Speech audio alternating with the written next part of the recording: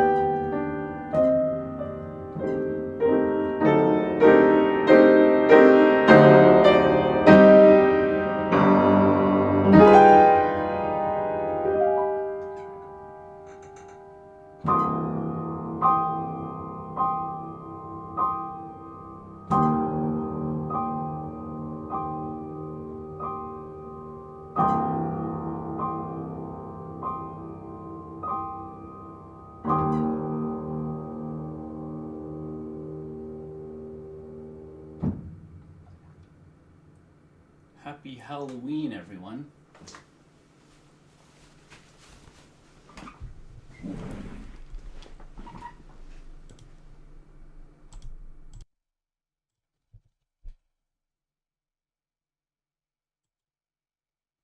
Shit.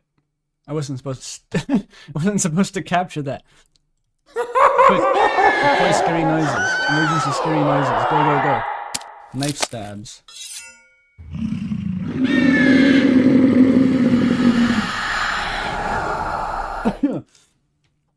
Alright, we're good. Okay, shut the fuck up. The crow stays on.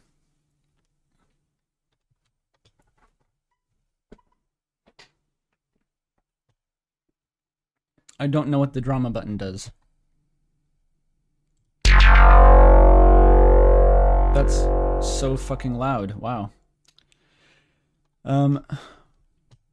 Okay, let's not do that more. Okay, no wait, not yet, not yet. Excuse me, sorry, I'm choking on a bit of like granola that's lodged in my throat. Deploying T. I'm not playing the skeleton song, chat. We're not playing the skeleton song. It's too much. It's too powerful.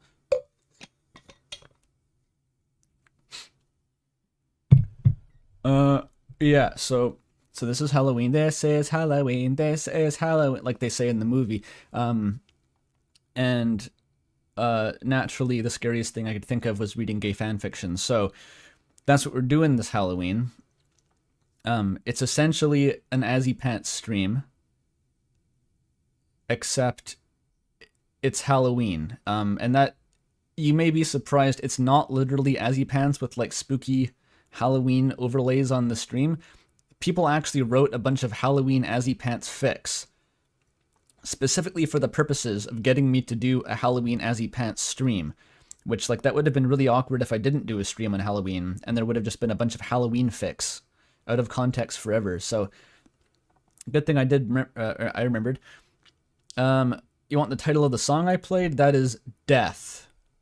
It's literally called Death. It's from Fez. And it's actually only like the first little bit of it. There's a really cool arrangement that I actually bought a songbook.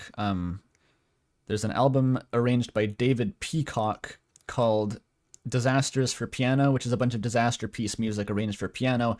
I bought the book because it was cool, and one of the arrangements in there is Death, and I learned part of it ages ago. Then I was frantically trying to remember how to play the first like half of it for this stream, and I sort of managed it. So.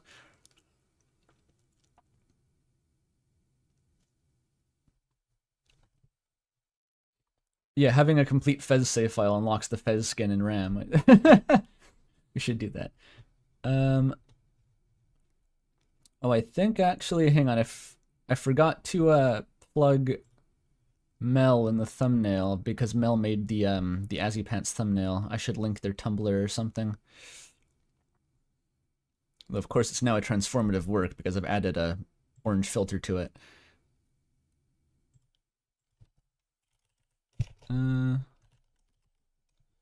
Wait, I got tea.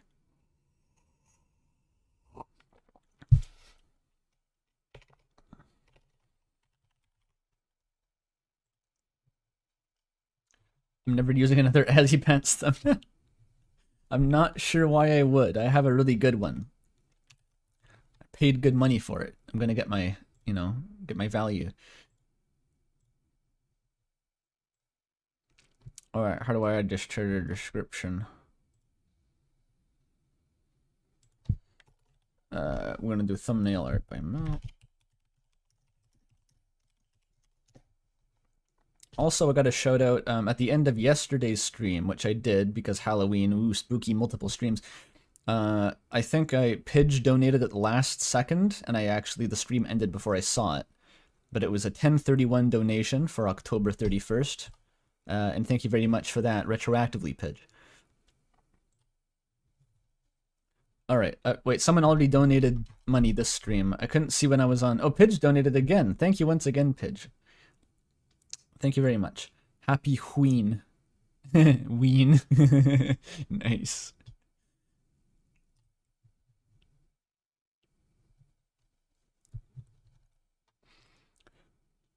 Yeah, the stream overlay is already a bunch of dancing skeletons. We don't need to augment it. I do have some more Halloween things in place, some like ambiance enhancers. One, I made a new stream music playlist, very haphazardly. It's just like 3 different playlists stuck together in a bigger playlist. We've got like basically Signalis and Silent Hill music, because that's the good shit. And also, we're gonna have a random Halloween noises, like silence broken by random Halloween noises playing in the background until it becomes so annoying that I turn it off. That's the plan. So that's on now. I don't even know what sounds are in this playlist. It could go into some sort of like racist tirade halfway through and I would have no idea. I would have no way to prevent that, so let's hope it doesn't do that. In fact, I'm gonna set this video to loop, so it never stops. Wait, how do you do that? Where's the setting to loop a video? I don't even know. Oh, there it is. Okay, it's looping now. Ah.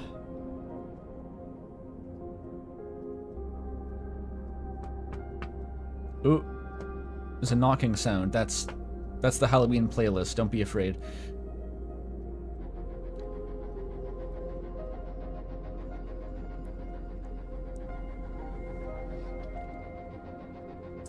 Okay.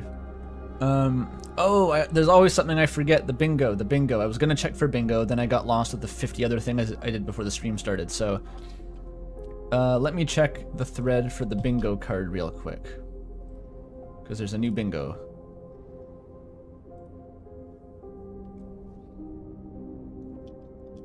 There it is. I guess I open this in MS Paint like usual. Okay, hang on.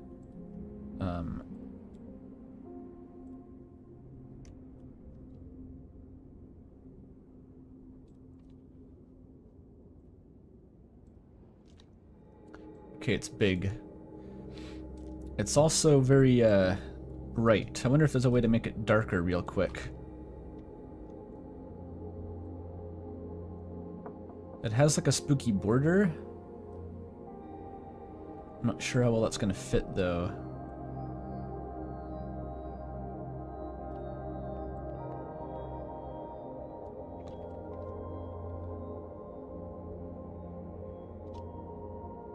Maybe that's too small.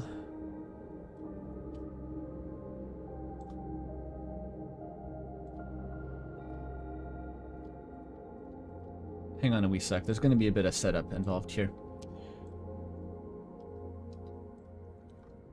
I don't know, I hope everyone's having a fantastic Halloween.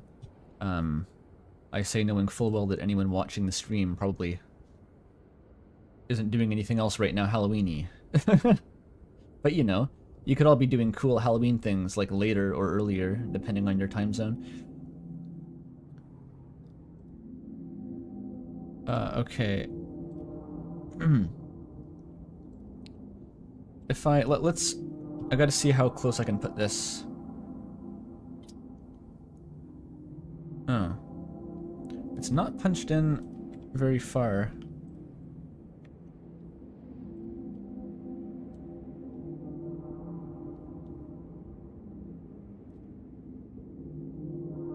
I guess that's good? Yeah, that's good.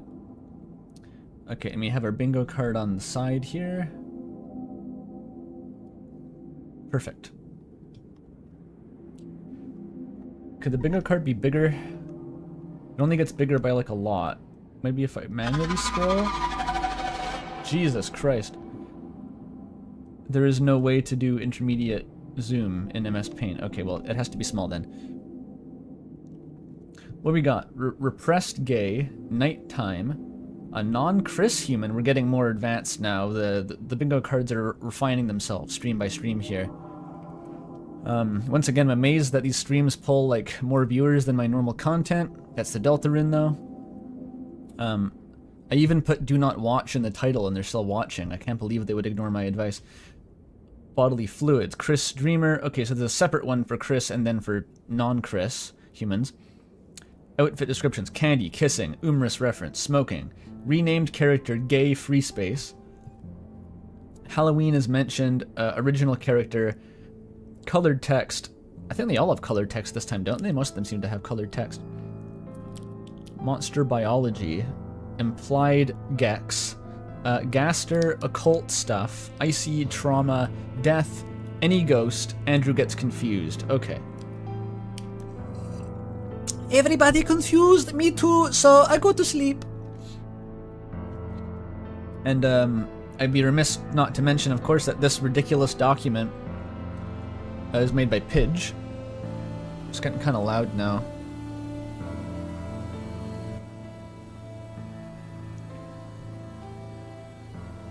So, yeah, Pidge just made this. I don't know. It's... Yeah, that's just kind of the shit that happens in the Azzy Pants thread.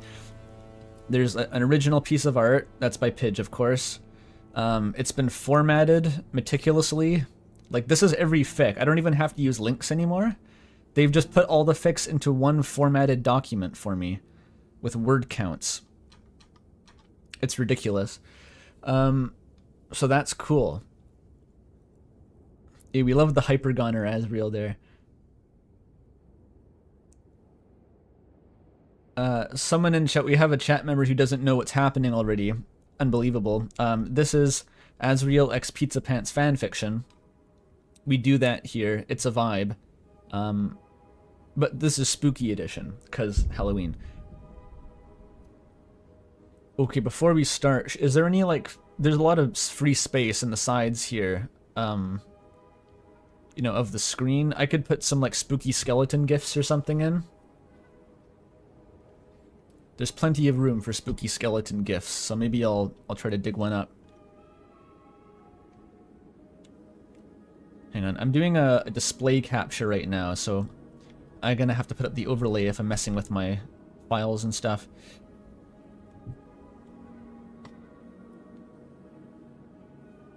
Yeah, not that skeleton, different skeletons. Let me check my gifts folder.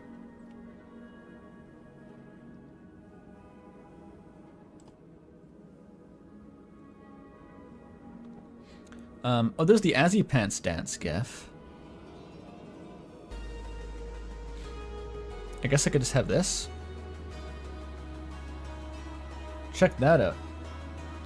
Who made this again? These are Mel's designs, but who animated it? Was that JD? Or was that Doc? Or I can't remember now. Fuck.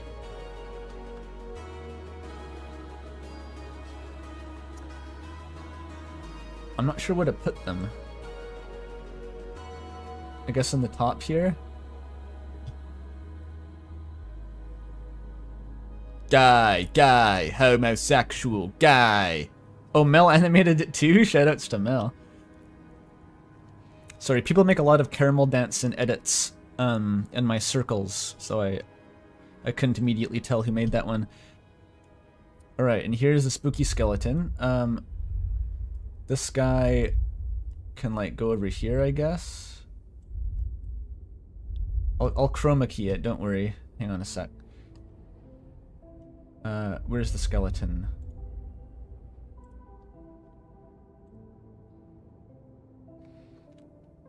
Is there a Luma key? Oh, there is. Nice. That's what you want. That's wrong. Oh. Nice.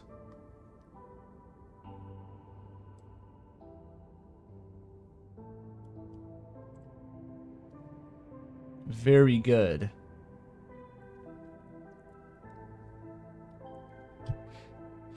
Is there anything else super scary that I could add? Oh, but first we have 666 euros from Quotarat. Gaster number, dude. Need an Umris gift for the true spooky experience. There is an Umris... Actually, no, that's not a gift. That's like a video. It's like the birdie vomiting on the table video that JD made. I don't think I have that as a gift, though.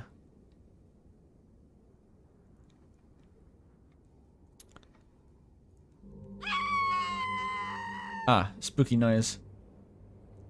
I have a... Oh, this is a GIF, apparently. That's spooky. I'll add the key to that.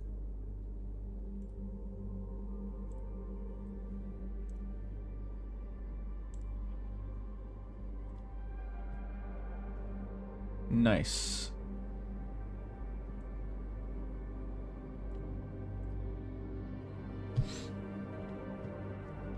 There's room for one more spooky skeleton. Do I have it?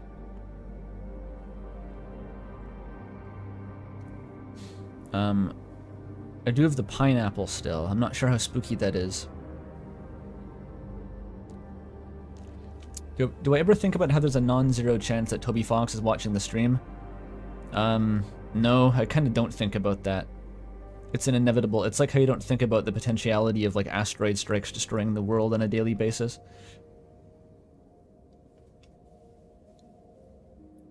You think Toby Fox is aware of me? You mean like he's seen a video pop up in his YouTube recommendations? Then yeah, I'd believe that.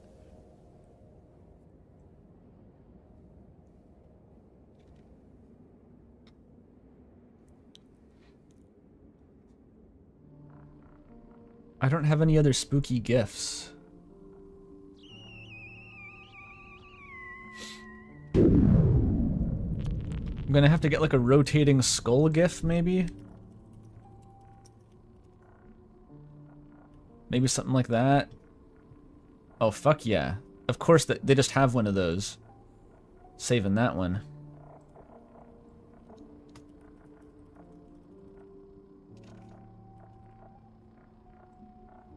Yep, that one's getting downloaded.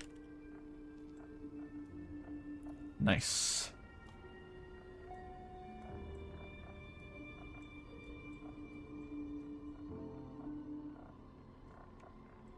The Signal soundtrack is so pretty. It's really quiet now, though.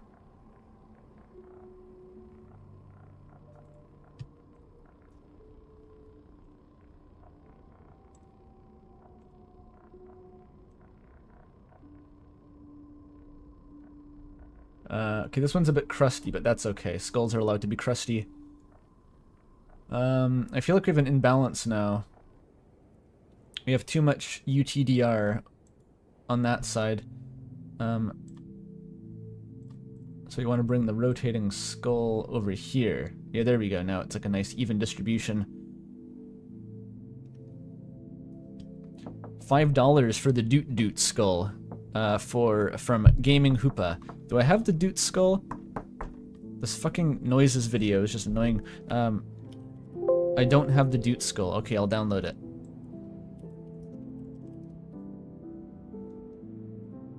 I gotta have the Doot skull. Not as a PNG though, please, for fuck's sake.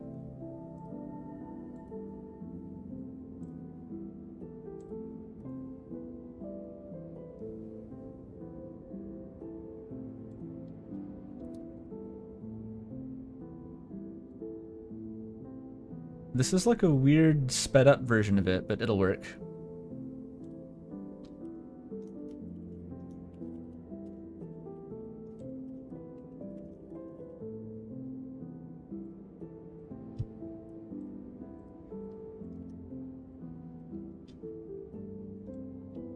There we go.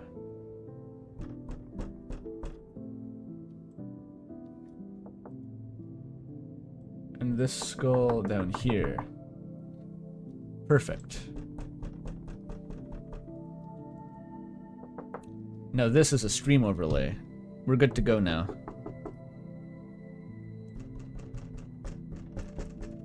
I'm skipping the knocking, that's annoying.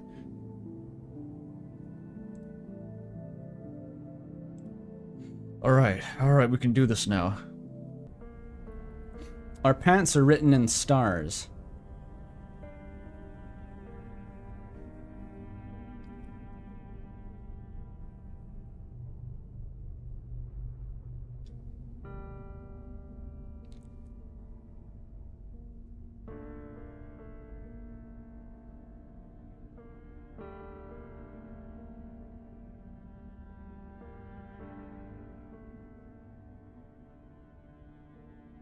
Not off to a good start. We'll recover. Alright, our pants are written in stars by Hey See Ya Nerds. I don't know this person. I don't recognize this name. Are they in chat?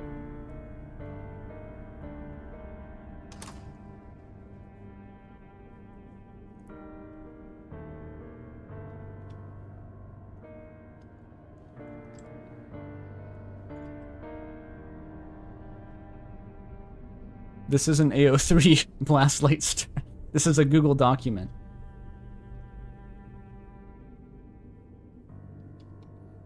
Pizza Pants couldn't understand what was going on. This was not uncommon. Pizza Pants had been described as many things: greasy, expressive, street smart, weirdly incel adjacent for someone with a boyfriend. That's true, he often is described that way. I've heard this. But attentive and adaptable were not on that list. So, when Asriel invited him to go camping in the woods surrounding hometown, Pants was so excited that he failed to listen to the second half of Asriel's sentence. The half where he explained that he borrowed Caddy's grimoire and found an interesting ritual. Where he said that he needed the solitude... He's borrowing a grimoire. The half where he explained that he borrowed Caddy's grimoire and found an interesting ritual. Where he said that he needed the solitude and the floor space that the forest provided in order to perform this rite. Where he said, somewhat worryingly, that he felt something calling to him.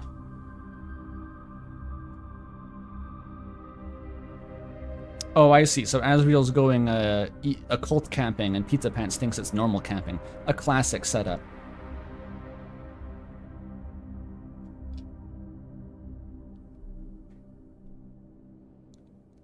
Yeah, Pants as a nickname is beautiful. So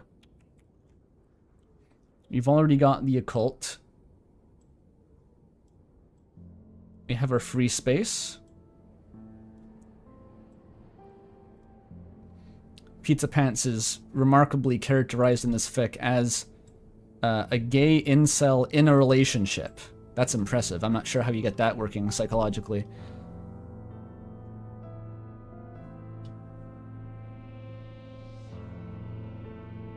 One, two, three, four, five, six. We're counting. We're counting.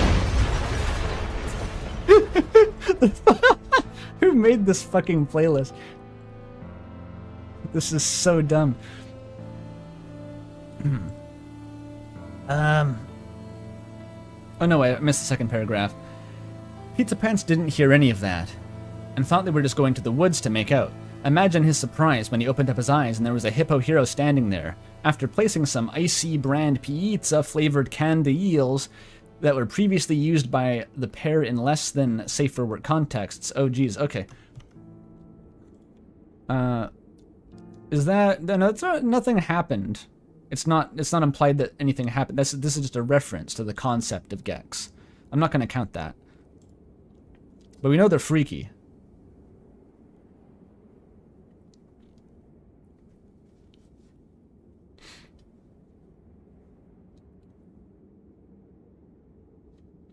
In a circle, Asriel unfurled a canvas square with a complex symbol on it that could have been pulled from the lesser key of Solomon, maybe the greater key, maybe the middle key of Solomon, maybe not even Solomon, who knows. Circles, hooks, and flanged crosses, rendered in paint and bounded by an outer ring. The Elden Ring! In any other circumstance, it would have just been a spooky design. But now, cast in the yellow glow of the candles and the strange pallor of twilight, the lines and curves began to have a dark purpose. Or seemed to have a dark purpose, as if through them there may be communion. Azzy, any chance you could tell me what you're doing? Pizza Pants was, at this point, shaking like a leaf that owes money to a caterpillar mafia. That's a fucking phrase. It's simple, Pizza Pants, Asriel said as he crawled back to their tent and got some of the sage and holly berries he brought. I've always wanted to do a little bit of sacrilege, you know? Away from my mum. Away from the eyes of Father Alvin. See how it feels to get fucked up and satanic. Yeah, I feel that. The rebellious choir boy. That's a vibe. He's gonna take his Catholic Church anime Gajinka and hang her from a noose or something in his locker at school. It was plain to Pizza Pants that there was something Asriel wasn't saying. Pizza Pants often didn't listen to words, but he paid great attention to moods. He's like a dog. And this was not the I'm rebelling against my parents Asriel, when he went to parties, when they drank, when they cruised around picking up purely hypothetical chicks. Asriel was the very picture of bubbly. He would giggle and be raucous with his body, and rattlesnakes would randomly invade their ears and show his surprisingly venomous side. But this Azzy was reserved, quiet, almost reverent. His movements were slow and careful as he controlled, and his contented smile didn't reach his eyes. One-by-one reference. Eyes that traced the brushstrokes of the symbol before them. When he placed the herbs around that central seal, he did so with the utmost tenderness, making sure not the slightest twig was out of place. His silhouette against the fading rainbow of the post-sunset was almost regal, proud horns curling out like the headdress of a high priestess. Not a high priest, specifically a priestess. Fascinating implications.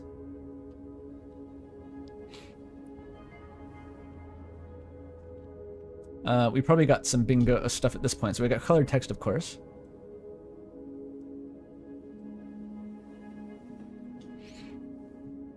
It's nighttime. That's good. It's unclear if it's currently Halloween actively.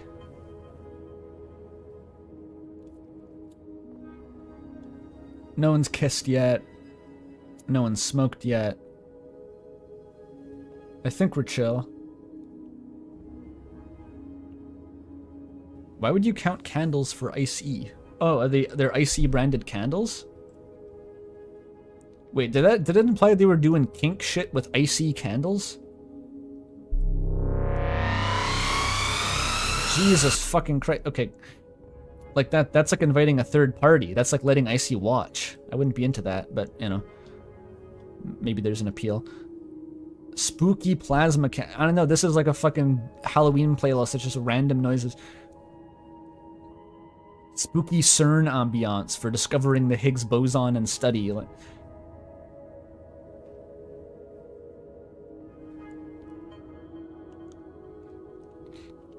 chat's trying to pin down my astrological sign. I'm not going to tell you.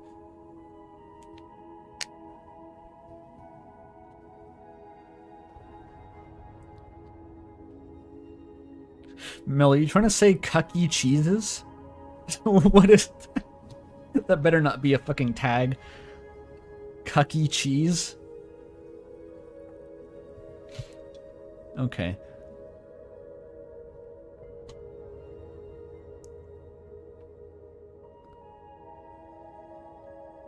Okay, where are we? The High Priestess. As are you telling me the whole truth? I feel like this. It feels like this. Pizza Pants considered the occult ritual that was unfolding in slow motion in front of him. Activity means more to you than you're telling me. Asriel's shoulders drooped a bit more. From where Pizza Pants was sitting, which happened to be a moss-covered log that he had dragged so it was lying across from their tent, looked like a weight had been lifted from his shoulders. Asriel sighed. Wait, what? Asriel's shoulders drooped, but because a weight had been lifted off of them. That's some odd physics. Sorry. Asriel sighed, turned back to Pants, sat cross-legged on the sparse ground. Creak. The ground is very creaky in this part of the woods. The candles burned between them. Yeah. Their light glinted off of Asriel's gentle eyes, and at that moment, Pizza Pants wanted to avoid their golden gaze. So in this one, his eyes are golden. We're getting lots of Azzy eye color lore. Only Asriel could respond to being called a liar with instant kindness. It frankly made Pizza Pants a little ashamed of his line of questioning. Pete, you always know how to read me. Asriel let his head tilt so that it was propped up by his hand, and looked lovingly, sidewaysedly at his other half.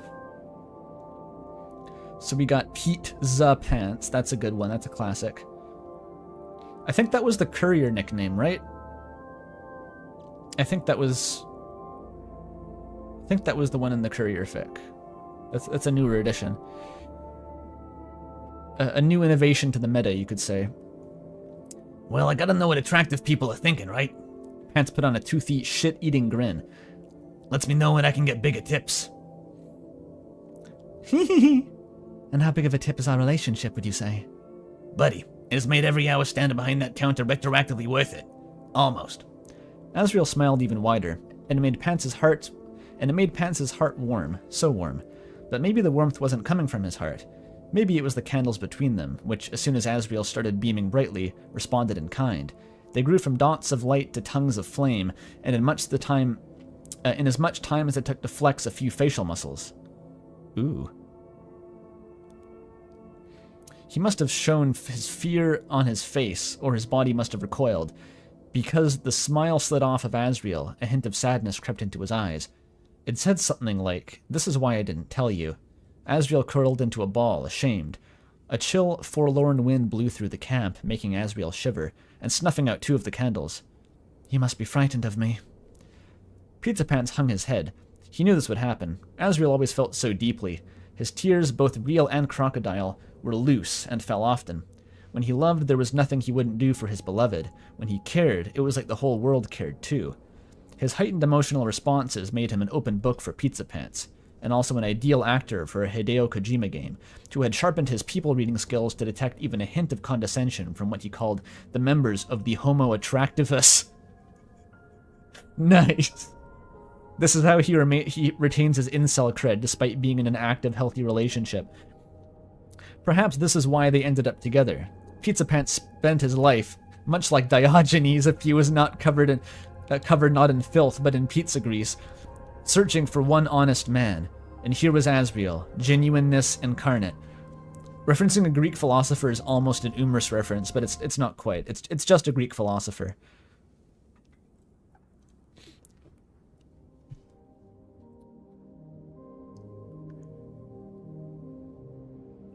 Yeah, pretty good paragraph. I'm a fan of that. So this is interesting. I think it was... Let That Sink In had a plot point of Asriel liked hanging around Pizza Pants because his mind was so open. He was so easy to read. And in this case, it's actually been inverted. It is now Pizza Pants who is being interpreted as the empath, essentially, and Asriel, who is the one who is an open book to him.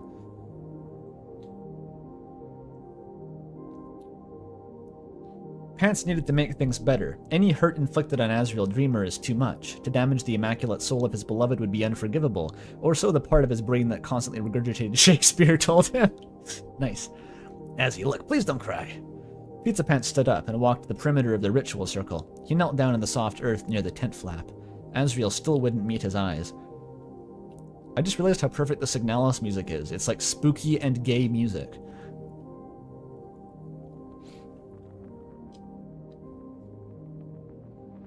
I wasn't going to. Asriel was a bad liar. I'm not scared of you, Azzy. I'll never be. I love you, man. Pizza Pants drew Asriel into a hug, which was immediately and tightly reciprocated. In spite of himself, Asriel began to sniffle a little. I believe you, Pete. I really do. And it means a lot. Don't worry about me, okay? I'll be alright. Asriel's a huge crybaby, too. This is very... I wonder... This is brain rot, of course. But, like, this Asriel reminds me a lot of, his characterization in 1 by 1. That ancient fic. Where he's, you know, like, the disingenuous smile, like, the extreme proclivity to burst into tears. It is just kind of how he was in Undertale, but let me have my brain rot, okay? Something caught in Asriel's throat. His head was resting on Pants' shoulder, so the latter could feel him tense up. A few tender strokes on his back made those unsaid words slip out. The stars told me so. Oh.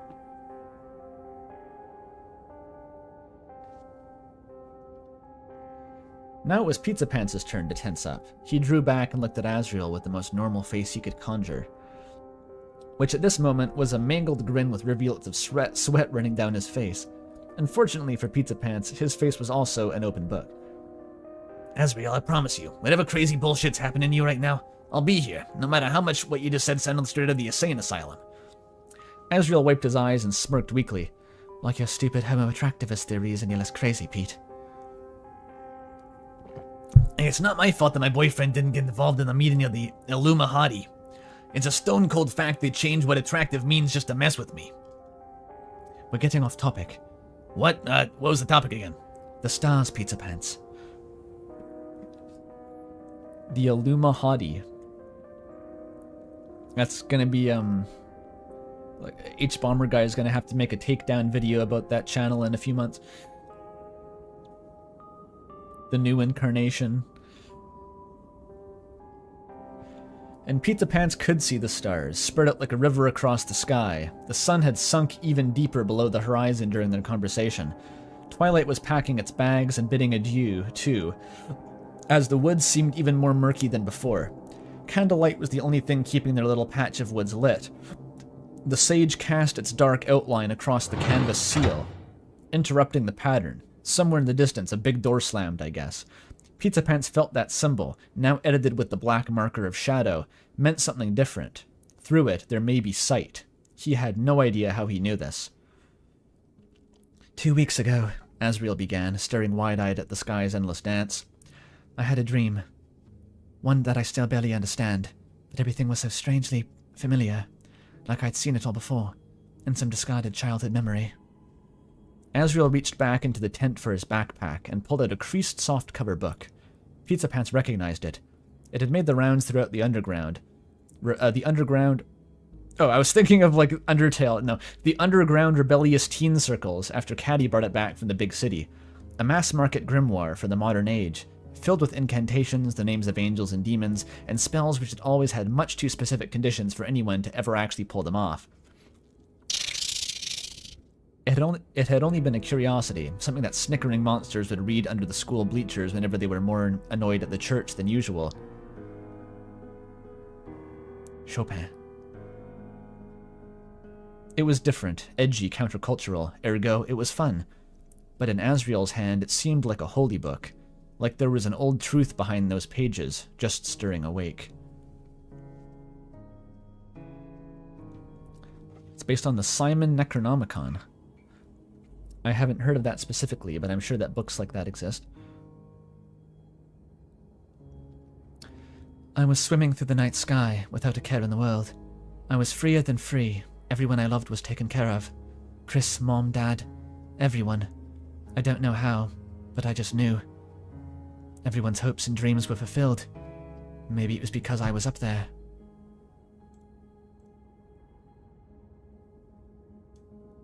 I'm gonna crank the Chopin.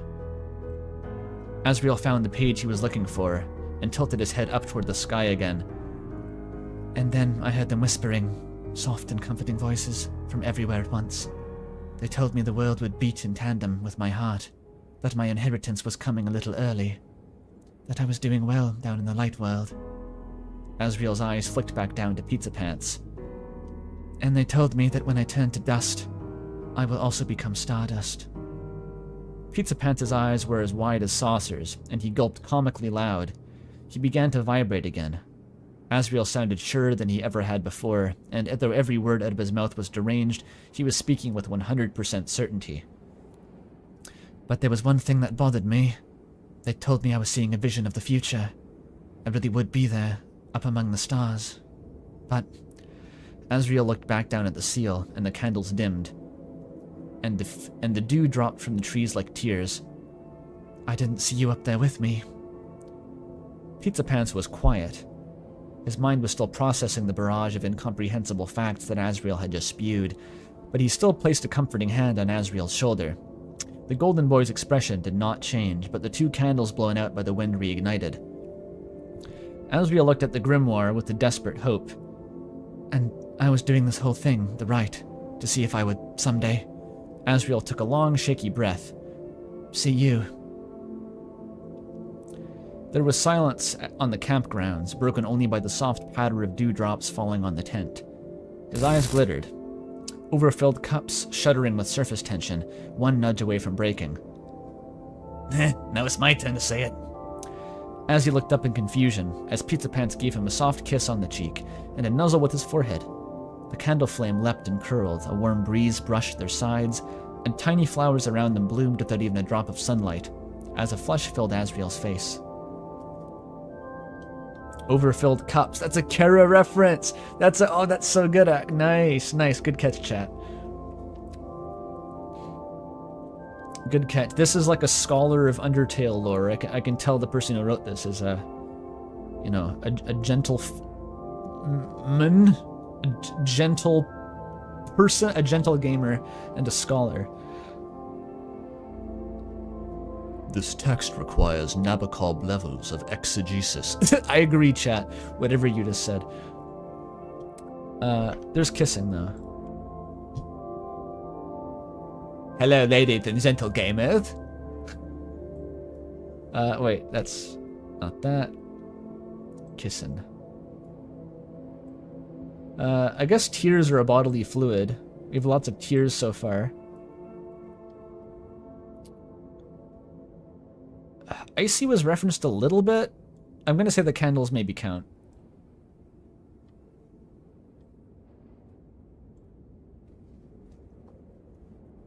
If Icy is invited to Freaky Friday, then Icy is in the fic.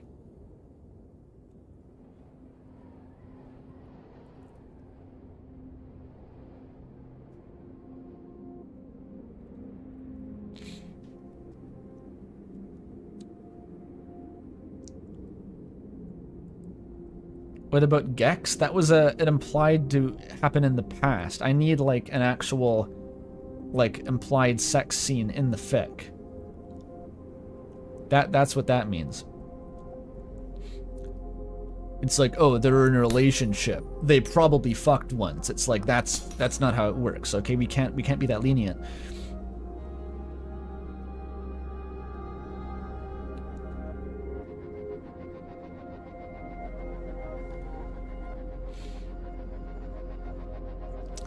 Don't worry about me, okay? Asriel's eyes finally spilled, but there wasn't fear or anxiety in the resultant flow. Rain came down, but it was romance movie rain, comfortable and unobtrusive. The kind that made lovers huddle indoors, cozied up in a blanket. The drops missed every candle, but they made the symbol's paint run. The meaning was rearranged. Through it, there may be catharsis. This is like if Lovecraft wrote romance. That's the only way I can describe this prose. Fuck off, knocking guy. That's going to be hard. Asriel was still barely keeping it together. He wiped away at the tear trails making their way down his face with his palm heel. That's a word? Cool word. It smushed his cheek upward, deepening his smile lines and ironically squeezing out a few more tears. Whoa, Azzy, phrasing. If you're going to be reincarnated as a star, at least I think that's what you said.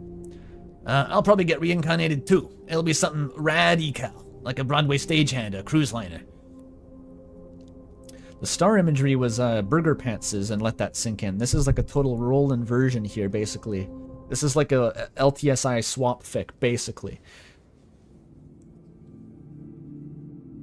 Fine, it's like if Lovecraft wrote romance and wasn't racist. Fine.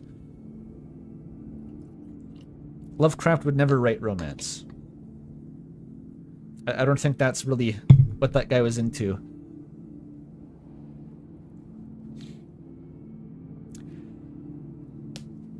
Asriel cocked his head to the side and snickered confusedly, still sniffling a little. He had so much love for this greasy, expressive, weirdly incel-adjacent for someone with a boyfriend Catman. And the stars up there for a reason, aren't they? You always seem to me... you'll always see me, wherever I am on this earth. And at night, I can crane my head and try to pick out your shine. Burger Pants is really down with this, like, metaphysical bullshit. He's like, yeah, so what? My boyfriend's gonna turn into a star god. Whatever. We'll make it work. Ew, very dramatic. I like it. Well, I wanted to be an actor. Someone's, like, whittling a sculpture now in the Halloween Sounds video.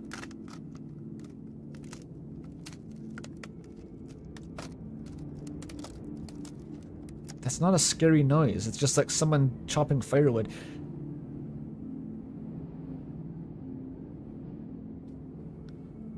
The candles behind them pulsed with each giggle. You might get your wish. Do you want to see? Asriel held up the grimoire. The stars will tell you, same as me. I thought you weren't doing the right no more. You know, I love you in this life and all that. Well, Asriel smiled softly. I still want to know what's in store. I'll be okay if you're not with me. We're too well, Burger Pants. He's chill with it now. He's too chill with it. You gotta pull him back. Asriel's hand meandered over to Pizza Pants's, and their fingers intertwined. But I'd still like you to see if you will be. But I'd still like to see if you will be. There we go. The cat's jitters flared up when Asriel held that book again, but he took a long breath to stabilize himself. Anything for you, Az? Silent Hill music, I think. Here we go. You can turn this down a bit. I turned it up for the Chopin.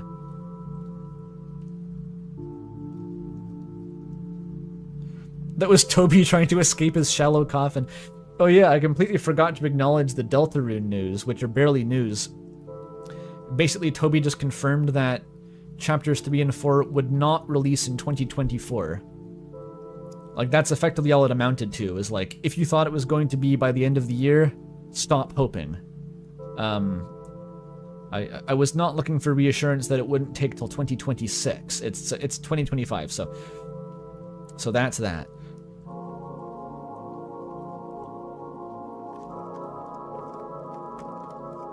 No, this is some Halloween noises. This sounds a lot like the Twilight Princess soundtrack in the Twilight world.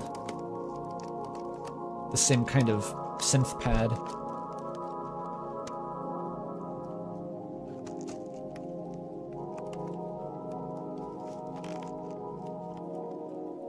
These fucking ASMR sounds. Stop clawing out of your coffin, Toby. Holy shit.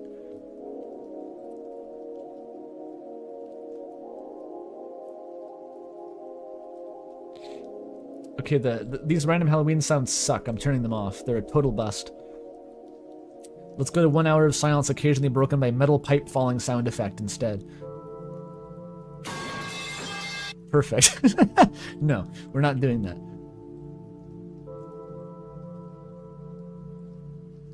Yeah, we need the Hypnospace soundscape. That's true. We need those. I could boot up No, it probably wouldn't capture the audio from that if it was tabbed out. Never mind.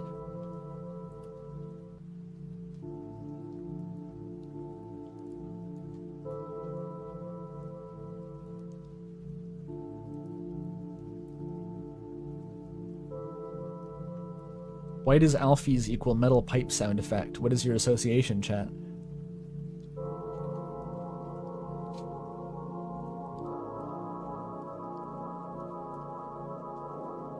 He nodded stoically, at least he hoped it came out as stoic, and Asriel began the incantation. Its words were harsh and whispery, like the thing that had originally spoke it used unearthly consonants. That sound could only be approximated, that could only be approximated in the common tongue. I.e., Lovecraft. I've heard of him. Asriel's voice, normally soft and sweet, grew dark and cold. Pizza Pants knew that this wasn't the first time in a long time. Oh, this was the first time in a long time that these words were said with their true meaning. At first, nothing happened. Then the shadows between the trees deepened. The shadows grew and leapt, you might say, and the stars burned brighter above. Wind hammered the tent and shook the leaves. The dew still steered clear of the candles, whose flames grew long and thin, like plants reaching for their sun. Even the grass around them wanted to greet the firmament. And some blades crept vine-like up their arms, as more stretched upward to sway in the gathering gale. Motes of light dripped down from the heavens, forming bright stalactites that lit the treetops with a silvery glow. Even through all of that, Asriel's hand never left Pizza Pants's. He delivered the last stanza of the spell with gusto and squeezed Pants's hand. He bestowed one last look at the beloved, who watched Asriel's joyous tears float through the air. Unconcerned with gravity, there was only one thing on Pants's mind. Asriel's the most beautiful creature I've ever met in my goddamn life. He didn't say that out loud, but he could have. Their lips caught in a kiss that reverberated through their bodies as the candle flame, now taller than any monster, connected with the light of the night sky. In the camera flash of starlight that followed, Pants could make out the final meaning of the symbol, now exposed to the full radiance of its authors. Through it, there may be a bond everlasting. The fuck did you do, Asriel? What did you do, bro?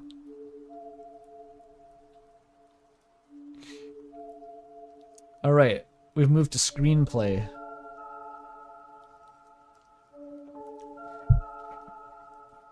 It must be strange being a child of the sunshine. Your broadness, your taut skin floating in nothing but photons. It must be strange being a creature of the earth. Your litheness, your fur bracing you against the cold carried by your air. It must be strange, your wings that catch sun rays and spin them into kaleidoscopic rainbows. It must be strange that your tail balances you as you move from stairwell to rooftop to treetop. This is the end poem. Is this the fucking end poem? Strange, your eyes with wide pupils that survey the infinite horizon. Strange, your eyes with thin pupils that slice into the prey. Strange, your ears that hear the nebulous song and the chants of the white dwarfs. Strange, your ears that flick and half understand the bipedal's tongue. How do you feel when you look down at my home, from an afar that the bipeds have never touched? How do you feel when you look up at mine, from the blue marble that something in me once called home? How did you feel riding the solar wind planetward, flapping wings that propelled no air? How did you feel stalking the trees, putting on a performance that no one applauded? Did you know then, as your hooves touched the soil? Did you know then, as you sauntered after their noise? Did you know then that you would remember? Did you know then who you would meet again? Why did you come back here? Why did you not run from me? Why did your gargantuan frame squat down? Why did your arms beckon to me? Why did your tiny body climb up to my vestigial form? Why did your forehead nuzzle mine? What did you do when you wished that I could understand and willed it into existence? What did you do when you felt words snap into place and reorganize your memory into something meaningful? What did you do to make my mind so full? What did you do to make my heart so light? What are you that dances in the sunlight? What are you that crawls and jumps and scavenges? What are you for whom the world beats like a heart? What are you for whom the stars are mere sparkle in the black? You asked me if your voice was reaching me. You asked me if I was an angel. You said I don't know. You said you could teach me. As your wings spread, you asked if I was to travel with you. As your eyes widened, you asked if we were ever to stop. As you cradled me in your arms, you promised me that we wouldn't. As we left your gravity, well, you made me promise again. How grand your milky sea of living fire. How grand your vast tapestry of buzzing life. How grand the distance between these fireballs, the power that they wield. How grand the smoke and the noise of the city, the stories that breathe meaning into matter. The voice is peaceful. When someone whispers me names of the stars. The void is peaceful when someone whispers constellations back. What the fuck is happening? That's a good question, chat. The fic turned into the end poem for a minute. Like, that was beautiful. That was actually beautiful. It was completely detachable from the context of, like, Asriel and Pizza Pants. To the extent that I'm wondering if it's quoting something, or if this is an unrelated poem. But damn, it goes hard.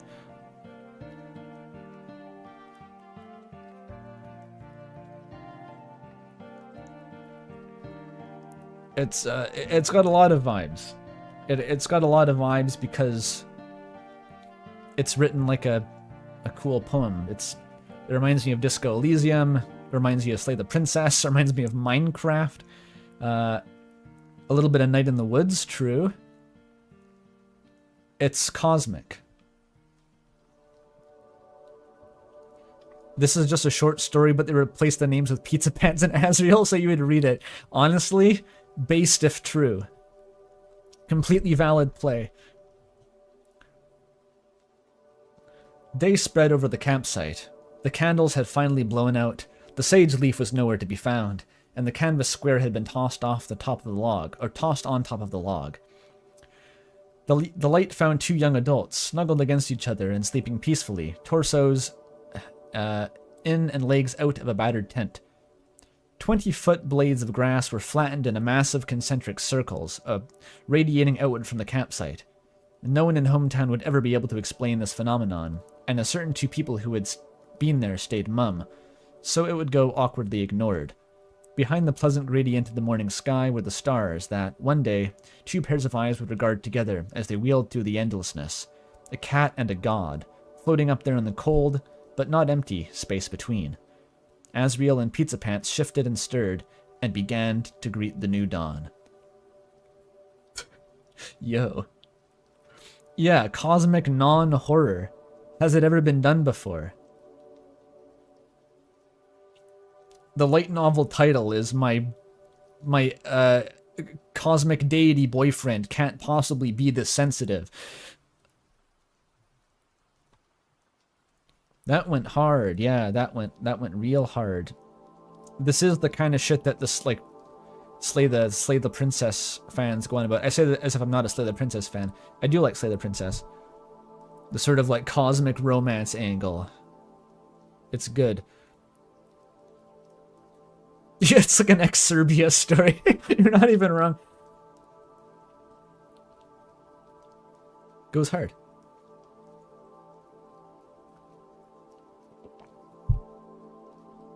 There's more context to the fic. An image can be found through the Azipants thread. That sounds like an ARG. An image can be found in the Azipants thread. A new ending has been unlocked. Like what? Wait, your impression was that I didn't like Slay the Princess because I was annoyed with it? I still liked it.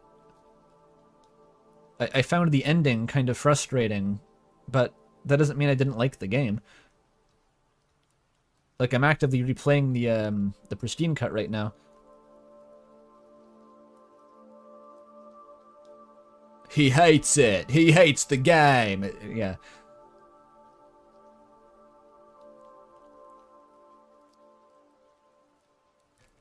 Why was the ending frustrating? I felt like it was trying to go hard philosophical in a way that had previously been more up to vibes and interpretation.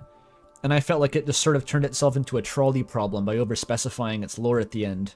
And I kind of hated that because I was trying to make my own kind of... build my own meaning to it as I went along, and it felt like that was kind of...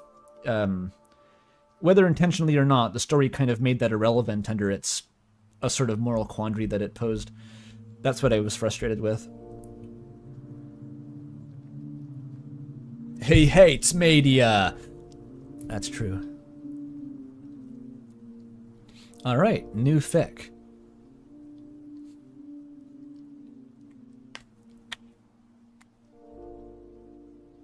Let's go. This one's by Pidge. So this one is apparently gigantic. It says like part 1. This is probably 50,000 words long if I read the whole thing on stream. It told me to skip it, I believe. At some point. I think so, anyway. Okay, let's check in with the bingo at the end. There's no square for it turns into the Minecraft end poem. It sort of went like Kubrick's Space Baby, and Pizza Pants turned into a cat, who was then given the knowledge of the gods by Asriel. It was like the roaring turned everything into like reality, and Pizza Pants turned into a real cat. And then Asriel came down as a space god and like granted him the fire. He breathed life into him and gave him sapience. And then they flew together through the cosmos as like sort of an Egyptian deity power couple type thing going on. It was really cool.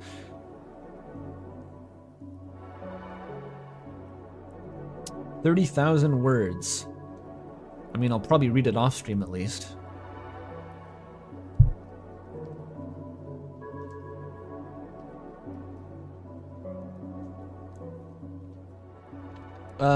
Andrew gets confused. I don't think that was confusing. That was, sublime. I wasn't confused. You can feel it out. No bingo. No monster biology was the problem. If they'd gone a bit harder into describing, like, how Asriel's tear glands worked, you know, or whatever, they would have gotten a bingo, but they just missed it, unfortunately. Too bad.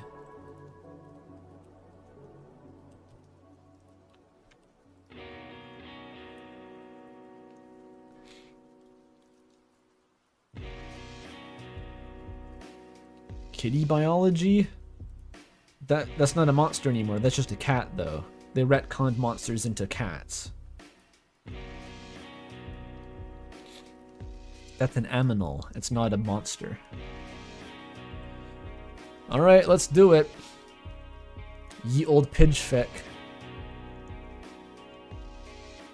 Pizza Pants rang the doorbell and stood there begrudgingly as a bunch of disguised, draped delinquents accumulated around him in an attempt to piggyback on his presence after having already initiated the ritual to summon forth the house's occupants. What a sentence. What a starting sentence. Okay, let's parse what actually that meant. Pizza Pants rang the doorbell and stood there begrudgingly as a bunch of disguised, draped delinquents accumulated around him in an attempt to piggyback on his presence after having already initiated the ritual to summon forth the house's occupants. Okay. Trick-or-treaters came to the door. No doubt these vultures must have been dawdling in the area, debating who should dare go up and knock on the dreaded dreamer door. The alliteration is already coming at me. This is like the alliteration fic. Before his obvious imbecile, this oblivious imbecile had somehow stumbled into sorting out the situation for them. It's alliterative. What is it doing? That's hilarious. Why not?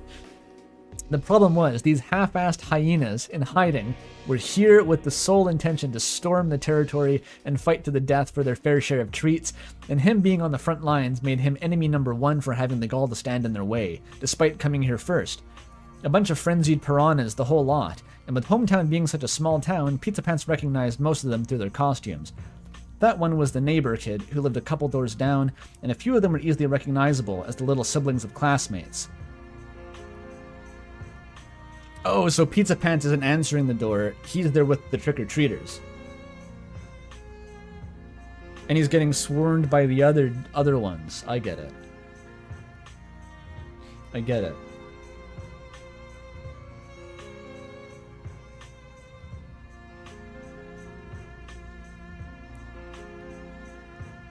This is somehow Gogolian. What is Gogol?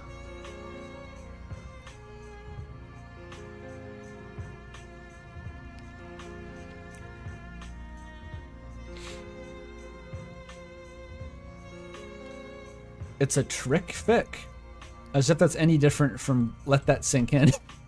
As if there's any difference in how much interpretation you need to understand what's going on at the basic level. Nikolai Gogol. I don't know that guy. I know Nikolai Tesla.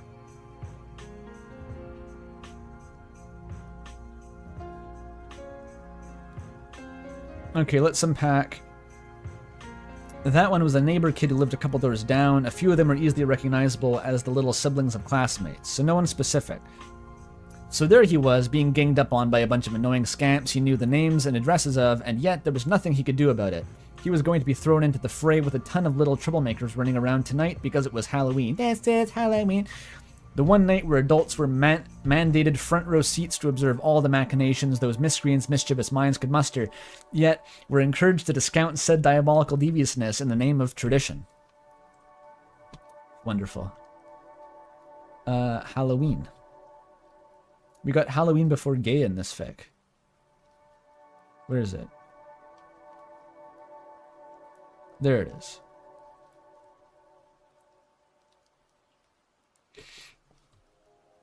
It wasn't that long ago that Pizza Pants was one of those wicked whippersnappers casually capering in the chilly evening air without a care in his head except for the high hopes of the houses which left out and watched, pails of fun-sized goodies guarded by their hastily tacked-on take-one notes.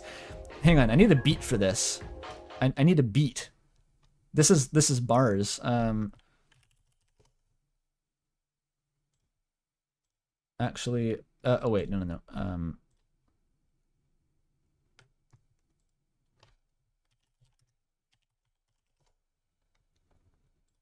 I just want to know how this sounds. What's gonna happen? So there he was, being ganged up with a bunch of annoying scamps who knew the names and I gotta figure out the flow. So there he was, being ganged up on by a bunch of annoying scamps who knew the names and addresses of, yet there was nothing he could do about it. He was gonna be thrown in the fray with a ton of little troublemakers running around tonight, because it was Halloween, the one night where... I'm trying. One night where adults were mandated front row seats to observe all the machinations of those miscreants mischievous minds could muster, yet were encouraged to discount a diabolical deviousness in the name... Oh, this is fucking weird. What am I doing? What's happening? It wasn't long ago that Pizza Pants was one of those wicked whippersnappers casually capering into the chilly evening air without a care in his head, except for the high hopes of the house which left out in watch pails of fun-sized goodies, guarded by their hastily tacked-on take-one notes. He was more than happy to obey the sign multiple times, taking one with each hand. Those lazy favorite bucket... Oh, that was a bad idea. I'm not doing that again.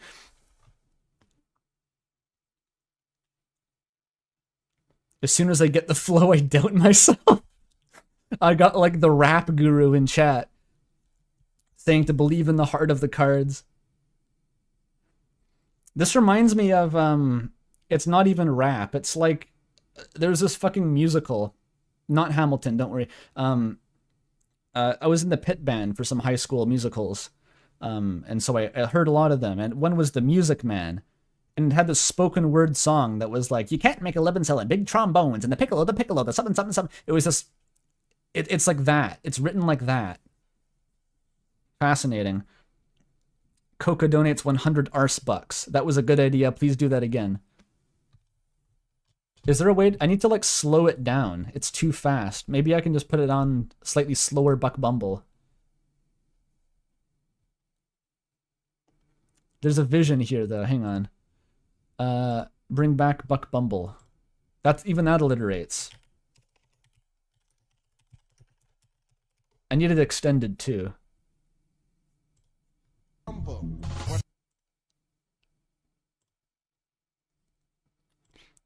How does this go? This sounds like shit. Oh yeah, we're going hard. This'll work, this'll work. So there he was, being ganged up on by a bunch of annoying scamps he knew the names and addresses of, and yet there was nothing he could do about it. He was gonna be thrown in the fray with a ton of little troublemakers running around tonight because it was Halloween. I'm not sure this is better. It's gonna work if I workshop it enough.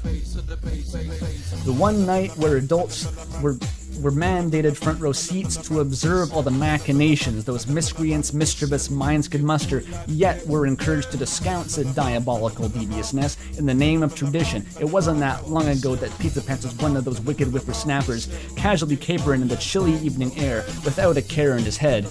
Except the high hopes for the houses which left out on watch paled fun-sized goodies, guarded by their hastily tacked-on take-one notes. He was more than happy to obey the sign multiple times, taking one with each hand. Those laissez-faire bucket spots were saving his grace, the mother lode that usually scored him the most loot as he got older, since the nosy neighbor ladies would... Okay, I tried one more time for the dono. We're actually not doing it again. The laissez-faire flow. I sing the Gaster rap to the Lethal Company song? I did that? School Assembly Corps? Oh yeah, I'm hitting that flow. I'm doing better than Wayne did from RTVS. You should hear him try to freestyle Sonic on stream. That was even worse, okay?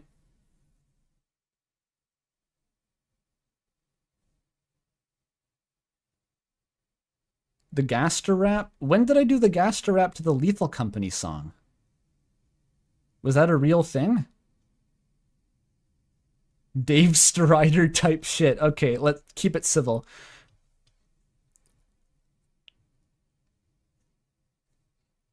I did that on Fatal Gang. Did I just have it memorized? I might have it memorized. It was like Serious Delirious Darkness do be mysterious. Darker market with a marker. Something. No. I tracked this. Someone wanted it for an animation, so I actually recorded this, but I forget it now.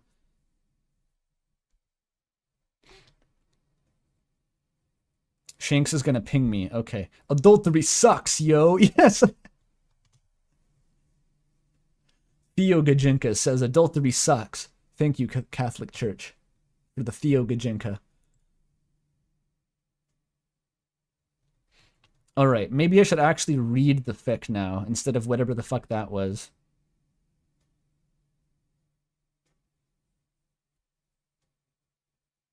Unbearably shitty rhymes. Drugs are bad, you can't take them. Oh, it's in general? Gonna watch my own clip on stream. Let's go. Here, this works. I got it.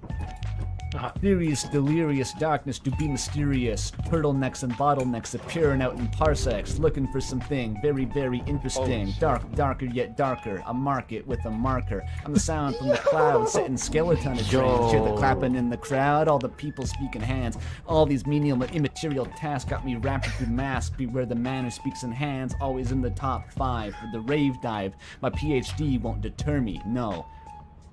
I got it. Oh my god. Yeah, that goes hard. I think Buck Bumble is just not easy to rap to. That's the only explanation.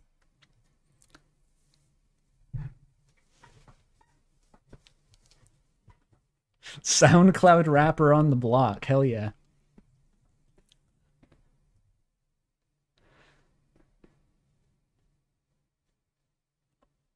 You don't know that, Coca? That's from Election Trucking. That was like live generated by chat.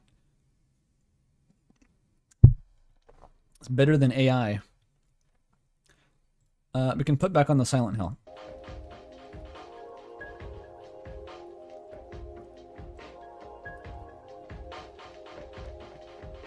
Lil Cunningham. Okay. Pizza Pants is trick-or-treating. It wasn't that long ago that Pizza Pants was one of those wicked whippersnappers, casually whispering in the chilly evening air without a care in his head except for the high hopes for houses which left out unwatched pails of fun-sized goodies, guarded by only their hasty tacked-on one-take-one notes. He was more than happy to obey that sign multiple times, taking one with each hand. Those laissez-faire bucket spots were often his saving grace, the mother lode that usually scored him the most loot as he got older.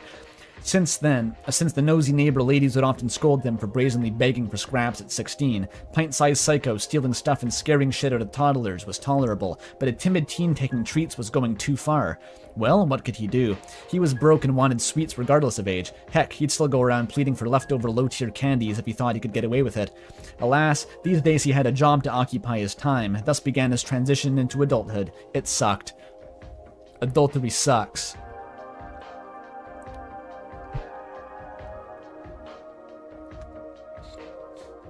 I'm still rapping without the beat. Is this what happens if you believe in the heart of the cards? You can rap without the beat?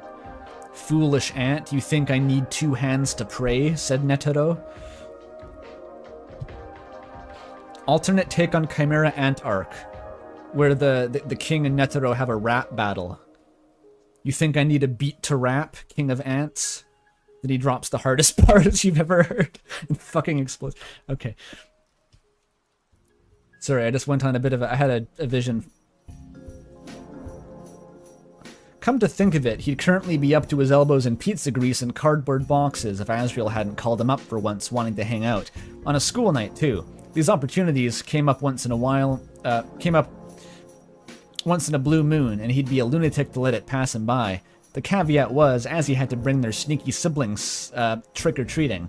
Instead of the pair shooting the shit and enjoying the evening on their own, it was more of an invite for Pizza Pants to entertain Azzy, while that guy kept an eye on Chris, the biggest troublemaker of them all.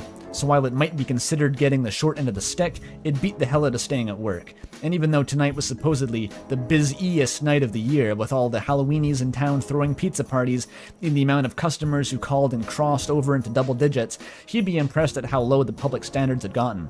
Busy for Icy's Pizza was any other food chain's typical dead shift. Lucky thing too, since Pizza Pants was able to talk his way out of being pushed around by the boss tonight, which was what let him be here instead. Shoved around by a bunch of superheroes and fairy princesses half his size. Whatever, he was mature now. He shouldn't let it bother him. If anything, he too could learn to grow callous from this experience. Being squashed in the sea of loudmouths was just a warm-up before the real Halloween heist began. At least there was still some light outside, so we could plainly peer into the perpetrator's face as they invaded his personal space, which might convince one or two of them to back off a bit. Once the veil of darkness fell, that's when the real carnage began. This is so fun to read. It's like, it's just poetic enough. It's just enough bars that it has like a rhythm to it. It's entertaining just to read it.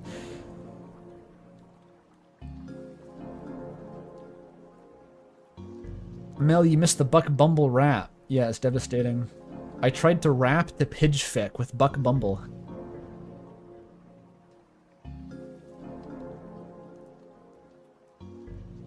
Just a moment. A gentle call resounded from inside, signifying that indeed Toriel had been responding to door duty for the night. Usually it was Asgore who took on this task. That man was unnaturally good with children and had a knack for taming these wild beasts into halfway presentable little angels. It was just a shame that Toriel was the one who had gotten into teaching, leaving Asgore with the unfitting title of Chief of Police. Imagine, Mrs. Dreamer, the lady who ran her classroom as tightly as a prison, and Mr. Dreamer, the man who ran a jail cell like it was a nursery. That's a funny pair they made. Honestly, if the Mr. and Mrs. decided to swap jobs for a day, it would be all too fitting. Perhaps that's why things had to be this way. Society wouldn't know how to run itself if monsters were actually capable at their jobs. Very true. This is cutting commentary. Living in a gaster's paradise. So what you're saying is Toriel's a cop. Trick or treat! The pack enthusiastically yelled out in near unison, hoping to expedite the process. If they were so impatient that upon the door cracking open a mere inch, the crowd around them thrashed like a flock of frantic fangirls stampeding toward the stage at a rock concert, and when given an inch, those pint-sized punks crammed into a huddled mass, desperate to be the first to partake in one of countless handfuls of sugary treats they would no doubt obtain tonight. It feels like a triumph. Reaching the end of the sentence is like a triumph. It's like crossing the finish line. Not only had Pizza Pants' foot been trampled on, some knuckleheads actually decided to kick him aside, causing him to lose all footing, the nerve of this younger generation.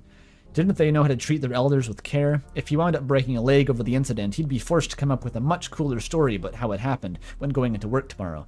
Unceremoniously, Pizza Pants face planted into the sunflower off to the side. No, flower bed, not sunflowers. Face planted into the flower bed off to the side, getting a nice big welcoming kiss from the dirt below him. Sure enough, his plight was completely unnoticed. He internally cursed at the soothing praises spewing from the dreamer's lying lips, commenting on the roughhousing ruffian's costumes as she was doling out the goods, completely undermining the misfortune that had happened to him. Sunflower, you the sunflower! That's for the Plants vs. Zombies AU, which I'm sure exists. Don't even bother telling me actually that exists, streamer. I know it probably exists. It definitely exists. Pants, what are you doing down there? Trying to give us a scare? Pizza Pants immediately scrambled to his feet, realizing that Azzy had been here too. He didn't mind looking a bit pitiful in front of a lady, as that could net him some sweet sympathy points. But in the presence of his creme de la creme best friend, he had an already rickety reputation to uphold. Scaring him off is exactly what he feared happening. I'm sensing repression. The gay is coming, Pizza Pants. The gay is coming for you.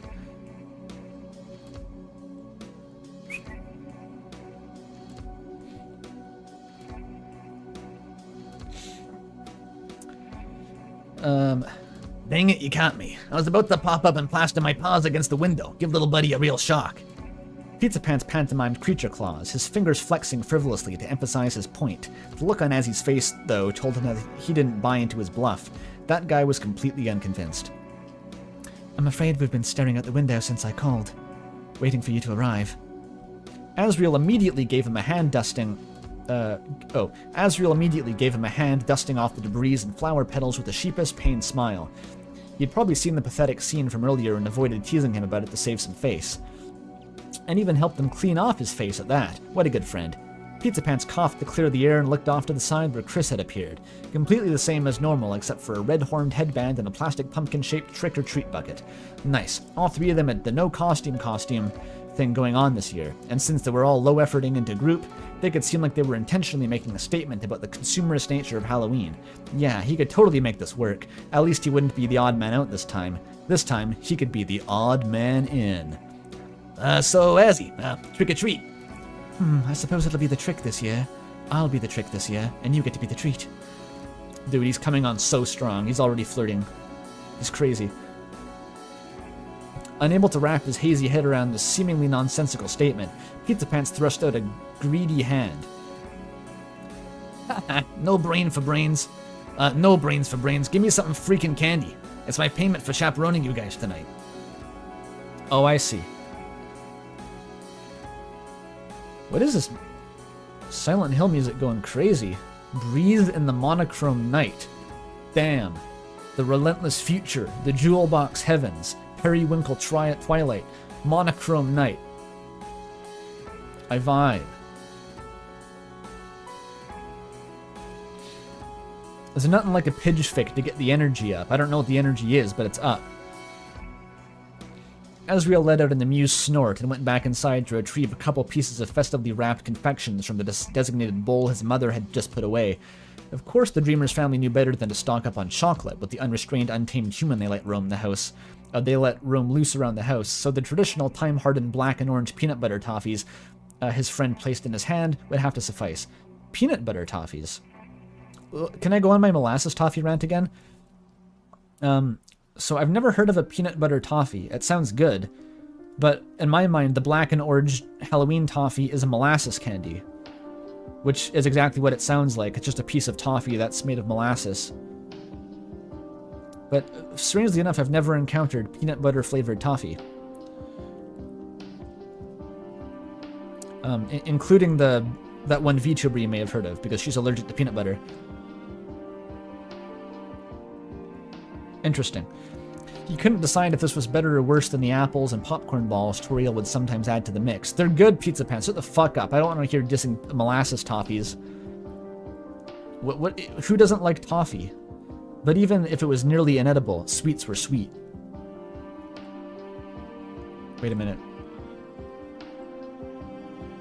Is the stream fucking up? My chat is frozen. I'm refreshing.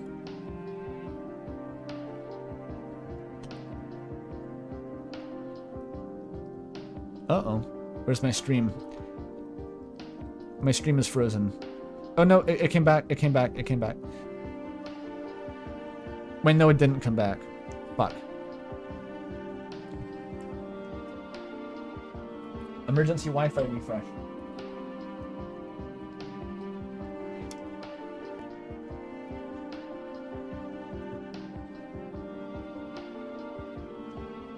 Come on. Come back. Come back, stream.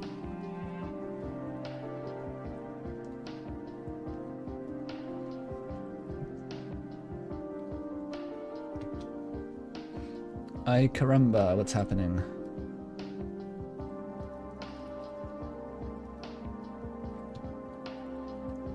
We're back.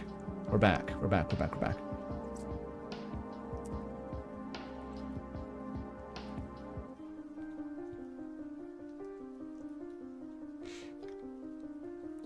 We're back.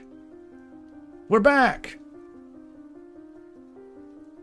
I saved it. I think I saved it. The stream didn't end, right? I think my internet was fucking up there. I had to quickly reconnect to the internet.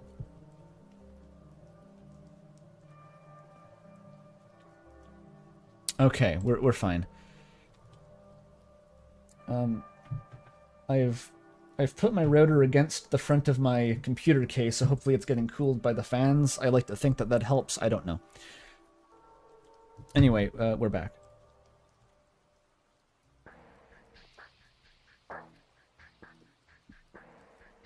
Yes, router. RAM reference. Okay, what was the last thing? Did you stop hearing the stream, or did I just stop seeing chat? Like, what was the last thing that I read here?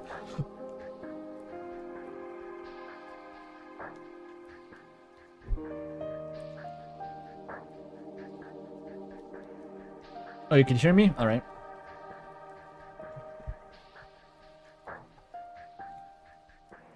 Yeah, we were at Taffy. That's fine. That's fine. I was saying, who doesn't like toffee? Here's your candy, you big baby.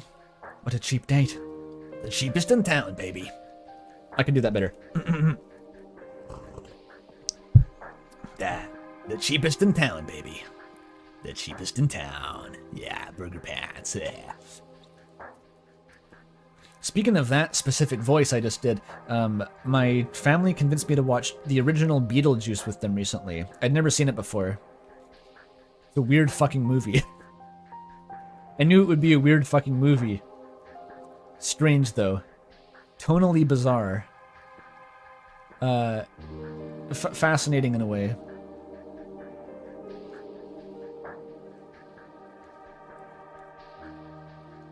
Also, like, Beetlejuice is barely relevant in the movie. He's just like a guy. It's kind of fascinating. He's just kind of this, like, creepy, gross dude who they have to get rid of at the end. Yeah, there's a sequel coming out, I think. Yeah. And I know there's a whole media empire surrounding Beetlejuice. They've got like 2 animated series and like a musical and a movie. It's a whole thing. I know that Mel's a big Beetlejuice fan. As what's her face? Lydia, as a Lydia-coded individual, somewhat. Am I allowed to say that about you, Mel? Guess you're not exactly gothic. That's close enough.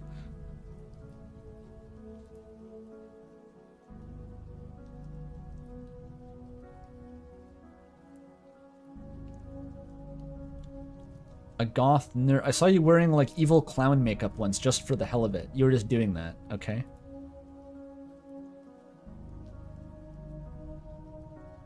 I'm a loud whimsy. I'm not saying you're not, Mel.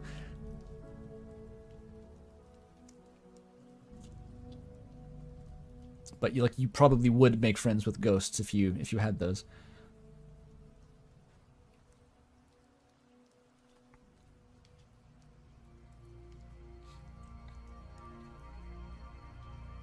Okay, where are we going? Where are we going? Toffee, cheapest date in town, baby. Pizza Pants practically reeled in embarrassment at his own words. Oh yeah, they're not in a relationship. Asriel's doing his thing. He was trying to seem suave with a touch of lighthearted banter, but his wordplay game hadn't quite booted up yet. If he had instead been with a gaggle of giggling girls, it just might have worked out. However, it was extremely awkward with him. His straight-laced golden boyfriend, golden boyfriend, and that guy's disapproving sibling, all just standing there as he casually called no one in particular baby, also while managing to call himself cheap in the same breath. It was a dud any way you cut it, not like unlike the pizzas he was supposed to be shilling on the masses. Isn't that his name though, Dudley? Is this LTSI canon? Is he still Dudley? Who knows?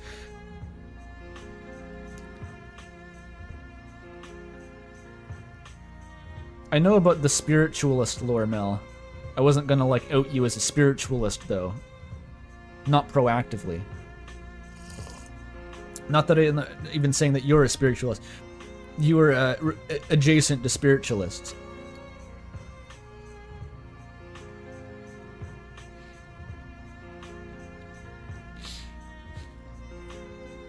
Okay. This is before Greg and May start the knife fight. Okay. Maybe if he'd stayed the whole shift instead of coming out here, he wouldn't be nearly as humiliated. Maybe. But he wasn't necessarily a guarantee. It was always a toss-up when working with pizza. He pocketed the loose tooth removal candies, as he offered him, and tried to salvage what little of his dignity he had left. So I guess this version of Pizza Pants also isn't the LTSI one, because he's not wearing veneers, and he would never touch a toffee if he was LTSI Pizza Pants. See, this is the extent to which the lore is embedded in my brain now. I can tell the difference between the two universes. There's actual dog whistles being placed into the prose here. Alright, so you make sure little buddy doesn't try to pull any pranks, and I'll keep a keen eye out to make sure you don't try anything funny. I thought you liked funny business, Mr. Comedian. That's what Flowey says to Sans at some point, I think, or about Sans at least. Or no, wait, am I thinking of the, that's what Kara says about Snowy. Does Flowey ever call Sans the comedian? That's probably a one-by-one quote, but I know that there's the comedian, if you try to move on from Snowden before killing Snowy, there's a Kara line about the comedian got away. I'm trying to think.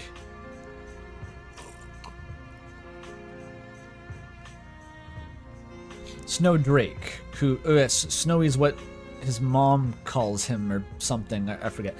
Okay. Nah, bruh. I'm high-class kind of guy. Kindo guy. You gotta catch me with only the highest tier stuff. I ain't no clown. Kindo guy. That's a grammar mistake, I'm sorry. You're going down for that one. It's really a spelling error, but there's no actual square for that. Yeah, Candy. Outfits. They're not wearing outfits. Or costumes. They are wearing clothes. Chris is here. It's nighttime. Already pretty dense. Okay, nothing too spooky yet. Nothing too spooky.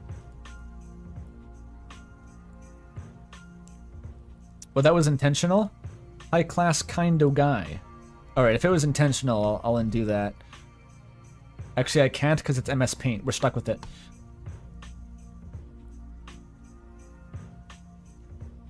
There's only one layer.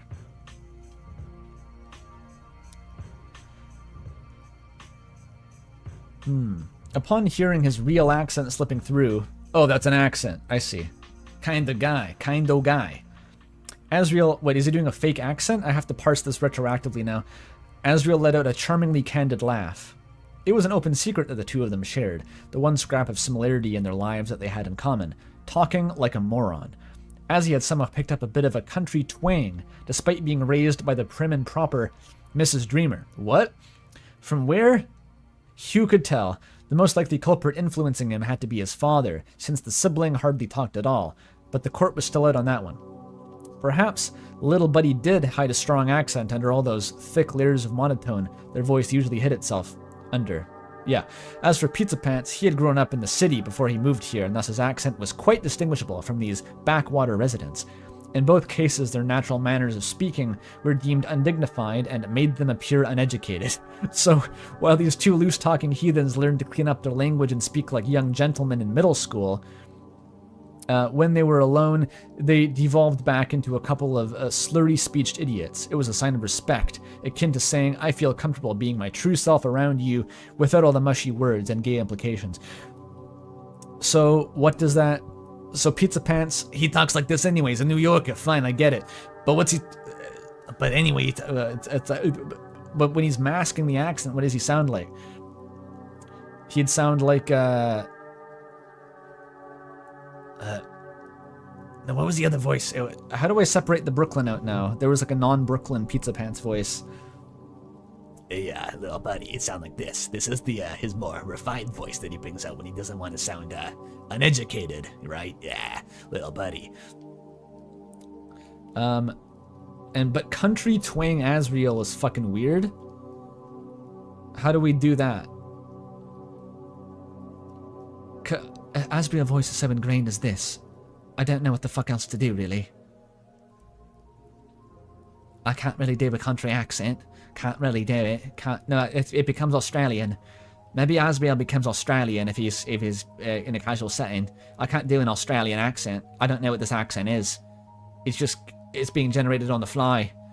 What the fuck? They didn't say which... So we could sound like Andre. This is the English country accent.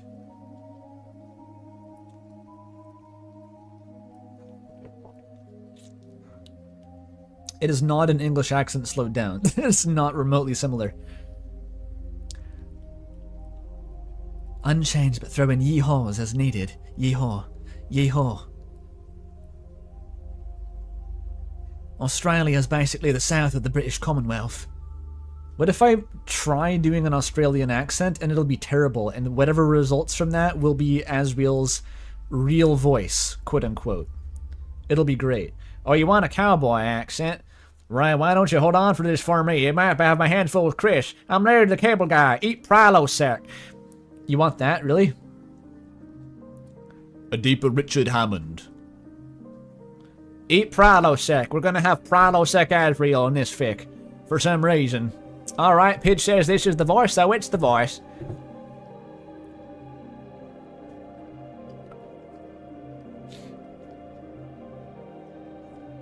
Right, why don't you hold on to this for me, since I might have my hands full with Chris? That's Asriel's voice now. Wait, no, that's bad? This is bad? This is bad. What's wrong? What's happening? Now we say it's bad. Oh, the Australia was the one you liked. Okay, okay. Right, why don't you hold on to this for me a moment, since this is going to be really hard. I can't do an Australian accent. Right, why don't you hold on to this for me, since I might have my hands full with Chris? Before he knew it, Asriel grabbed a whole-ass slasher knife out from the tiny human's hand and stuffed it into a white sack, promptly getting it out of their reach by handing it over to the bewildered Pizza Pants. Chris glared daggers at the unfortunate party for having the audacity to get involved, but the situation was well out of his hands. He was left holding the bag whether he wanted it or not. He's a bag holder, born bag holder.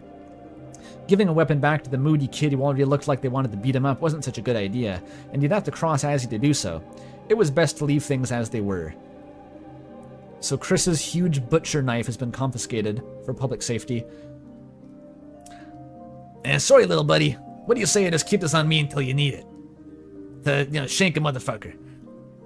What need was there to bring a real knife trick-or-treating? It couldn't be considered a part of their costume, since demons weren't well renowned for their skills chopping up some mean onions in the kitchen. Unless the demon is Marco Pierre White. I'm a demon. I have no loyalty to anyone. I just cook real good. That's how Marco Pierre White speaks. And it's not like they brought such a menacingly sharp implement to show off to their friends. They didn't have any. And the ones they thought they did were merely hand-picked victims to their pranks. That's depressing.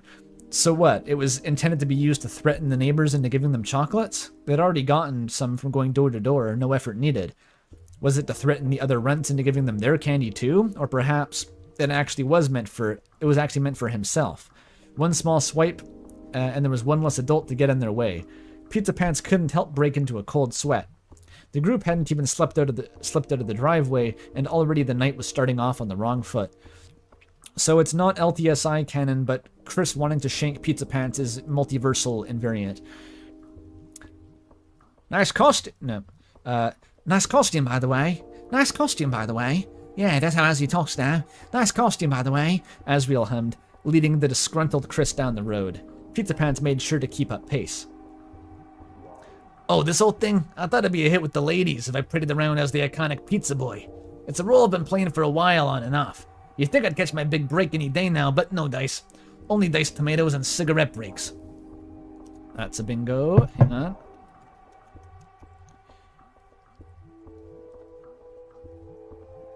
Smonking. Smonk. Is that so? I thought you were going as Epiphany. As an epiphany. What is that?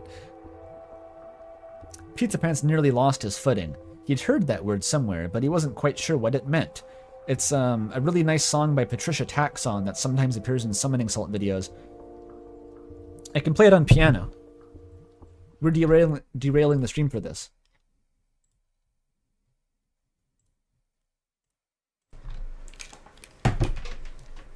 Ugh.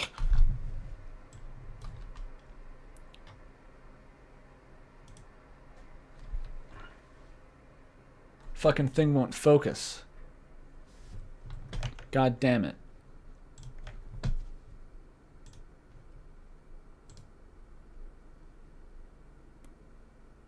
Gotta wrestle with this thing. Focus, damn it. There we go.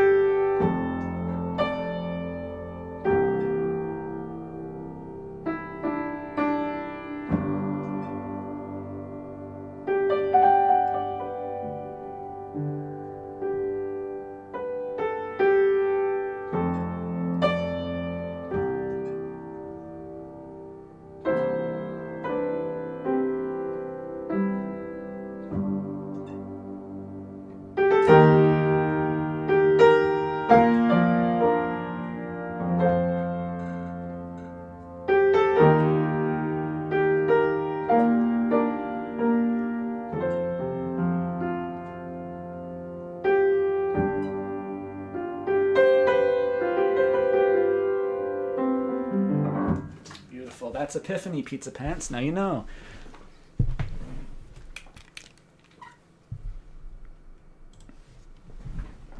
Sorry, that was totally gratuitous. I just like that song.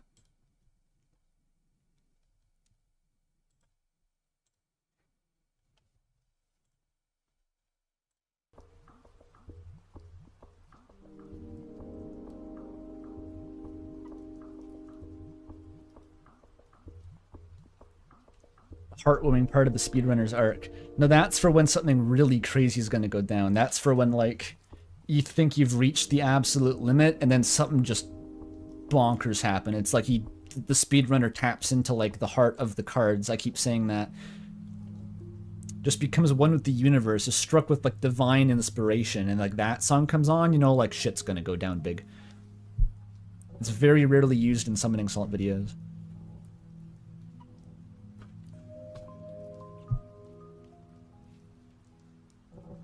I wasn't quite sure what it meant. It kind of sounded like a girl's name, but as his tone didn't denote that he meant anything degrading by it. Pizza Pants hates women! Before he could think to question it, the voice beside him that rarely ever spoke decided to chime in. Because you, Eureka. Eureka. Yeah, you get it? Took 2 tries for that one, sorry. That punny devil let out an evil chuckle and a knowing smirk. Usually Pizza Pants would think that Asriel put them up to this to pull his leg a little. But the joy in that small but lethal horror's face said it all. Presumably they talked Azzy into setting up the joke so that they could swoop in and sucker punch him in the gut. Unfortunately, it was super effective. He really did stink with this uniform on.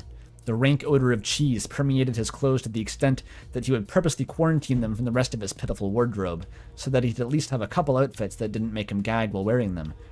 It's not like he didn't want to change before coming over, but his apartment was out of the way, and he really didn't put that much thought into it. As he told them he'd be waiting, so he blindly ran straight over, in a heterosexual way. Not wanting to let the squirt have the satisfaction of knowing it got to him, Pizza Pants plastered on his one-of-a-kind customer service smile. The kind that would scare off every one of the difficult customers. Kind one. What does that mean? What does that mean? Nah, see, the potency of the one perk that comes from this job. Anyone who crosses me, I get to hit him with the good whiff of the stink. Knock him clean out. Care to test my patience, young master dreamer? He's got stink powers.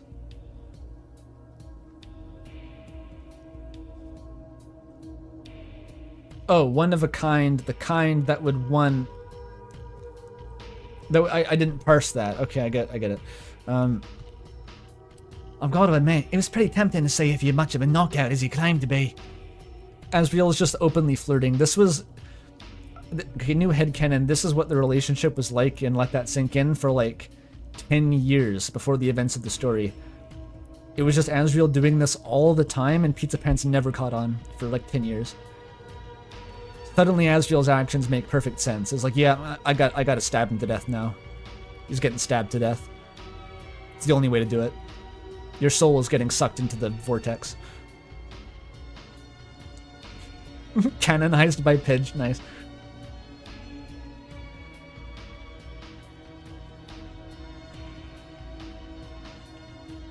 As he's so down bad in this way.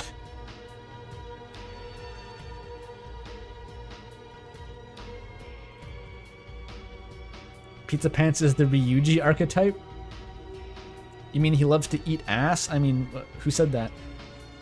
Ryuji, no! Wait, ain't that bad? You have no idea, says Pidge. For real? Ain't that bad? For real? For real? Useless. Pizza Pants had been aiming his quip at the youngest Master Dreamer, and was taken aback by Asriel somehow mistakenly thinking he was sassing back to him. Well, it's not like Chris would speak up in their own defense. They weren't the type to quickly banter back and forth like he and Azzy did, even though they were no doubt capable of doing so with their sharp wit. They were a sharp-tongued sniper. They could roll around the thick of it until they decided they'd had enough, then perfectly pull off a 360 no-scope bullseye in a single shot. If this had been a real battle of the minds, Pizza Pants knew he'd be dead on arrival. His aim was simply awful, and as this instance of accidental friendly firing proved anything. Oh my god. Regardless, it didn't matter. His teasing wasn't meant to carry any weight, he was just doing it to lighten the mood. And since his bullshit cleanly bounced off both their shoulders, things could be perfectly square now. Okay, little buddy, tonight is your night. Where do you want to go first? The most obvious choice was the holiday residence, as it was the very first stop right as they got to the road. Oh, they better give out the full-size chocolate bars. I know they can afford it. I know your mom can afford the full-sized O. Henry Noel. The Holiday family had a grand estate that usually housed a sizable station of snacks and drinks right inside the gates of their massive, elaborately decorated front yard. This is actually crazy. Hang on, this is the Holidays doing Halloween. Halloween holiday real? Could it be? Do they actually decorate? Or do they decorate for Christmas during Halloween? I can't wait to find out. A bunch of the neighboring parents would go over to chit-chat for most of the night, leaving their kids to wander the streets with reckless abandon. However, the telltale sign of loud, spooky music wasn't quite audible yet, meaning it was probably too early for them to have set up. No, they actually do spooky stuff. Crazy. It's just the Nightmare Before Christmas, right? Noelle's parents had to explain it to her by, like, showing her the Nightmare Before Christmas and being like, you know, It's like a holiday that leads into Christmas. And she's like, oh, I get it now. And they watch Krampus by M. Night Shyamalan or whatever. Is that a Shyamalan film? I forget.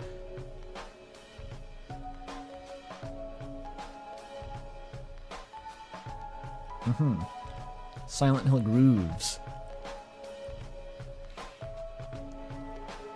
Not that any of the holidays' pageantry mattered to Chris, mind you. Their main form of entertainment was upsetting the cute girls that lived there. Whatever kind of game little buddy thought they were playing, they obviously were losing out.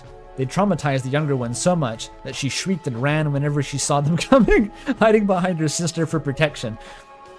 And the older one, man, what a firecracker. That dame didn't take any crap, often threatening Chris's terror and violence with her own brand of terror and violence, causing poor peacemaker Azzy to step in and struggle to convince them both to back down. Perhaps little buddy only act like that because it garnered such a dramatic response. They really did like to watch as other people scrambled around them, which is why Pizza Pants knew just to grin and bear any harassment thrown his way, and it would quickly subside. Maybe one day Azzy would learn this trick too. The more intense of a reaction he gave them, the more likely they were to egg him on. Graveyard.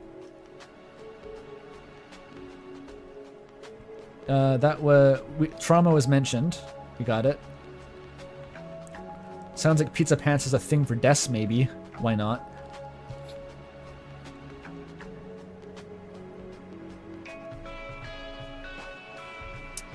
Anything else? No ghosts. We're fine.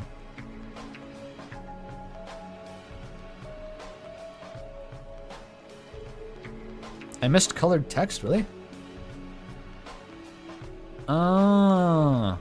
If Icy shows up, we're cooked. Actually, I gotta take a piss break before we go further here. We need a piss break stat.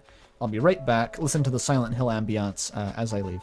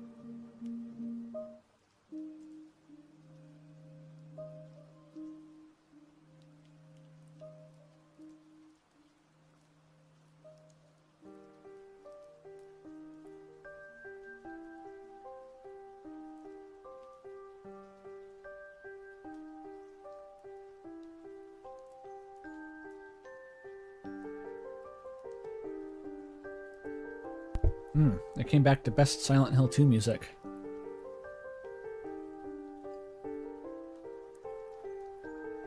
You hope Andrew got candy and tea. I did. Well, I already had tea.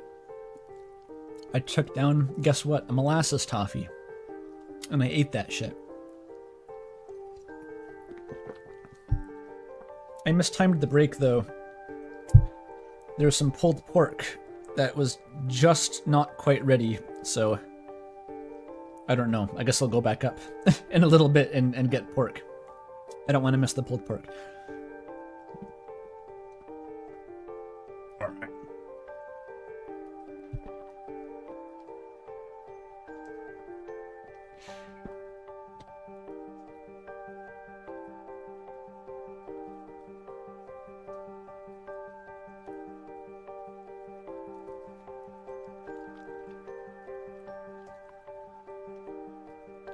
I'm pulling my pork on stream? No way. Stretching toffee, pulling pork. We don't do that shit here. This is a Christian Halloween stream.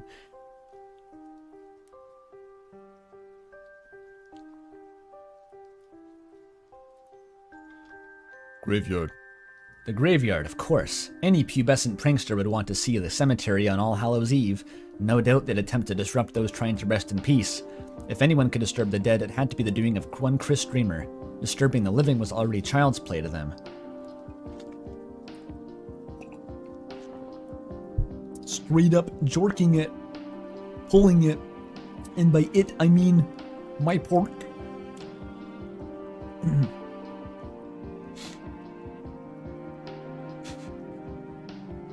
Nice. So, a grave stroll through the brave yard and connected creepy woods seem to be... Brave yard.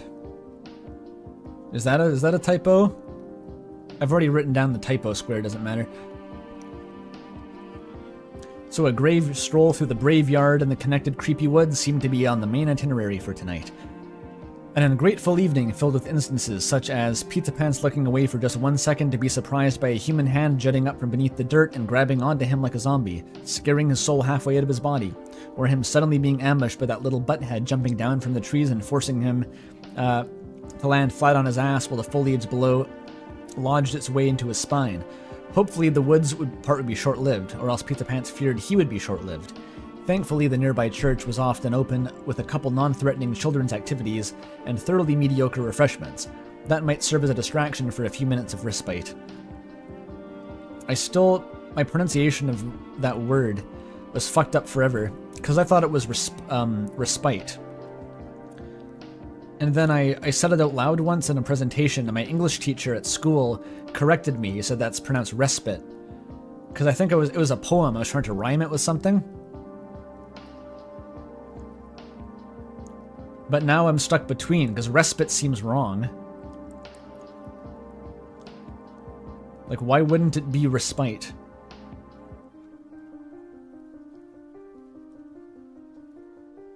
Word used in Homestuck. One of the 800,000. Well, now I can't say anything. You said ethereal as urethral for years? And your English teacher said nothing. At that point, they were just pranking you. Where was the teacher from? Did he have an accent? He may have been like an ex-English person. He had a bit of a funny... He spoke mostly just in a normal Canadian kind of accent.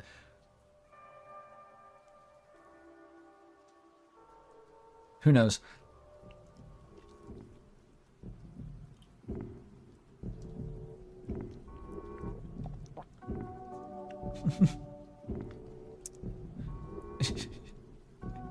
Ethereal.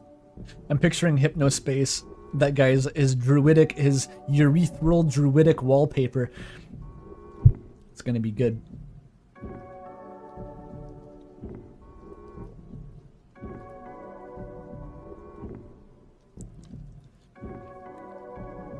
Let's keep going. A few minutes of respite. Perhaps he and Azzy could even have a chance to catch up and chat. Spend a second or two of this hectic evening not having to clean up after the chaos. That sounds good. We can visit the houses along the way and end our night with a cosy bonfire in the woods. How about it, Pants? Did you bring your lighter? That's the voice. Pizza Pants' hand darted to pat his pocket, and feeling the familiar shape, he sighed in relief. He had actually been cigarette-free for a month now after he had been caught and chastised by his mother. It's not like he really enjoyed it much when he was doing it anyway. It was just another thing to fill up the emptiness of his unremarkable life. Smoking had given him something to buy, something to do, something to look forward to. Of course, Pizza Pants still carried the stale pack of cigarettes and his lighter on him at all times. Do cigarettes go stale? Is that a real thing? I guess it's a plant. It could go. It's like tea leaves can go stale probably. His hand had been the. This had been the one cool grown-up thing that everyone knew he did. His one way of rebelling against the system. If the others found out he was a quitter, he wouldn't have anything left to his identity other than that one time he failed to warm up a slice of pizza by stupidly stuffing it down his pants. We have a new pizza incident. Yeah, I don't want to think about the logic for that one. And he had to admit, being called Smokey instead would be a hell of a sick nickname. Better than the one he currently had anyway. Only you can prevent forest fires.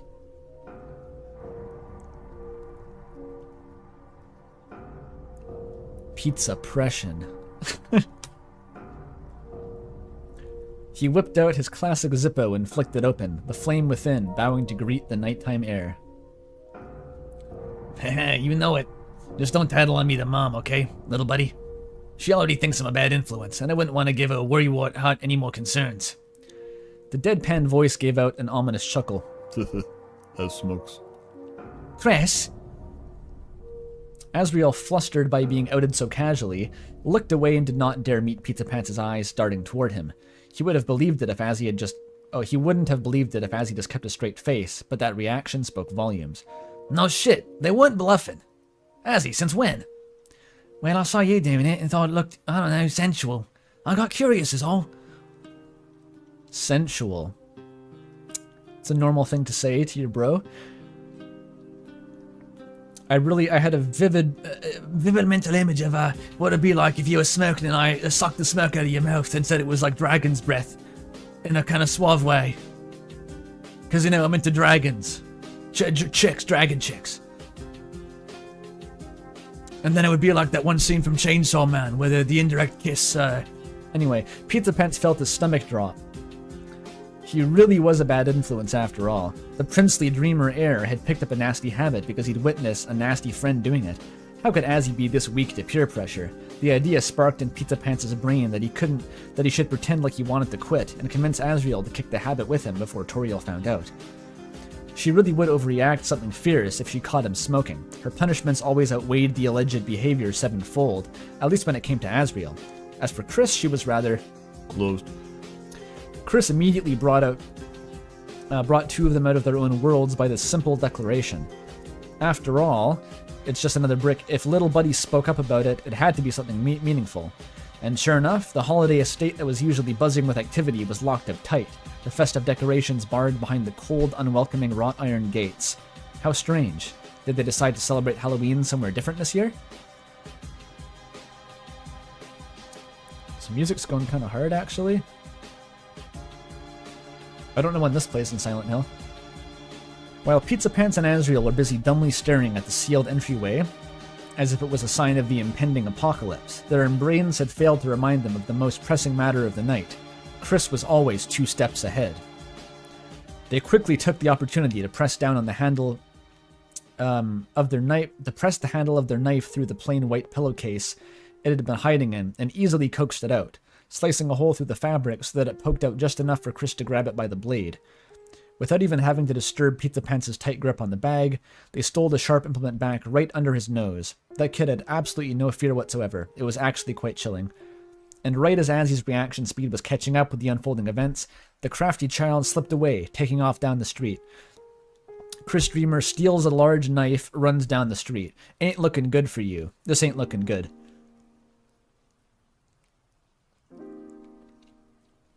Can I get a TLDR? No! No, the TLDR is that Pizza Pants is going trick-or-treating with Chris and Asriel. They're not yet a couple. That's it. There's been so much prose, and that's basically all that's happened. They're going trick-or-treating, that's it. And Asriel's Australian. Goodness, they're getting away. Asriel sighed to his friend, urging Pizza Pants to tag along after them.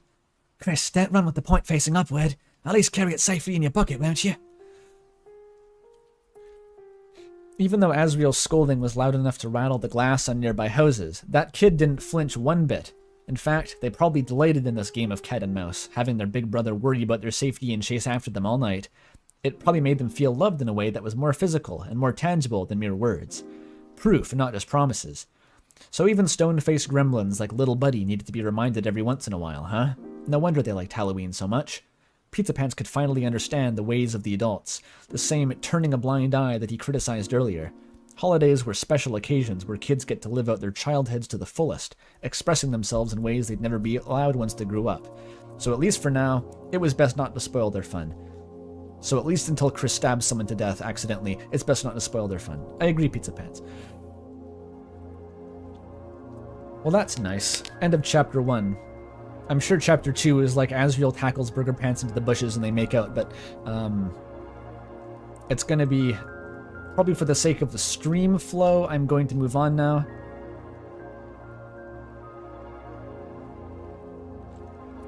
This is chapter 2, and it's twice the length of chapter 1. So I think, yeah, for the sake of fairness, I'm going to move on to get more fix in right now, but there is more. And $666 from Pidge again. Thank you so much. I survived. It was... I'm trained for this shit, Pidge. Shit ain't nothing to me. I can take it. I was having fun reading that. Nothing fucking happened. It's just words, but that's the appeal, you know? It's like, let that sink in. You have a scene where 5 things happen, and it's 8,000 words of just, like, painful, psychological cross-referencing.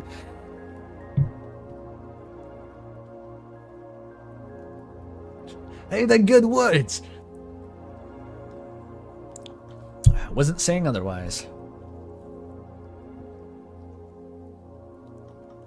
Okay, maybe now I take my chance to get the pulled pork, because as I said, I took the piss break just too early, and the pork was not pulled.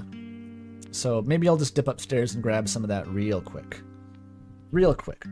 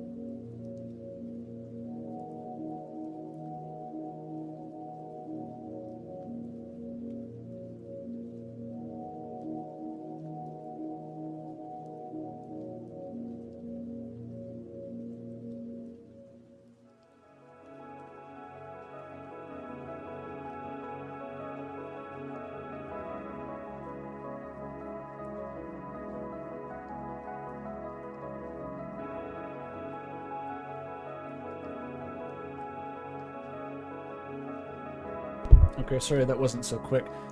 I got it though.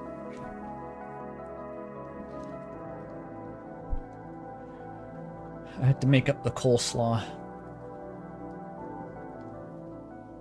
Okay.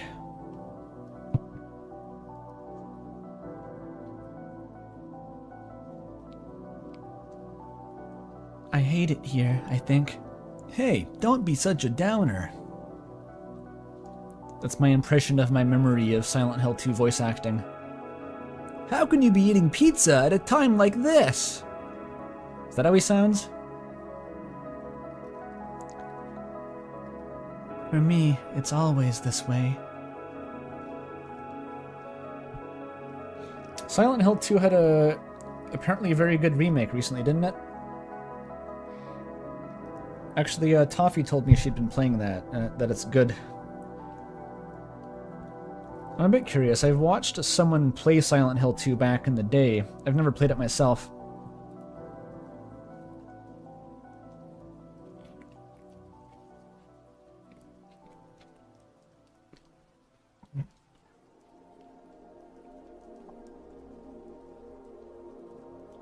Gotta eat the pork. Azzy, how can you be eating pizza pants at a time like this?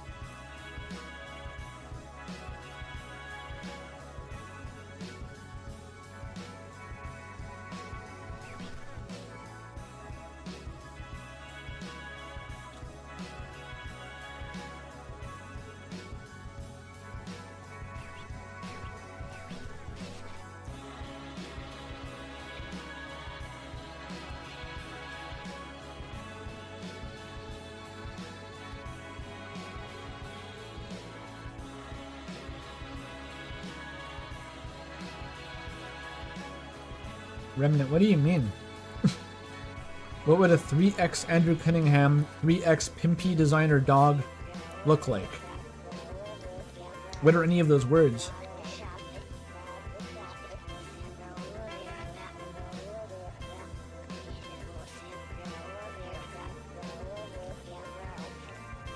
Jabroni Mike exotic dog breed videos?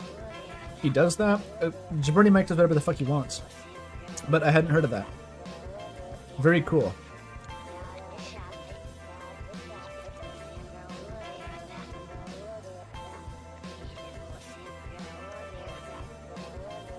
But I'm a fake fan who hasn't even watched the new Unreal Estate episodes because I forgot about them.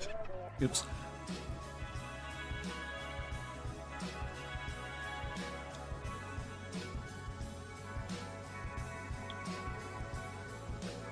If anyone forgot, by the way, Jabroni Mike is the reason I'm doing this stream in the first place. Indirectly. He's the first person I ever saw just read fan fiction on YouTube for fun. And that's why I started doing my own fan fiction streams. I was just copying this format.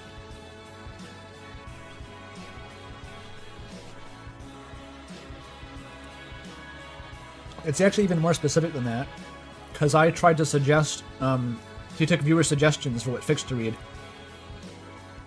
And he was doing all this Sonic shit. And I was like, hey, Undertale must have some weird fanfiction. So I tried to find some. And I struggled actually a lot to find good Undertale fics. Like, good funny ones, I mean, like weird ones. And I sent him a couple, and he never responded. And so I'm like, okay, that's not going to work. And then years later, I had the opportunity to do it myself finally.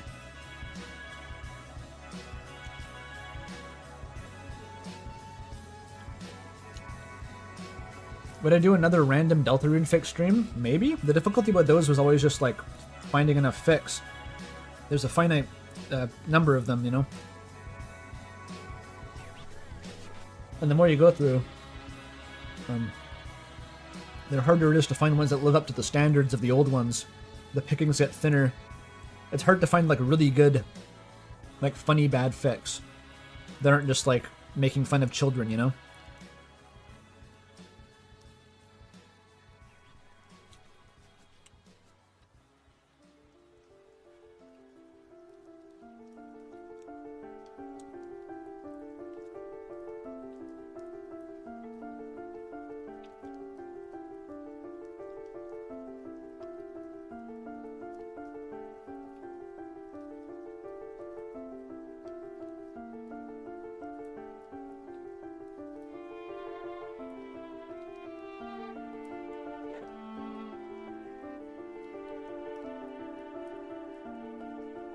Okay. Sorry for the mouth noises. The pork's gone now. I finished it. I ate it. We will resume the stream as soon as I can get myself some new tea. Yeah, topping Umris. Everything's going to be kind of different in the wake of Umris. That was the first stream, though. Right? So, we had another stream after Umris, which was, I think, the Spamville stream. And some of those are pretty entertaining, but none of them hit the same heights, you know? Be stuck in permanent Homestuck Act 6, waiting to live up to our past accomplishments, and it just never happens.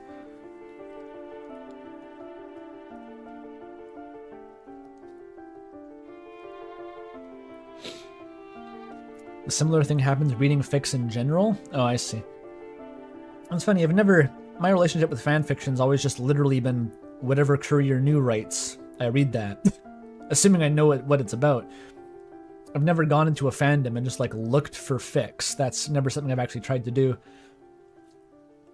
Like at best it'll be like an author I get recommended, then I see what that author's written, but like well, there's only really one example of that even. It's that that one Hollow Knight fic that Courier recommended.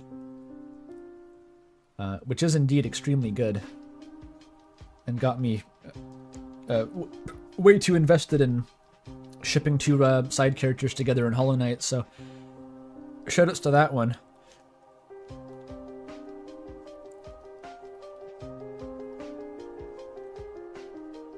It's true, we have Kissy Cutie as the new watermark of Undertale fan media.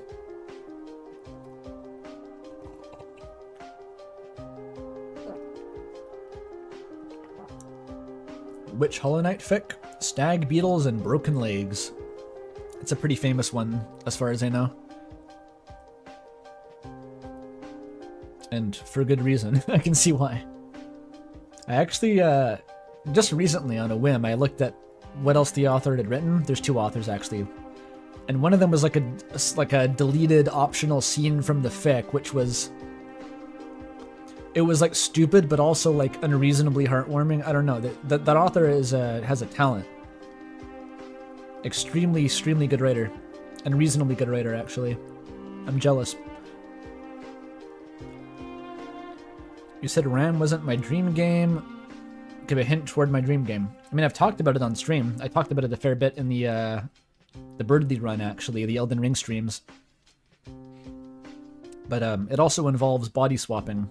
Just in a form that existed before RAM. Like it doesn't come from RAM, it's the other way around. That was the original body swapping game. Yeah, the I Miss My Wife one. Yeah, somehow you knew exactly what I was talking about. Where I got to that first line, I'm like, okay, I'm reading a shit post.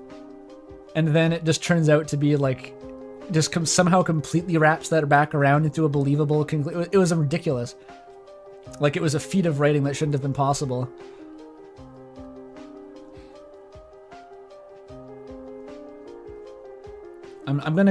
I won't get baited into a rant about like Hollow Knight Yaoi, okay? I won't do that. I'm not gonna do that. Maybe when Silk Song comes out, I can rant about Hollow Knight Yaoi.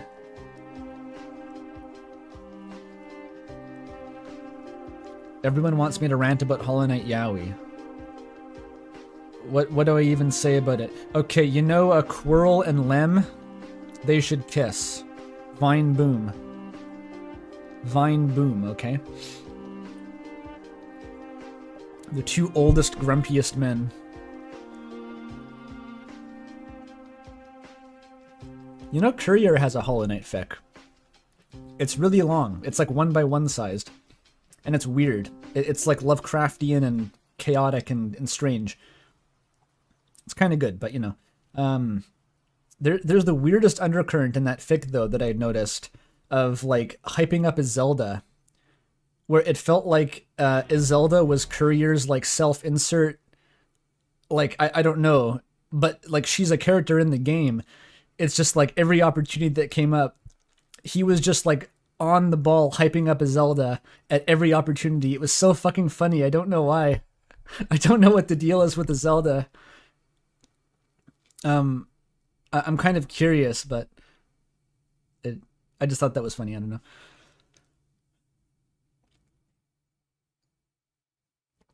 Did I read the Homestuck epilogues? No. I'm not going to read the Homestuck epilogues. Gayer than gay. The gayest. Yeah, Courier has a Zelda effect that I haven't read because I didn't actually play Tears of the Kingdom. I probably should just read it anyway. Because it's weird. I don't really give a shit about Zelda as a story. But I didn't care about Cult of the Lamb either. And I read the Courier fic about it, and I was like, that's kind of good, I guess. It sort of takes the point out if you're reading a fan fiction. You don't know the source material that well.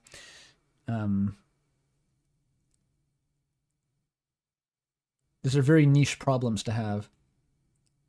Hornet X Lace will be a bigger thing. What compared to what? Yeah, Shio and Nailsmith is already canon Old Man Yowie and Hollow Knight. It's not like it's never been done. Zamir and Traitor Child, that is canonical Old Woman Yuri, you're right. So Hollow Knight has gay romance, but only with old dead people. And no, I guess Shio and the Nailsmith aren't dead. You know how it is. Courier's in chat, Courier's in chat. Fuck! You can't sneak up on me! You can't sneak up on me, Courier. Fuck! Why are you here? I was trying to talk about you behind your back. Can't I do that? Fuck. Hi, Courier. Sorry. Tears of the Kingdom is my attempt at imitating Cormac McCarthy's style as exactly as possible. I have not read the Tears of the Kingdom fic. But while you're here, what is the deal with the Zelda? What is the angle? What was the Zelda angle there? Because you were hyping the fuck out of a Zelda. And it was kind of cute, actually, but, like, I just thought it was funny.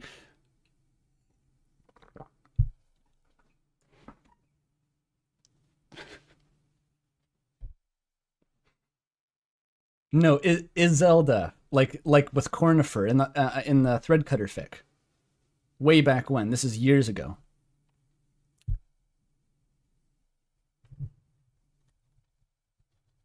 You just think she's neat. Okay. That's fair.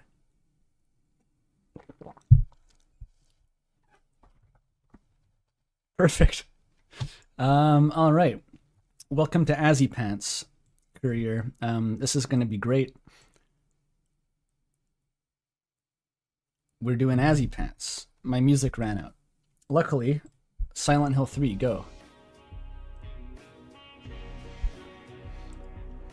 Okay, we were...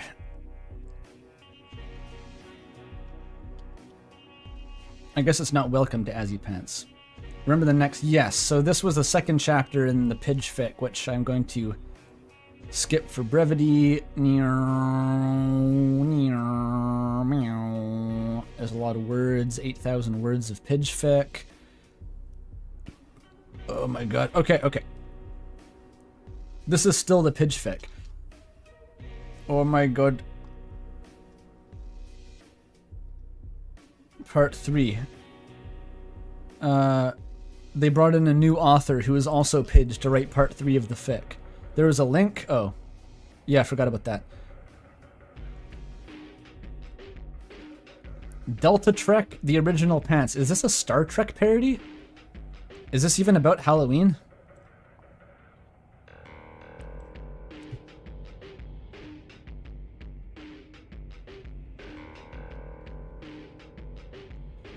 Wait, was that an Indian accent? Oh my god. I think I just replicated that from like one time I heard it, and I forget what the context even was. And maybe it's just stuck in an Indian accent forever.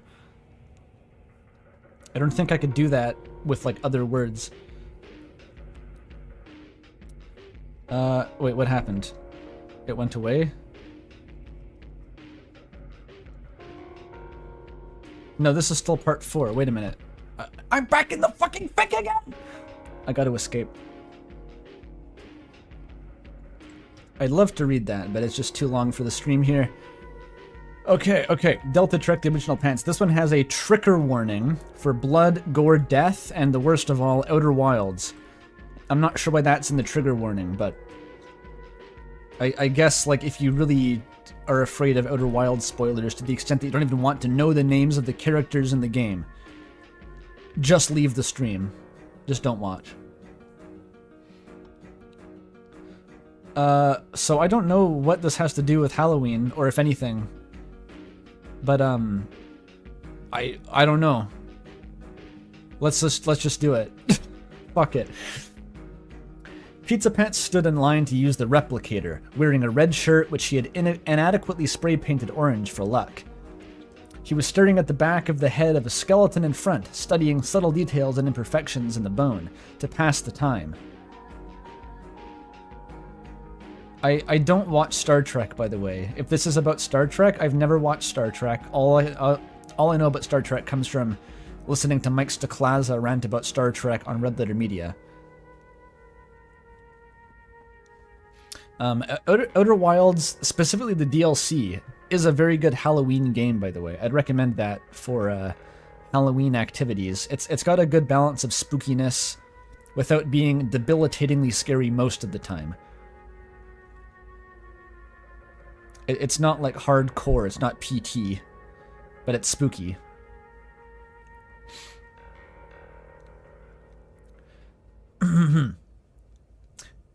Greetings, what is your order? The replicator AI said, who sounded just like Toriel. Oh. I'll have a large fry. Hot. Sans requested the machine. Do you want fries with that? No, just the one. The replicator went to work, and a singular but very large French fry materialized before him. Is it like just a fried potato with the edges cut off? Who knows? Thanks. Sans carried the comically sized fry away, allowing Pizza Pants to order. Finally, he muttered. I'll have a bowl of ice cream, all flavors with chocolate chips. Suddenly, his attention was drawn to the opening doors as Captain Asriel walked into the break room. Are we taking it back to basics here? Is this like Spurk? No, not Spurk. What's his name?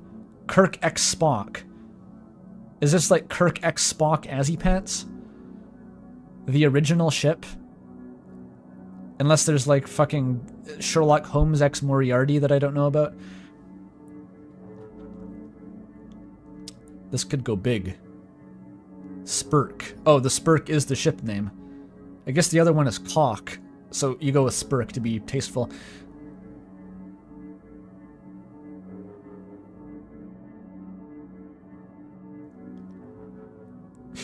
I'm spurking out!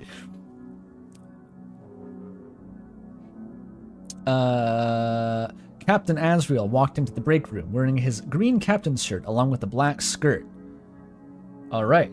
He's dressed to kill. Hot. Pardon? The replicator asked. Wait, no, cold, cold, cold. Granny creams, hot butter, ice cream, put the hot butter, etc. Hot ice cream. I have never served ice cream before. Hot ice cream, I mean. Not surprising. Would you like to give it a try? No, ice cream. Yes, cold, please. Oh, that is unfortunate. Apart from Sans, people never ask for anything interesting. It is just order after order of the same thing, all the time. Pizza Pants accidentally started to sympathize. Are AI sentient in Star Trek? They are, right? They have androids. Picard has to give a speech on android human rights. That's a thing, right? Surely they have human rights. Brain blast your Star Trek fan dad? Send this to Mike Stacklaza. I'll use my connections to get Mike Stacklaza to read this.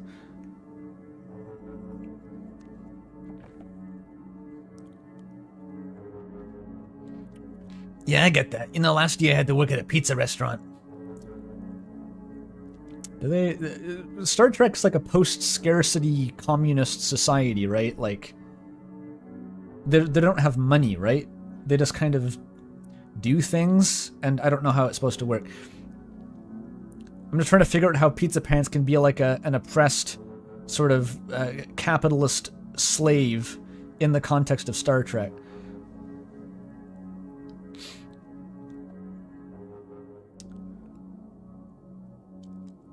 Where was I? Oh, really? The same customers, the same pizza, the same smells. Day after day, no one respects you, barely get paid. Not even a thank you, you just end up feeling like a robot. Exactly. Hey, you know what? I'll have the hot ice cream, why not? Ooh, coming right up.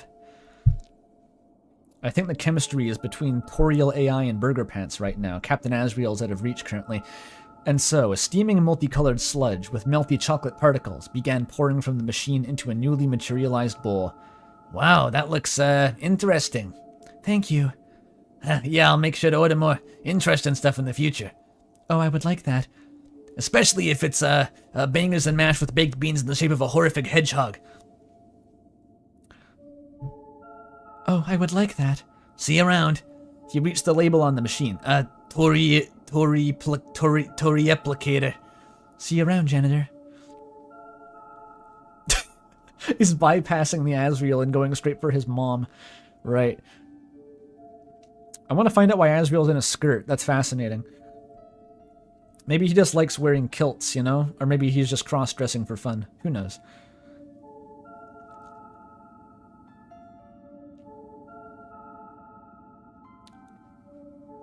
It's a reference to a deep-cut Star Trek fact? Actually, the captain wearing a skirt is a reference? It's a specific uniform only in Season 1 of TNG. Huh. Sick. He took his dinner, turning around to see Captain Asriel towering over him, who seemingly had been there for a while now, smiling in that way that made Pizza Pants feel things. Azzy, the janitor yelped, almost spilling his hot ice cream. I mean, Captain. I see you made your first friend. Asriel giggled, towering over him in a skirt and giggling, while Pizza Pants accidentally flirts with his mom. We're going places. We're going places, eh? Alright. Is anything happening? There's colored text, as always. Everyone did colored text. Did Pidge do that? Is that you, Pidge? Did you do the colored text, or did you just enforce a standard? You did that yourself? Of course you did, Pidge. Of course you did. All right.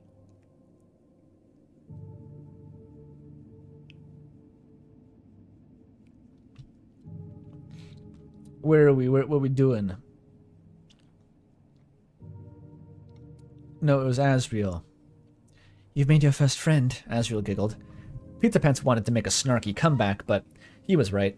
During his first few days on the ship, he hadn't been able to form a bond with anyone else, and the only thing he could relate to was this cream-dispensing food worker machine. Maybe that's just how he felt inside. He took a sip of his meal, and it was surprisingly not bad. We call it heat and sip. Yeah, what can I say? I got very high standards. Asriel giggled again, and went to get his own meal. I'll have what he's having. An interesting choice, son. The Tory replicator complied. Alright. It's a bit weird how the robot calls him her son, but...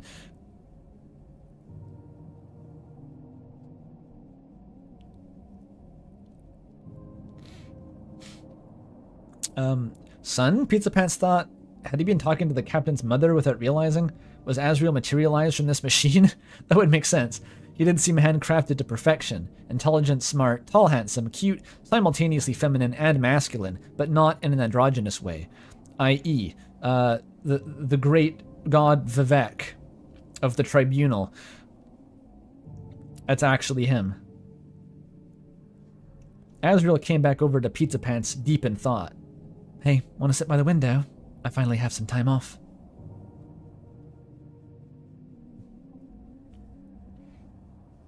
What is a teleporter clone? He's a Borg. I don't... the Star Trek lore is not computing for me. Space, the final frontier. This is the voyage of the UTT starship, named by Asgore evidently. Its 5-year mission to generally go places and do stuff, to help out life and civilizations, to boldly go where some people have gone before. DeltaTrek, the original Pants, written by Streetlights Behind the Trees. He was also apparently well known for making Joseph Anderson stream highlights. That I didn't make that up, that's just a thing. Azzy Pants by Toby Fox, Andrew Cunningham, and ACDS. Named by... Okay. We have like a mid-episode title card after the cold open. Street lights. Wait a minute. A song just came into my head, but it was the song that I made up in one of those like drunken rap nights I did in university with one of my buddies. I don't remember the lyrics. They were good though. Can I remember the lyrics? It was like street lights sneaking out the back door. Something something, see you in the end zone. On your girl, honey nut Cheerios. Something something, ripping weed like a Dutch hoe. It was like a gardening, drug-themed rap song. It was really high concept. I think on your girl, honey nut Cheerios goes really hard though, personally. That wasn't my line. I didn't come up with that.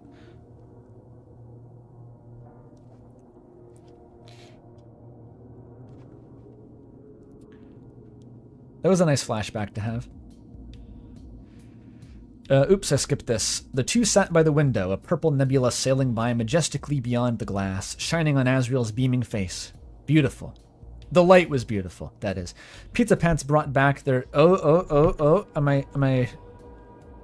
Pizza Pants is repressing feelings. That's gonna be a paddling. I guess it's nighttime because they're in fucking space.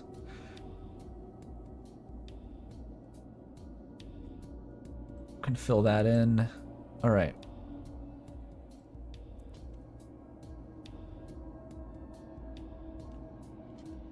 I have to drop these sometime. I don't have them. I don't know if anyone has them anymore.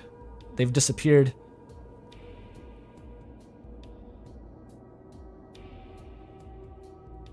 Oh, they describe the fits. You're right. Where are we? Okay, already a strong diagonal. All we need is confusion and Gaster. And if Gaster shows up, I'll probably be confused by that, so it's a one and done.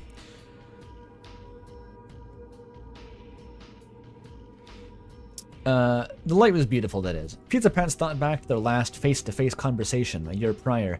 It was in a futuristic hallway in the Starfleet Academy dorms.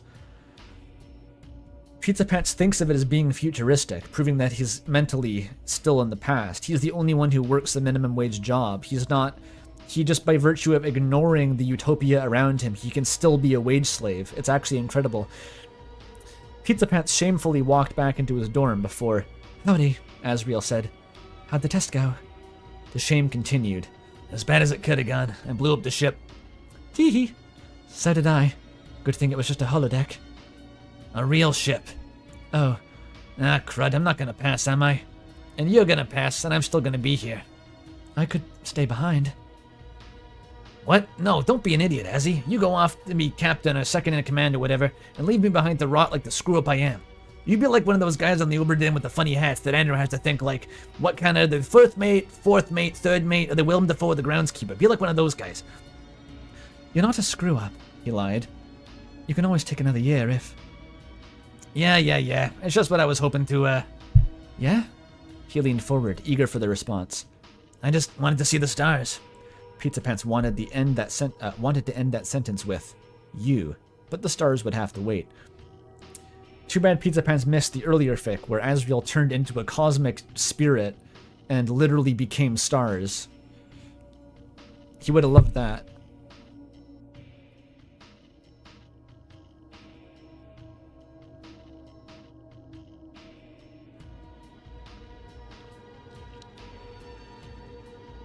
This music reminds me of some stuff in the Umami soundtrack. You know that one? With the pink clown? Kind of like that.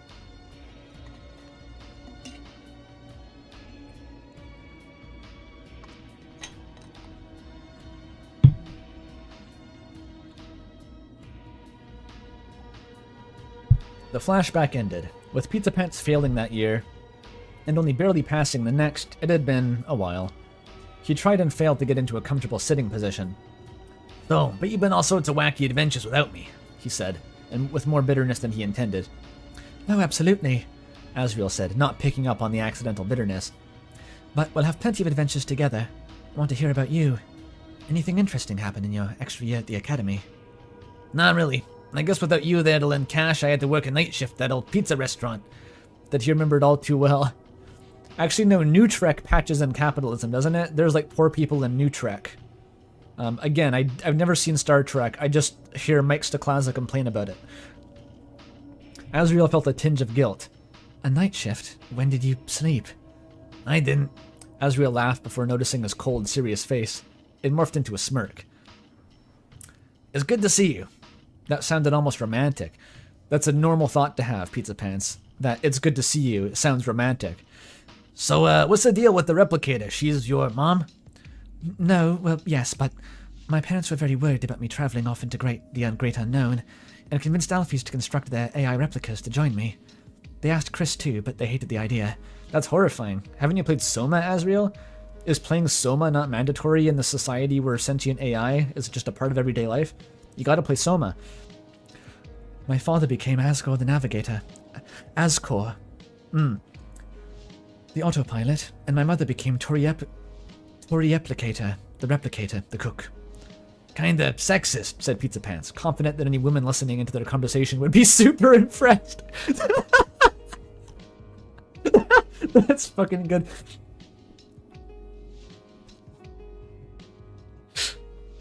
Well, they were quite traditional parents. The one time they did switch roles for the day. It was a bit of a role swap, you might say, which quickly became chaos. Can you guess how? He pondered for a second. Flew too close to a black hole? Hit by an asteroid? Space storm? Huh, who's sexist now? Azriel giggled. Who is this? This faintly orange, it's like Pizza Pants' thoughts bleeding into the narration? Stop giggling, but also please don't. Gay, homosexual, gay. My mother was a great navigator. My father, on the other hand, did not make a good cook. There was vomit everywhere. Damn. Pizza Pants just lost all his male feminist points.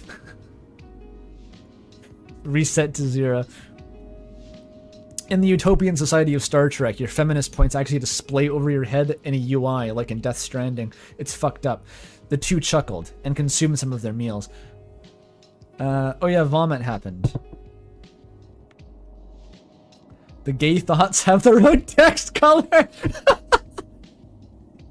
That's okay, perfect. Lots of vomit. It's like Dwarf Fortress, right? Another scenario where it's common to have a bunch of people living in a communal lifestyle who just vomit everywhere if something goes wrong. Dwarf Fortress. Oh yeah, Chris too. There was Chris. Okay. Back to the card. I'm guessing there's other humans, but we'll wait to find out.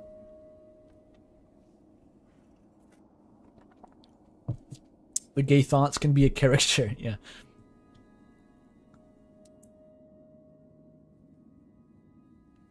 Anything else? They don't kiss.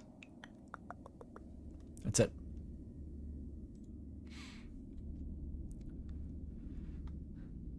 The two chuckled and consumed some of their meals. Keep the mental image that Pizza Pants is still slurping out of a bowl of ice cream and getting a crazy granny cream stash. So, how long have you been out? Azriel pointed at something. Said Pizza Pants with his mouth full. You're wearing a gay pride wristband, aren't you? Dude, gay! Wait, was he? Do I have to revoke the repression? How is this happening? Huh? He looked down to his horror, and he was indeed still wearing his rainbow gay pride wrist bracelet for men under 40. Oh, that's a joke. Pants, it's fine. There's nothing wrong with that. You are gay, right? He was, extremely, and Azriel was right. There wasn't anything wrong about that. Homophobia was eradicated back in 2120, along with capitalism, after all. And coming out to your best friend as gay isn't gay, right? This is the most complex homophobia of all time. This is fascinating. This is like Arié Dubois levels of just like psychological chaos he's experiencing. Oops, Pizza Pants, did you forget you were still wearing your ironic gay pride wristband? He's like, shit, he's gonna know I'm gay. If I'm actually wearing my gay pride wristband, he's gonna know that I'm gay. Not ironically, though. Is this the plot of Disco Elysium? Maybe. I think you can... I don't know if Harry's gay. You can make Harry think that he's gay. I don't know if he concludes that he is or isn't. But you can make him really stressed out about it. And apparently Kim is gay, which I didn't actually know until recently.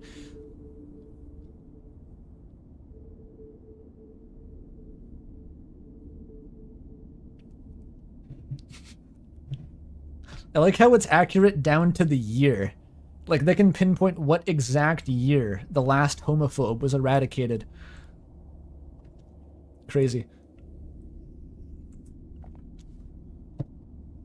You are gay, right? You are furry, says Asriel. Coming out to your best friend as gay isn't gay, right? Yeah, I am. Just a little weird to admit it, especially to you. Especially to you. Why do you say that? Asriel turned his head from side to side, pointing to his floppy ear things, which on closer inspection had bisexual flags painted across each. He's got like pride tats on his ears. He's flying the flags from his own skin. All right. Just in case you got it twisted. Okay, fascinating Disco Elysium lore. There's a few thoughts that all but confirm Harry's sexual attraction to men. Of course. It would be really surprising if a guy with like that much going on in his head didn't have gay thoughts in there somewhere. That would be really surprising, actually.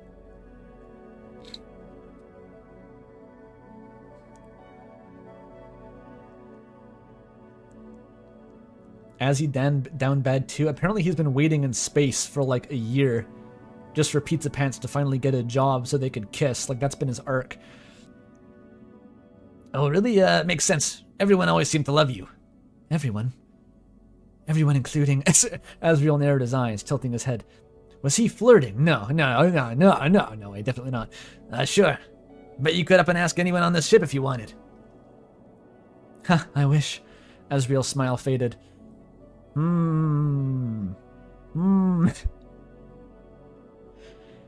Pizza Pants started chugging the rest of his ice cream as he plunged into thought. So, he was gay. Azzy, bisexual. Both of them presumably single. That's not my wallet. So that means they're compatible, right? A warm feeling radiated through his body. Probably just the cream. No, he knew what he had to say. He loved Asriel. He had for a while. And hell, maybe even Asriel loved him back. Screw it. Burger Pants is actually having a coherent thought process that leads to the answer? That's never happened before. Only one way to find out. Asriel continued, but unfortunately, captains aren't allowed to date crew members, so... Pizza Pants began to choke. Oh, oof, oof, oh, oof, that's rough. Pizza Pants will just have to quit working on the crew. Easy. You'd make so much more money with Asriel as your sugar daddy than you would actually working on the ship. Just saying, Pizza Pants. Also, no one makes money in this setting, but... You got crew zoned, yeah. It's worse than friend zoned. Crew zoned. Pizza Pants heard a strange rhythmic buzzing noise. Was it his heartbeat? Or soul beat? Is that a rule in real Star Trek, by the way? Is that a thing? It seems like it would be just like professional, standards you'd have to uphold. It's like a power imbalance or something. So it kind of makes sense, right? But also, how does the spurk happen otherwise? How do you spurk with celibate captain? I guess they do it secretly. They break the rules, they spurk in secret. I love spurk as a verb now that I've discovered it.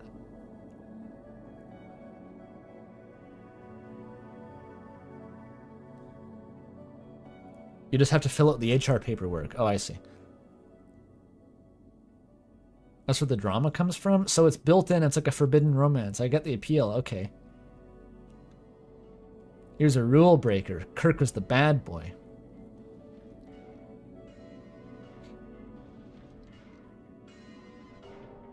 Spock, known for liking rules, I believe. It's a beautiful dichotomy, the duality of man, I mean men.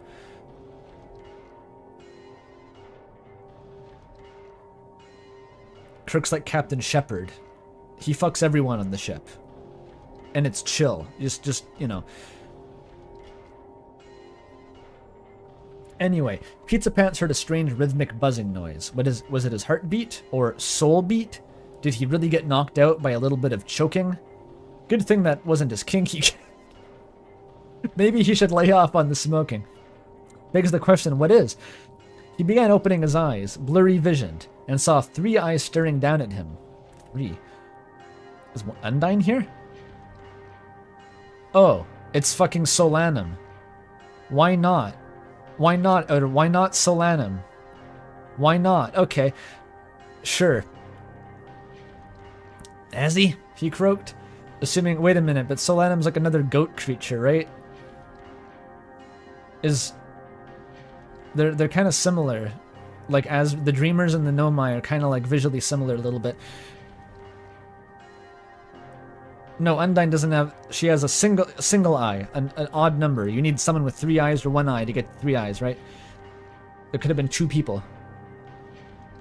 How do you pronounce Solanum? It's Latin. Solanum. Isn't that just Latin for sun year? Sol and annum? Isn't that sol year? Sun year.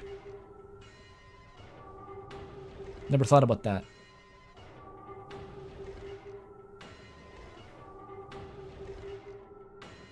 How the fuck does Solanum speak? I've not thought about this. Ever. They don't have voices in Outer Wilds. This is weird. Oh wait, I think actually in the past I've watched some of my friends play Outer Wilds and I read all the Nomai text as like Half-Life 1 scientists, because that's how they all speak. But Chad immediately wants a Lebkuchen voice. Solanum? Dr. Solanum. No, Look, Gordon, big ropes. Big ropes. Dr. Solanum, you choked and lost consciousness while consuming a strange, non-solid dessert. We are unsure how you managed that, but the Toria replicator apologizes regardless. I think that works, because the Nomai are like nerdy on a genetic level. They are born as geeks. None of them are spared from birth. They're all like that. You get made fun of for playing like football in the Nomai high school.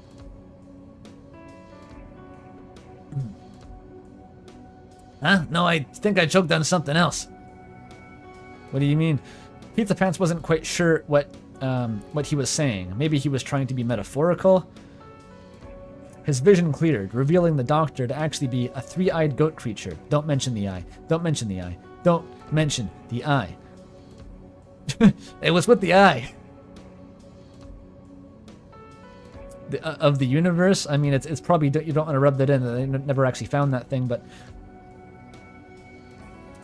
My third eye? Solanum specified. It allows me to see a wider spectrum of light. The Half-Life scientist is like struggling against becoming the Birdly voice. Oh, this is Gaster for sure. Wowee, I love seeing, you know. Is it Papyrus? Who the fuck is it? Wowie is a Papyrus thing.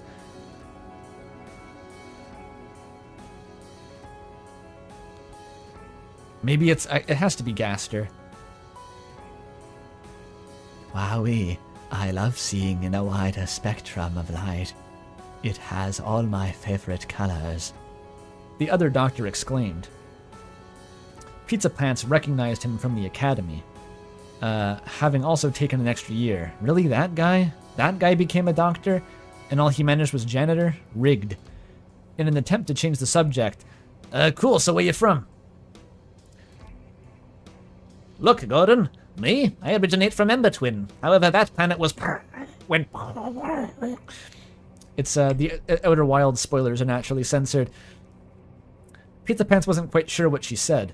Maybe the shouting damaged his ears, but it sounded bad. I hate it when that happens. Hypothesis, you should be self-sufficient now, said Solanum. Additionally, the captain has requested us both to accompany him on a mission, the morning of tomorrow. A mission? Why me? I'm the janitor. He has a crush on you. I mean, it's a clean-up mission. Ah.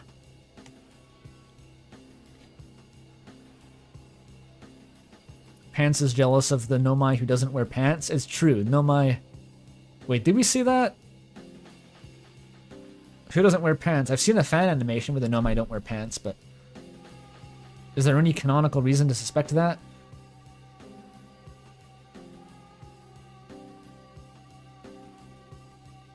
I don't know why Solanum is here, but that's chill, I guess.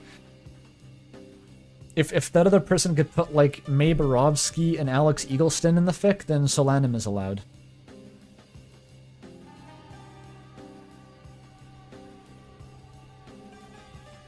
Papyrus doesn't wear pants? Do booty shorts not count as pants anymore?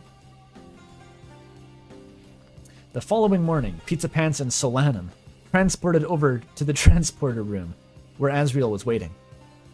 It's just undies, yeah. Pants, you're alright. Well, duh. If I'm gonna die in space, it's gonna be because of some existential horror beyond my comprehension. Not because I choked on some chocolate chip ice cream. Statistically, the latter is more likely due to your frequency with ice cream, Solanum noted. Pizza Pants glittered at her briefly. Alright, where's the mission, Captain? Oh, call me Azzy, and I'll tell you when we get down there. Okay, why couldn't Azzy just tell him now? Would he refuse? What were they cleaning up exactly? The cat and 2 goats stood on the teleporter disc thingies. You know the ones. 3 to beam them down, Sansy. Ah, Sans is the Scotty. Asriel ordered. Alright, one hot beaming, coming right up. Sans remained laid back in the seat. The ship's going to explode, and instead flipped the switches with his feet without looking. Ah, why? I just got a flashback to the Rain World Meaning of Life video, where the gourmand is like typing on the keyboard with his feet while eating food. It's that posture. Yikes.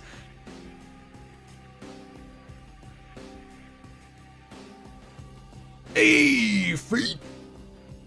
Pizza Pants felt his particles being ripped apart. It tingled, tickled, then hurt slightly, then nothing. Darkness, more darkness, yet more darkness. Good thing I haven't played Soma, Pizza Pants says to himself. Oh frick.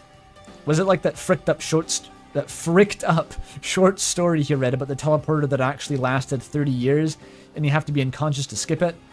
Was this his personal hell for the next decade? When Pizza Pants said he was going to suffer through some existential horror, he didn't think it would be so soon. Suddenly, the tickling returned, the pain returned, and the light returned.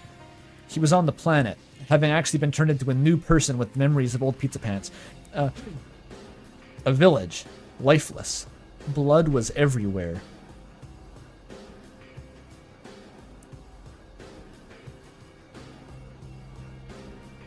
There's a lot of teleportation horror in fiction. Lots of that. It's ripe for it. Got The Fly, we got apparently The Jaunt, is what that's from. Soma, as I said. Soma didn't exactly have a teleporter, but it kind of had the same philosophical reasoning behind those.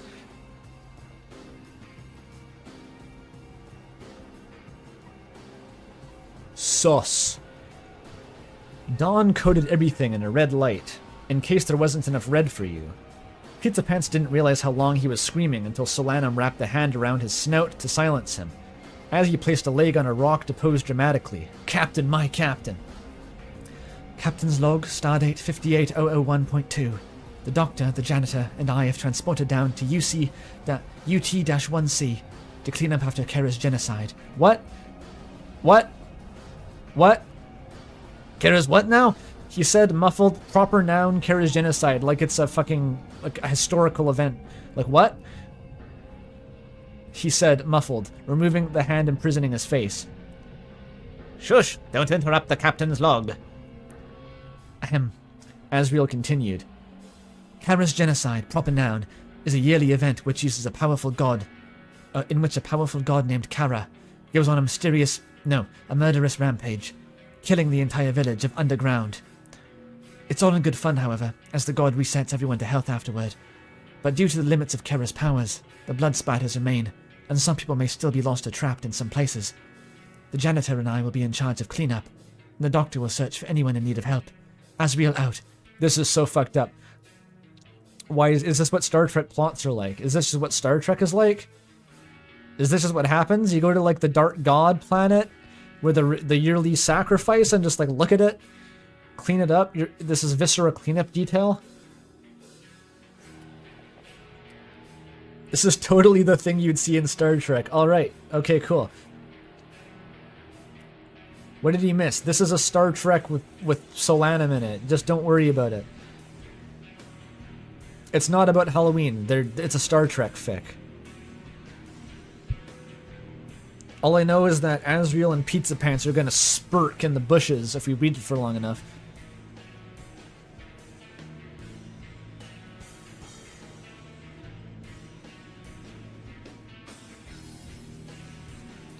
Yes, there's supposed to be a gory one. This has gore and murder in it, which you may be seeing more of.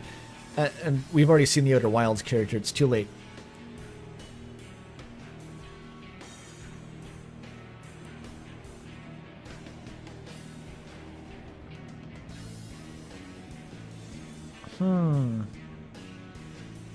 Silent Hill 3 music's pretty different than Silent Hill 2 music.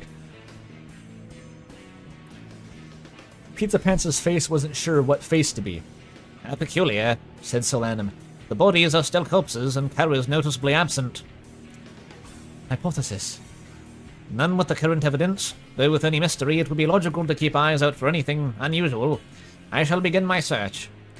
Solanum wandered off into the village, leaving the two boys alone. Pizza Pants was suffocating, metaphorically this time. Do they have spacesuits on? Can they breathe? I don't know how Star Trek logic works. A large amount of special cleaning supplies beamed down, and the boys got to work. Asriel used a hose to wash away the blood on a wall, resisting the urge to playfully spray his friend with water, in a way reminiscent of that one scene in Berserk, where Guts asks if Griffith is a homo. Not like that at all, he wouldn't do that. I'm playing Power Wash Simulator. Pizza Pants quietly chanted to himself. I think it's more similar to Viscera Cleanup Detail, actually. I've actually played that game a fair bit. Asriel saying, "Sweep, sweep, sweep, sweep." Was that a top 40 hit in the 23rd century? Sweep, sweep, sweep the floor as he moved up an especially large puddle of blood. There's no way this is the captain's job. Like, he just wanted to be here to flirt with Pizza Pants. That's it. Pizza Pants used a large sponge to wash away the stains on the outside of a window before realizing the stains were on the inside. The immense boredom was already starting to distract him from the fear and dread. Phew, I'm getting sweaty already, Asriel said, wiping his forehead. Take off your shirt then, Pizza Pants thought, before realizing he said it out loud. Not a bad plan. It's a good thing this atmosphere isn't made of sulfuric acid.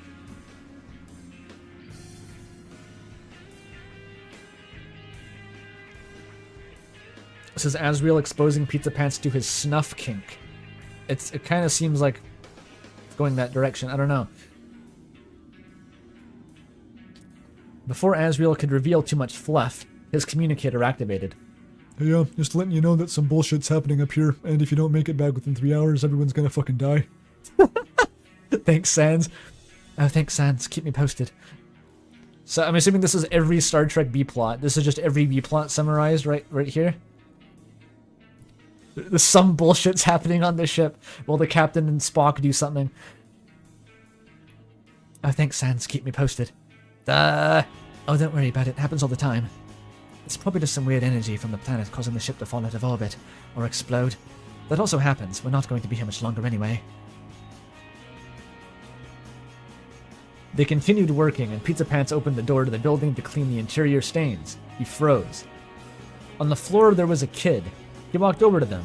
It was some kind of axolotl bat child, as you have, lying on the ground. Wings ripped from their back, the pink soul ripped from their chest, yet still pulsing on the ground next to them. Blood. So much blood. Too much. Enough to make a man sick. Enough to make a Pizza Pants sick. Pizza Pants vomited. That's definitely based on someone's, like, OC. Okay, that is an OC.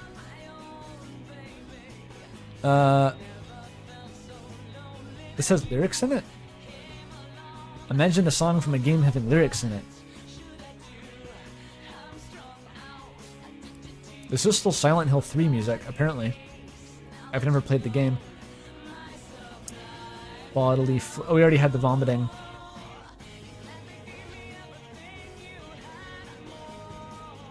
Yeah.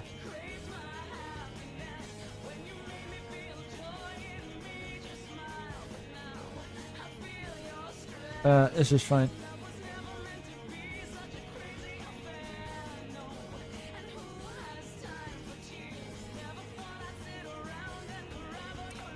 Where was I?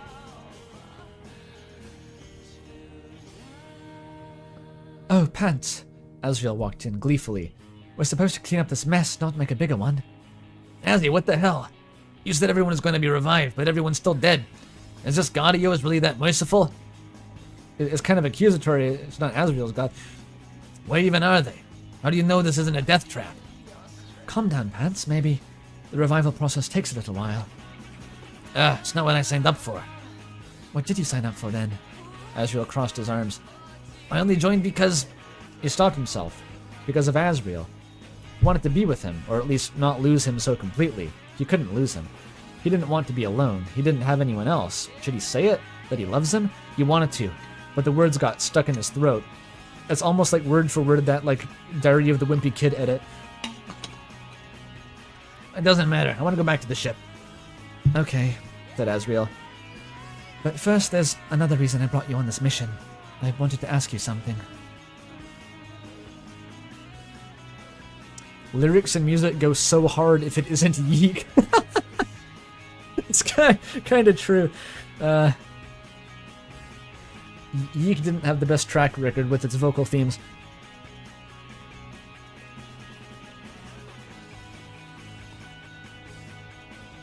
Pizza Pants' soul beat raised. I think this counts as Monster Anatomy at this point. People hate hearts.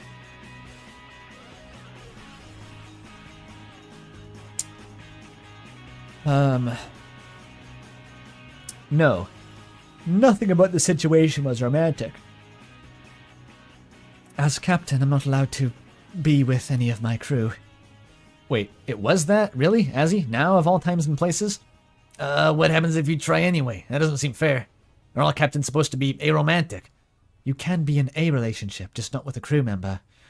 Which crew member? Stop blushing. No, you don't do the awkward thing with your hands. What should I do? Asked Azrael, ignoring his question. Just do whatever, man. Follow your heart. Or something. Azrael thought for a moment, and seemed like he was about to say something, but then... Captain? Solanum communicated through the communicator. Yes, Azrael quickly answered. How goes your search? I have been defenestrated. Hypothesis, we came here too early. Kira's genocide has not yet concluded. Defena, huh?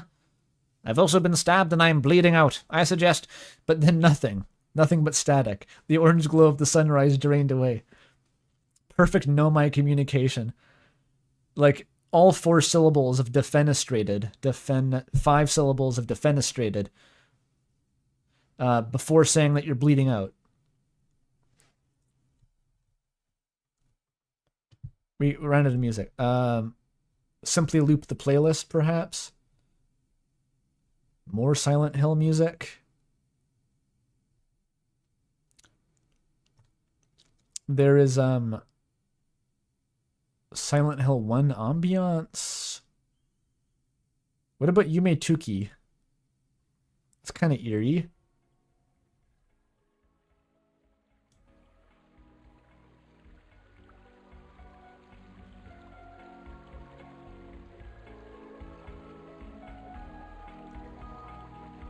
I played this on a stream before, I think.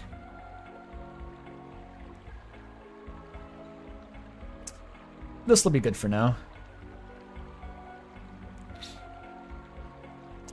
Water's gonna make me want to piss, though.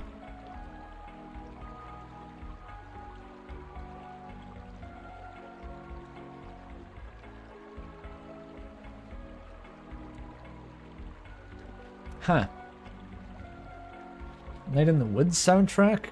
If there was a way just to get the Halloween bits of the Night in the Woods soundtrack. Otherwise, it's pretty upbeat.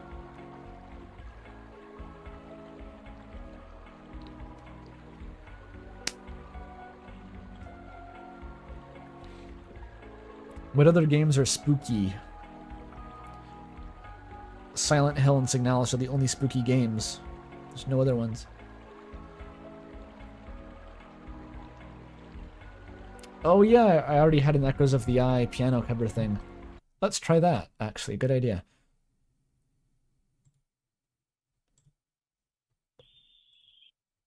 Oh, wrong playlist.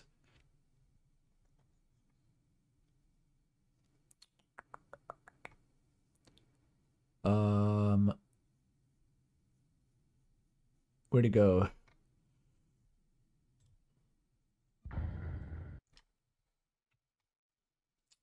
Here it is.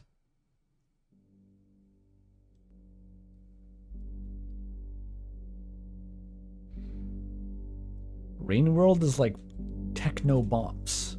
That's not the vibe. Oop, that's a bit loud.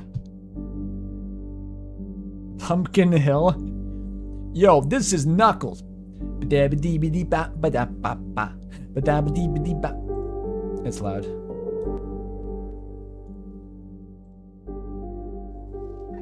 I'm here at Pumpkin Hill.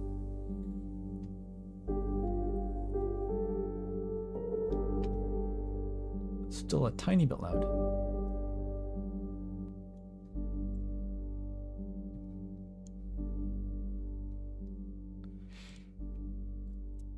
Pumpkin Hill instrumental dropped my second freestyle of the day. The fic has to be written in a way that is conducive to that. This is not. A ghost tried approaching me. He got leery. What a good word, Knuckles. Good job. Okay, so Asriel is really awkwardly flirting. Where was I? Solana's been stabbed. The orange glow of the sunrise drained away. Then a noise. Footsteps. Rattling. The static from the communicator continued, but kept getting louder, louder, louder.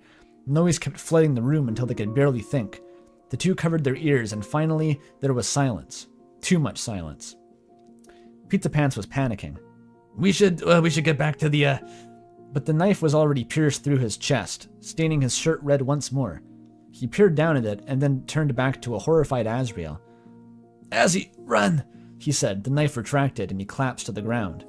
A childlike being stood behind him, wearing darkness and a red glowing smile and eyes. Wearing darkness. That goes hard. That's a Pratchett novel title, and I Shall Wear Midnight. Goes hard. Where a faith should have been. Greetings, it said. I am Kara.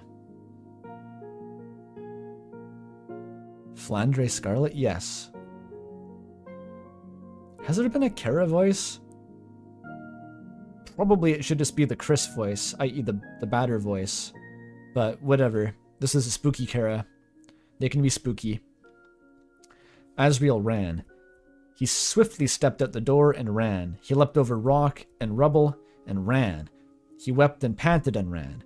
He kept running as fast as his legs could allow, but it didn't make a difference. Kara chased at the pace of a leisurely stroll, and yet was somehow catching up to him like a Roblox next bot, as if the fabric of space and time was contracting between them. Asriel contacted the ship with desperation devouring his voice. Sans! Yo, what up? Voice critical here. Beam me up now! You got it. Lights whirled around as beaming up began, and Kara closed the span between them. It sprung and slashed its knife at him. He fell back and closed his eyes. The knife sliced through his flesh and split him in two. Ouch. Agony, darkness, then light. The ship. He made it. He took a deep breath. I'm alive, Asriel said in disbelief, a strange echo in his ear. Seems like you're a pro at being alive, said Sans. In fact, you're alive twice right now. A Sans joke usually lightened the mood, but between the traumatic experience and Asriel confronting an exact duplicate of himself, standing on the other transporter pad, the mood remained somewhat dim. What? One of the Asriel said. How? The other said. You got transporter cloned, buddy. Happens to the best of us. Now you gotta fight to the death to determine who lives. What? They both said. Yeah, just joshing you. So from context clues, I'm guessing the genocide kid wasn't done genociding yet. No, it wasn't. Oh, Pizza Pants, I'm so sorry. This is all my fault. They'll be fine. I know, but still, it's all my fault he got hurt. I thought we got here at the right time. How did we arrive so early? Daylight savings. Oh, golly fluffing, damn it. Golly fluffing, damn it. That's brilliant. My name is Kara Dementia Raven Dreamer, and I have short red hair and glowing red eyes. Language, shouted the Tory I can't read it. Tory Replicator, shouted the Tory Replicator and Ascor through the speakers. Sans was mildly annoyed that Azzy was a goat right now, so he couldn't make a joke along the lines of, stop talking in unison. We're a bison now. You're a bison son. Buffalo.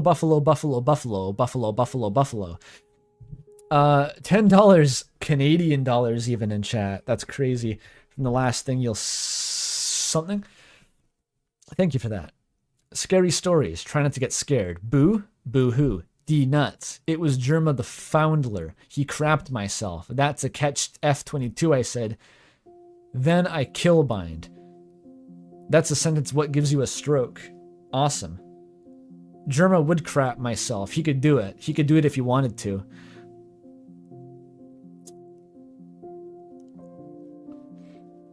As he is bi exclusively for this joke. Excellent. A bison. Bison. Pizza Pants lay on the floor, bleeding out, next to a dead kid. This was it. His existential horror death. Still a bit soon. He didn't get to tell Azzy he loved him. Maybe it's for the best. Even if they tried to date in secret, Azzy would inevitably get found out. He'd probably get fired or whatever, and it would be all Pizza Pants' fault, and their relationship would never recover. He heard footsteps. Oh no, not you again. Howdy, said Kara. Back to finish the job, are you? How does... Nice acting, gotta say. Is that a voice? Is that anything? Fuck it, badder voice. I don't know. Nice acting, gotta say. Acting? Kara crouched down and put its hand to his face. When you said, as you run, I really felt the emotion in your voice. Acting. He'd always wanted to be an actor. Though perhaps he'd prefer if his talents were recognized by literally anyone other than a genocidal god that just had fatally stabbed him. Thanks. Pizza Pants coughed up blood, wheezed and died. It ends. I declare this genocide over. That starfleet ship should be here soon. For now, it's time to... Kara's voice boomed, sounding like multiple people at once, or kind of like the batter from off. Reset. Kara began floating, and echoes of light and soul began pouring from its eyes, returning to their owners. Pizza Pants undied, feeling his wound healing, and before he knew it, he was back on his feet, feeling better than ever. The axolotl kid next to him too revived, but seemed annoyed. You alright, kiddo? He asked them. They sighed. I didn't die fast enough. Kara completed the reset and drifted back to the ground, outside, chattering. Pizza Pants shuffled out to see people walking around alive. This is fucked up. Oh yeah, the last Kara had a Dracula voice. That's fine, we don't need to go back there. Well, what a great genocide. Kara cut up the Pizza Pants. Everyone turned to them. Well done, everyone. You were all wonderful victims. Everyone cheered and clapped. Kara bowed and everyone else bowed in return. No, to organize the award ceremony, yeah. They're into it, I guess. Is Star Trek this weird? Asks chat. Maybe, probably. The award ceremony. Well, of course, everyone involved in the genocide gets scored in different categories. Kara put a hand to hide its mouth. Don't tell anyone, but I think you might win the most dramatic death award. Now there's an award I deserve. Pants, are you alright? As he asked through the communicator. Come in pants. Come in pants? Oh. Yeah, I guess so. And also, don't say come in pants. Burger Pants caught it. Also, don't say come in pants. That's... no. I'm really sorry I brought you on this mission, said Azzy. It's alright, dude. Everything worked out okay in the end, ish. I'm sorry too, said Asriel. Yeah, I heard you the first time. We're beaming down now. Soon enough, Azzy beamed down, followed shortly by Asriel.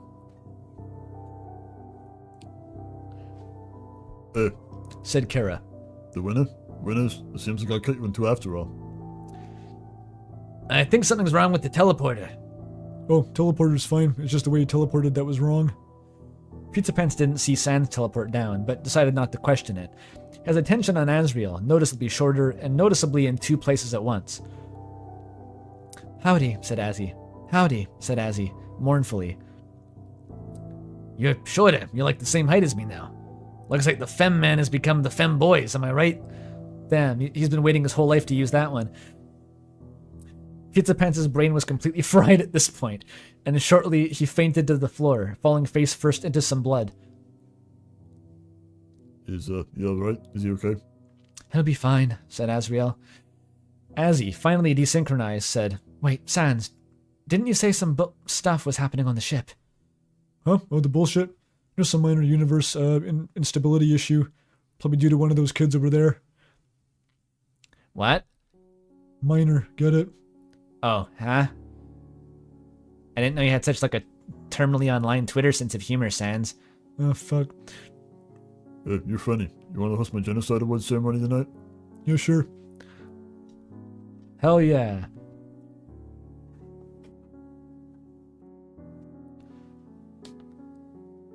There's an episode of TNG that's a retelling of Robin Hood, and not in a loose adaptation way like how West Side Story is Romeo and Juliet is literally just Robin Hood. Like they go back inside and like in time, and there's Robin Hood.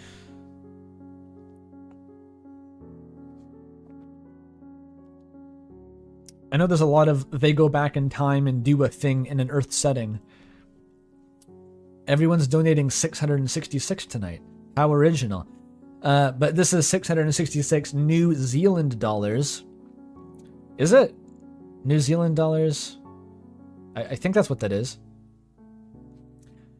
This is a great background noise to listen to while I study. I'm getting nothing done. Yep. That happens if you watch live streams. I don't know what to tell you, but thank you for the money.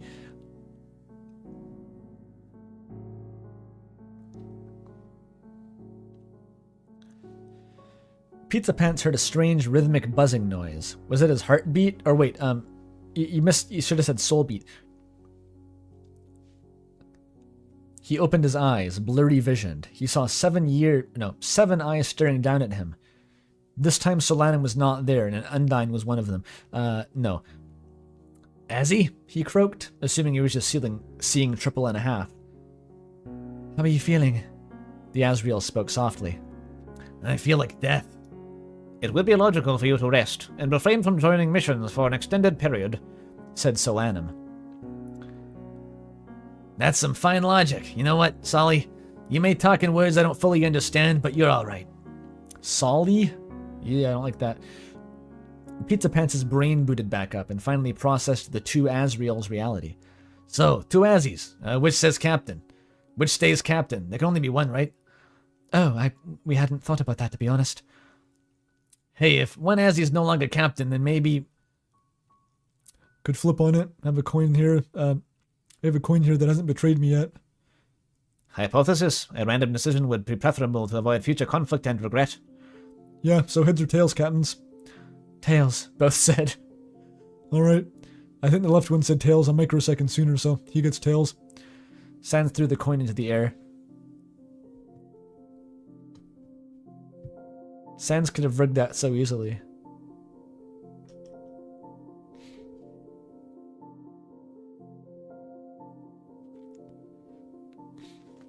Oh, that's why they split him? This was a workaround to the workplace safety guidelines. So the coin flip is for who gets pants. It's not even for who gets to be captain.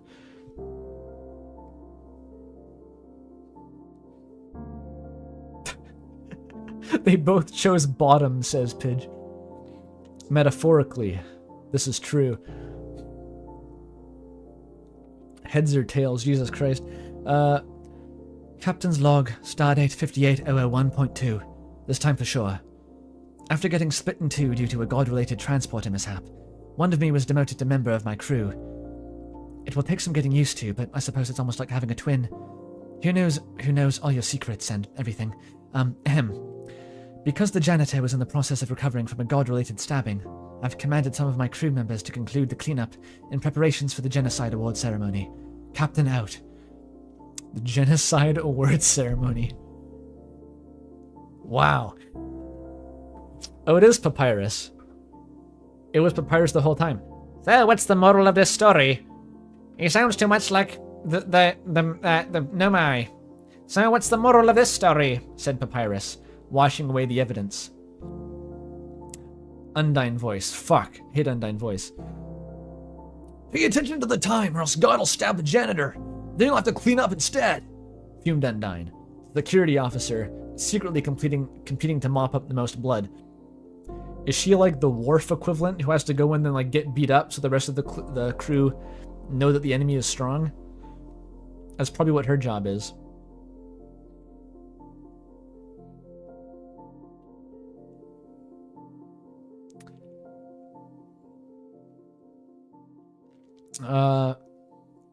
Could be worse, said Alphys, the communication officer, wiping her brow.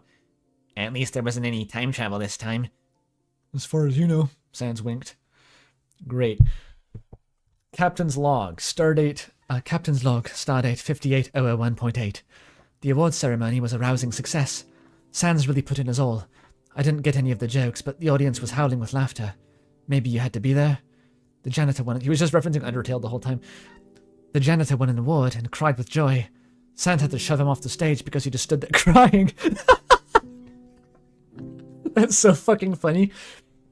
You get invited to the Oscars speech, then you just stand there at the podium crying until you're escorted off. That's so good. Apparently I was supposed to win the One That Got Away award, but since I was joint second with myself, I did not. We are now beaming back to the UTT starship, ready to depart. Over and out. Hoo-ha. Pizza Pants laid on his bed, hugging his most dramatic death award, as he brought in a bag overflowing with various items. So how are we gonna tell you two apart? You're gonna be called like Azriel and Beezriel? Not quite. The captain shall be referred to as Captain Azriel, and wear this green captain shirt, and I'll wear this red shirt and be Azzy. Azzy, your nickname. It suits you. Get out of here, Nick. Azzy blushed, turning away to hide it. Who's Nick? Who the fuck is Nick?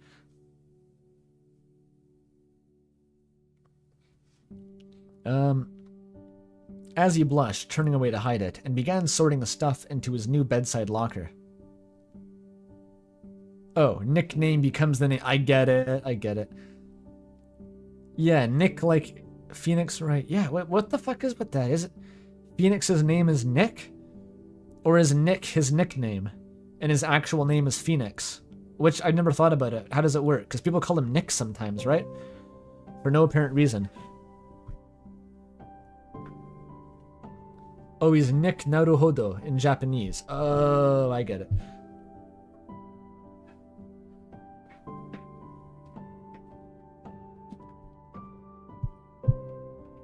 Phoenix, right? That's like a second language pun.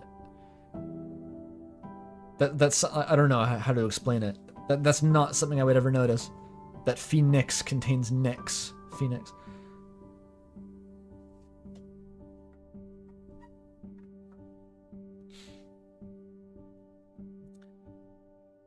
Okay.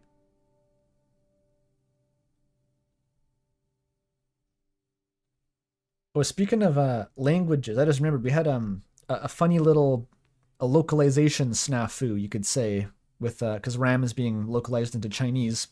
We have a sort of Chinese language publisher doing that. But very occasionally there's like an issue, and it turns out that the words, the way you write in Chinese, the bird cuckoo and the plant rhododendrons, which are both things in RAM for some reason, are the same fucking character. Just somehow they're the same word. And like we gotta change one of these, otherwise people are gonna think there's a relationship there. And I'm like, ah, shit. It wasn't too hard to resolve. Like, it doesn't really. We just changed rhododendrons, I guess, to be something else. But that was an unexpected thing.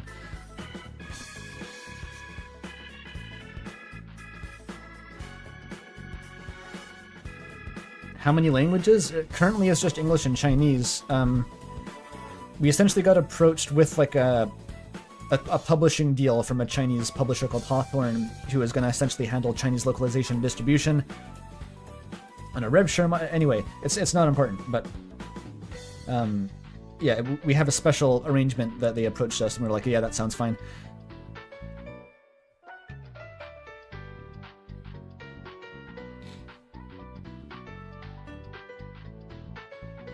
Pidge will play the Chinese version.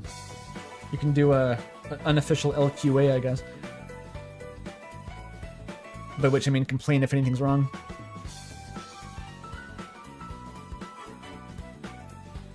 Okay, where were we? Nick. As he blushed. Wait, it turned into Toho Jazz. I didn't even notice. I didn't even notice it turned into Toho Jazz. That's unacceptable for Halloween.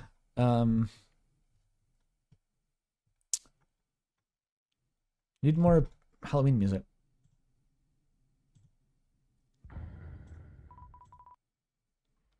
Can we just go back to Silent Hill 2? That was good. Silent Hill 2 is the best.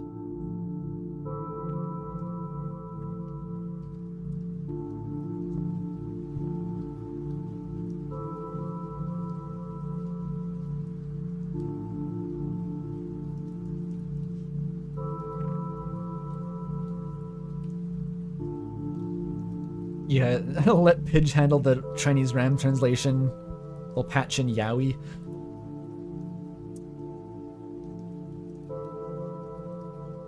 Toho Jazz is scary. Nah. Okay.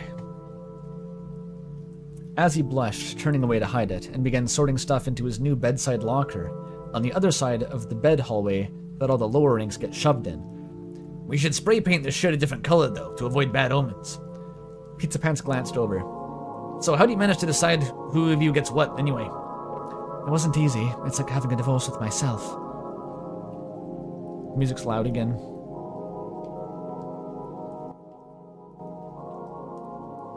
Can I make it a little bit quieter? Nope. That's quantized.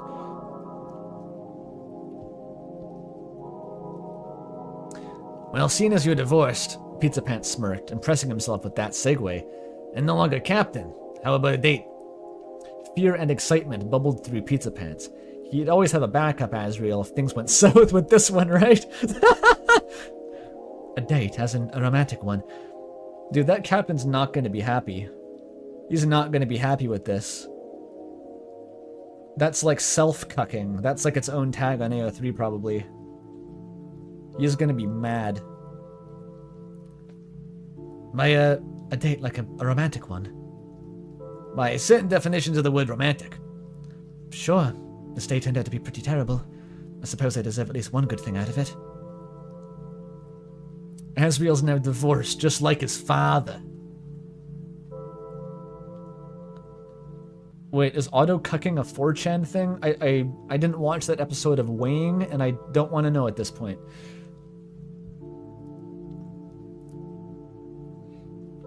As he crossed the hallway and kissed Pizza Pants on the lips, wee woo, wee woo, wee woo, causing him to drop his award directly onto Azzy's foot. Die kiss. Dile.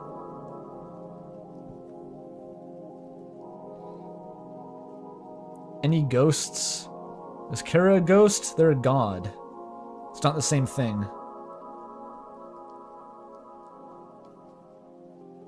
I guess Asgore and Toriel become the, Torieplicators. Close enough.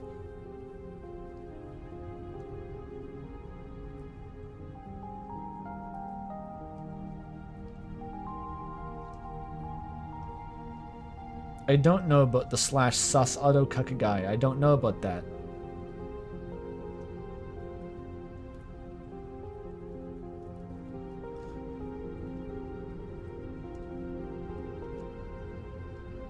Okay.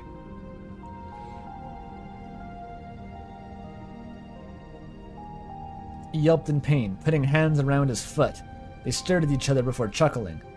Want me to kiss it better? Pizza Pants said in a pathetic attempt at an uwu voice. No, the foot stuff. Before he knew it, he was smooching Azzy's foot. It's foot stuff. Why not? Why not foot stuff? We're speculating that Azriel was indoctrinating Pizza Pants into his guru fetish earlier, so it's not really that much of an escalation. To prevent the situation from getting too awkward and kinky, he took his mouth away, reached up, and put his hand on Azzy's face. Let's try that again.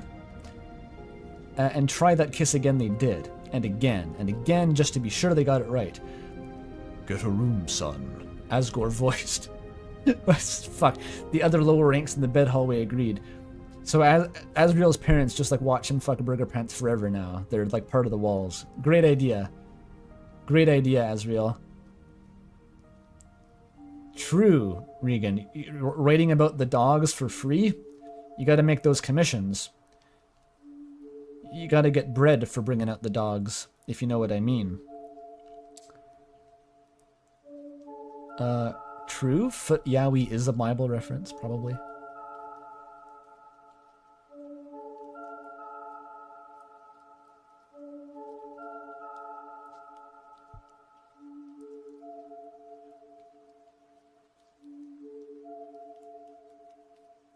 That really caught me off guard. They're just being like foot stuff at the end. Like, it's not extremely NSFW, it's just like, it's just really funny. It just like randomly gets slipped in. Alright. Okay, cool. Azzy's log, stardate 5802.2.8. He said, lying on the bed in their new room together. Still doing those? Said Pizza Pants, joining him on the bed. I find it helps me think and process things. Maybe I should make a janitor's log. As he continued the log, I'm preparing to undergo a 4th date with my new boyfriend, Pizza Pants. And new? Let's be honest, we was basically boyfriends back at the academy. Oh, really? As he smiled. Yeah, you love me too, don't lie. Well, I wouldn't want my pants to be on fire. I preferred my pants to be the pizza kind. As he leaned in and kissed him in a warm embrace. So warm. Then Pizza Pants... Oh, right, because Liar Liar Pants on Fire. My name, right, I got it. As he grinned. So, are you ready? I'm ready, I love you. I love you too. Let's go get some hot ice cream. But the Polish kind, not whatever I had the other time. Polish ice cream? What is... I don't get the reference. Sorry. I don't get the reference, Pizza Pants.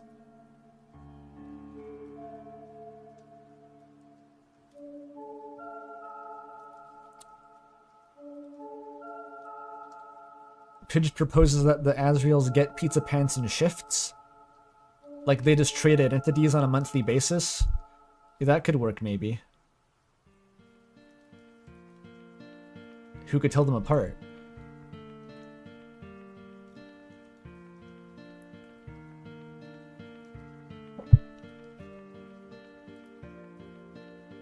The easiest polycule ever? Yes. It requires a change of career. But yeah. It's a bit weird. I don't know. I feel like the self-cessed polycule, you know what I mean? Like, the context explains what I mean by that, right, chat? That would either go really, really well or, like, really terribly. No in between. Like, it might just be a complete non-starter for reasons that are hard to comprehend. Fascinating.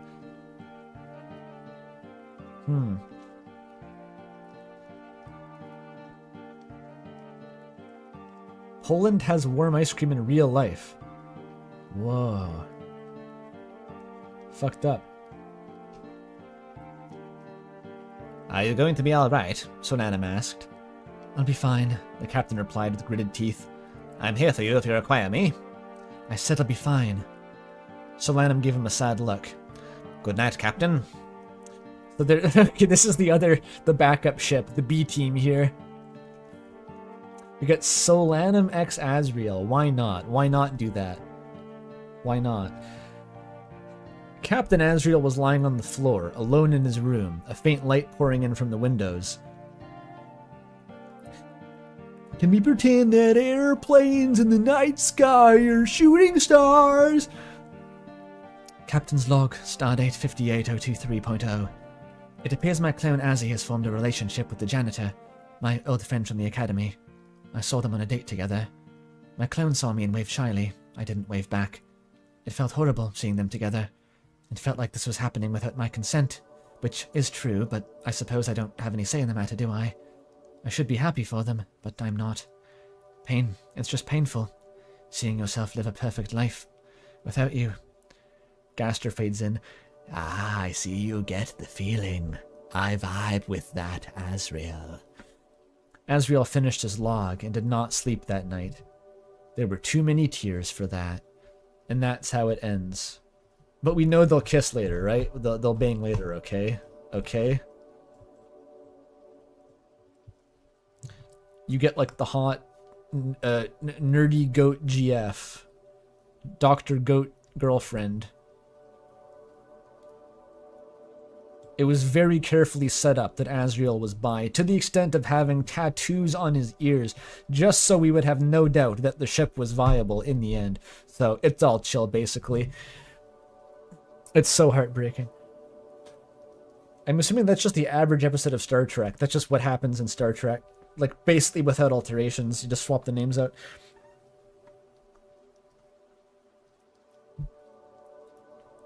Okay, there's more. This is short, though. This is very short. Written in 6 hours. Thank you, Streetlights. That was lovely. That was yours, right? I think that was yours.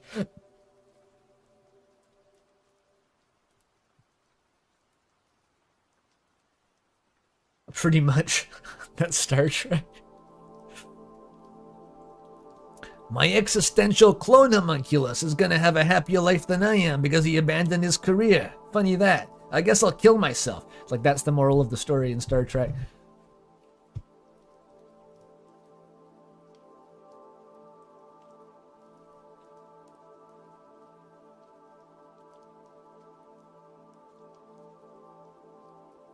Okay. Love in the Afterlife, written in 6 hours by Tomatoes. 2,222 voids. Star Trek definitely does not have yaoi unless you put it in yourself. This is Star Trek, right? We're talking about this spawned the original, largest, greatest, strongest yaoi shipping fandom in the world.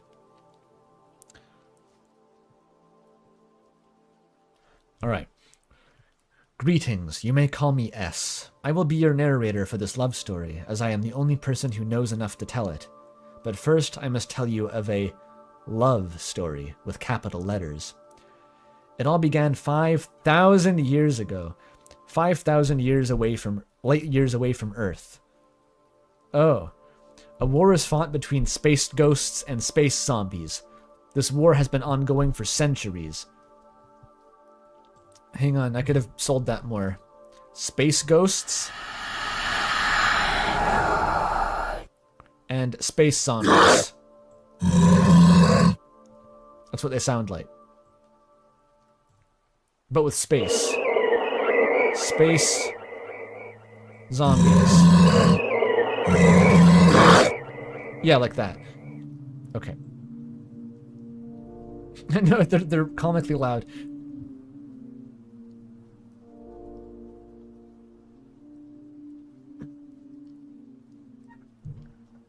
Wait, we never got a bingo in the last one, did we? Okay, is there trauma? Probably. Pizza Pants fucking got stabbed to death. That's gonna have trauma, so that's a bingo. I'm gonna count that as a bingo. He's definitely got psychological scars from that. Fuck coming back to life.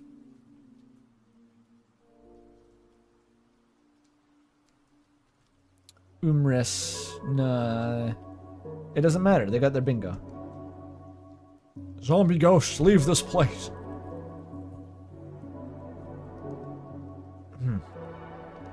Yes, 6 hours. So there's ghosts.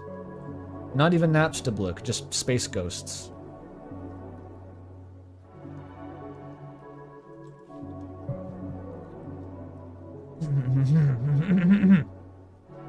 This war had been ongoing for centuries. Ultimate Showdown. The ghosts sought a peaceful resolution, so they made a weapon that would end the war in a single shot. They knew the danger such a weapon would pose to the universe, and many wished for its destruction, but the pride of the Ghost King could not accept losing the war. He ordered the weapon fired. Peace was agreed on within the week. Personally, I would have let him fire the weapon. I'm surprised nobody stopped him. I wouldn't have let him fire the weapon. Okay. My throat.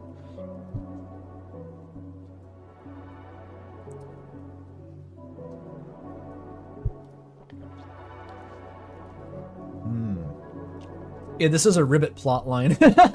You're not even wrong.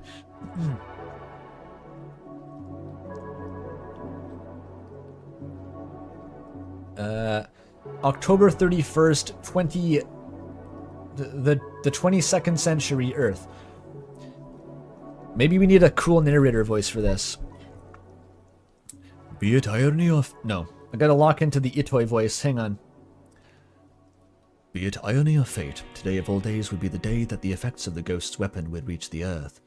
A spectral ionic space ray fired in all directions at the speed of light.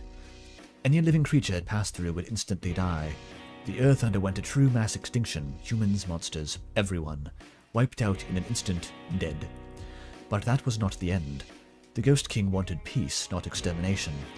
For every body that kneeled over dead, a soul remained. In the course of 0.13 seconds, every living thing on the planet Earth was converted into a ghost. Asriel Dreamer was one of these unfortunate new souls, as was Pan Pizza Pants Maximus. Interesting first name. Together these souls will try and understand their new bodies, and while they're at it, maybe they can understand each other a little more too. I say maybe, as if we both don't already know how the story is going to end. This is a love story. Let us begin. Thanks, Mark Z. Danielewski, and also Slay the Princess guy. Thanks. Alright, so immediately the highest possible concept has been deployed. This is like light novel levels of high concept. We're going to ignore the fact that his name is Maximally Pan. That was not the usual narrator voice, by the way. That was something else. I've kind of forgotten how I did the normal, like, Earthbound narration voice.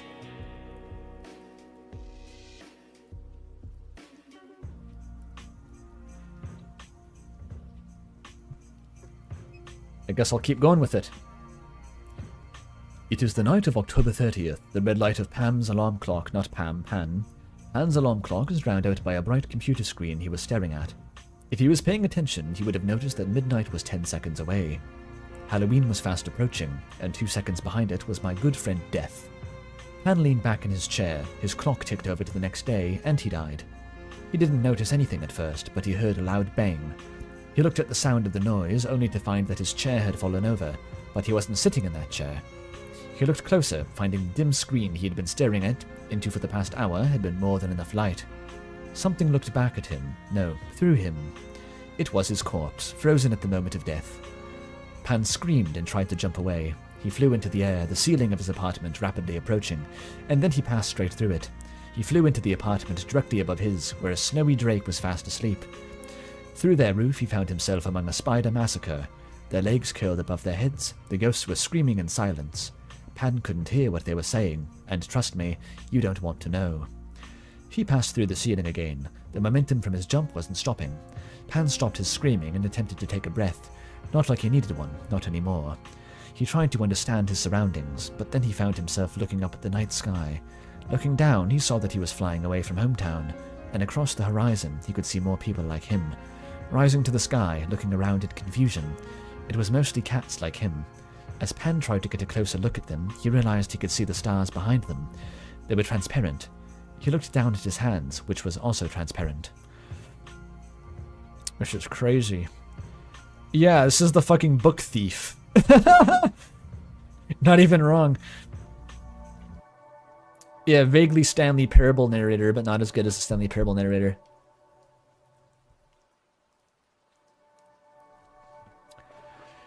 He wanted answers, someone to tell him what was going on, and most importantly, someone to stop him flying away into the sky. Maybe I'll try more Stanley Parable?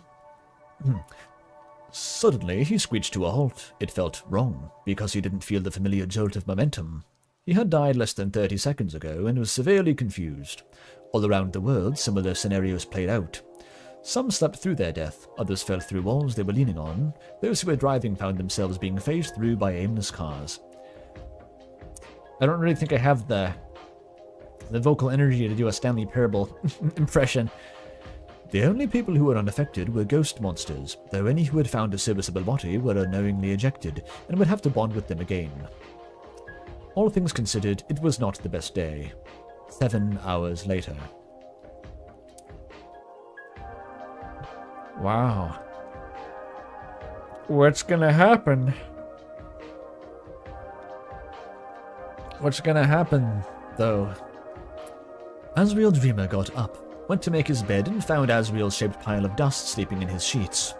He immediately looked over at Chris's bed to see if they were safe, only to find their spirits sitting on the edge of the bed, holding the broken piece of their soul in their hands. Everyone's dead. Everyone dead? Chris, what do you mean? Why does your soul look like that? I'm dead. Mom's also dead, but she's still asleep. Chris, why are you so calm? I'm free. Also, being dead doesn't seem too bad. I don't know. Piles of Asriel's. As he didn't know what to say to that, he sat down on Chris's bed and stared up at his. He sat down on Chris's bed and stared at his siblings' bodies. His and his siblings. I guess that's correct? Without saying a word, Chris put their arm around him. I'm not dreaming. You never talk in my dreams. We're all actually dead, yeah. How many people died, and how? Yep, use this. Chris extended their arm, and their phone flew into their hand. They unlocked it and handed it to Azzy. Damn, Chris is like a natural ghost beer. Chris is like Tails, and Tails gets trolled, except instead of weed, it's being a ghost. If that makes sense.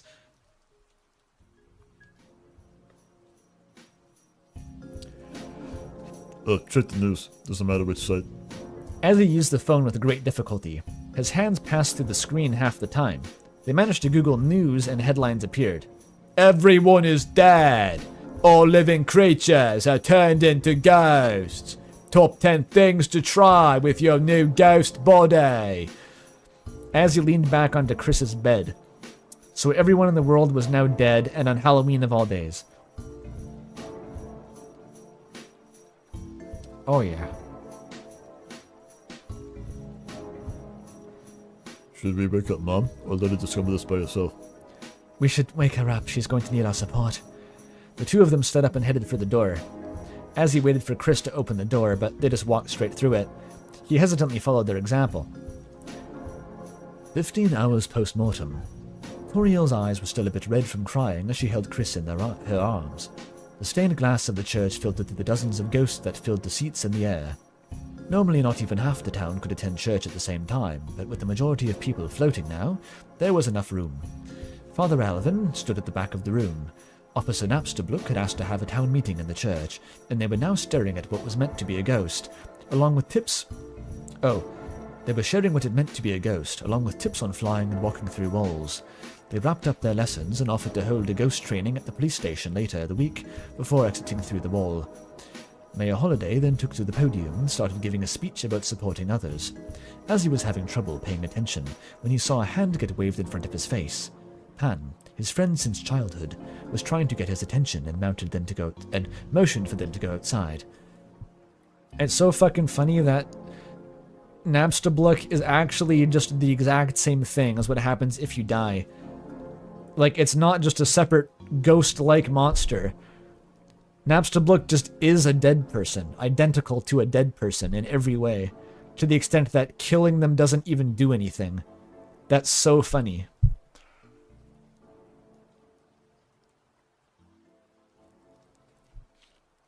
You know what I mean when I say this is like a light novel premise, right? It's just like some crazy batshit thing happens. They've all been isekai'd. The guy in the 4-dimensional cube comes down and gives the government infinite energy.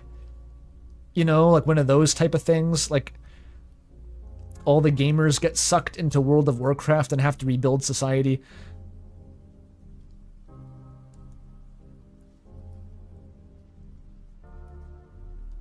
It also kind of reminds me of Good Omens for some reason. The nonchalance.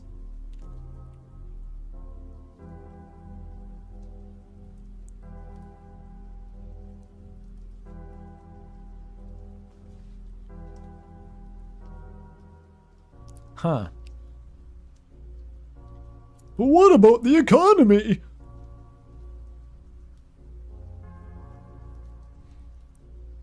Assert a new status quo in as few words as possible and get to the premise of the plot. Yes. Basically. Wouldn't it be fucked up with? And then you write the story. Or fucked up if. I can't speak anymore. We are doing ghost taxes now.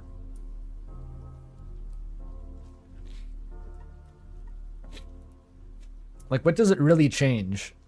You can walk through objects. Can you eat still? Can you move things? I don't know. Apparently they can hold a phone.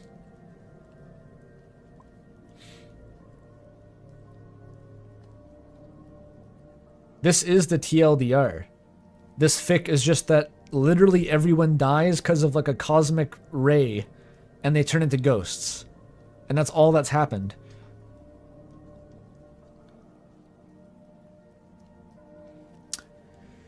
As you decided to use one of Napsterbook's tips and phased through the ground to get away from the boring speech. As someone who had listened to her speech, trust me, he dodged a bullet. He rose back up in the middle of the street and scanned the area for Pan. As he saw him headed toward the lake, so he started following. Eventually the road trailed off into dirt, which continued until they reached the lake. Pan was sitting on the edge, and as he sat down next to him. So this is, something, alright? Dead. I can hardly believe it myself. Mom hasn't been taking it well. It's because she's a Catholic or something. If you're a ghost, that means you didn't go to heaven. Sucks. That's fake, though, by the way. They're not Catholic. That's a joke. They're not actually. So, something that Napsterbook said that ghosts don't need to... Oh, wait, sorry, I didn't say that right.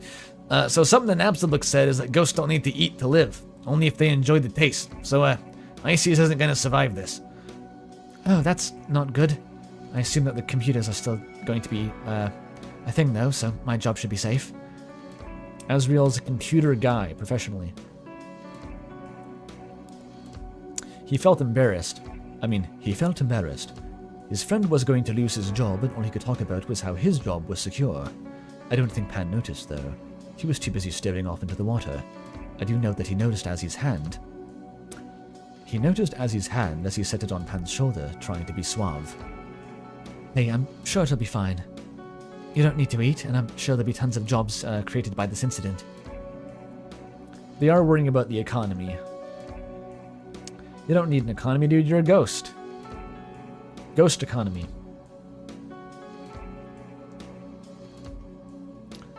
Thanks, though. To be honest, that's not really what's been on my mind recently. Oh? I've been doing research into ghost stuff. I was awake when it happened, so I got to see the story break in real time. Every ghost from before the conversation was sharing tips and tricks to a new life, so I'm probably one of the most informed people on the whole conversation thing. That's good to hear. I'm sure there'll be a lot of people you can help. Pan's mind was racing. He knew what he wanted to say, but he couldn't quite bend the conversation to point at it. We don't need anything to survive. Anything that costs money, anyway. All we need is to be fulfilled is happiness, and lots of it. More than we did when we were alive. If you're unhappy, we might go completely insane. Or we might lose form and fade away like in Dark Souls. That's the only real way for a ghost to die. Oh, I didn't know that. So Burger Pants is trying to introduce Azzy to the concept of post-scarcity before they reinvent capitalism. This is the true premise of the light novel here. Will they restructure a society around the needs of its inhabitants before reinventing capitalism? Who knows? Azzy was struck with a sudden force of fear. What if he couldn't be happy? He wouldn't call himself very content with his life. What if he couldn't improve his life? What if he were to fade away much sooner than he would have naturally died? What if he got rejected? Would a sudden burst of negativity kill him, or did it need to be a prolonged period of sorrow? Could he ever risk revealing his feelings to Pan? So, I think I should say something, because it's been eating away at me for a while I was alive. And I think that it might be really bad if I don't address it now, because I'm dead. I mean, we're all dead, but... You're good, man. You can tell me anything. Please do, actually. I'd love to let you get stuff off your mind.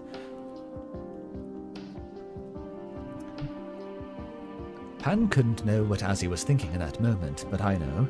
I know exactly what was racing through his head at that moment. shutting out his previous thoughts of anxiety and fear. Do you want to know? Okay, I'll tell you. Please be gay, please be gay, please be gay, please be gay, please be gay. Gay ghosts! Hang on a sec. They're gay. Lots of death. Lots of death.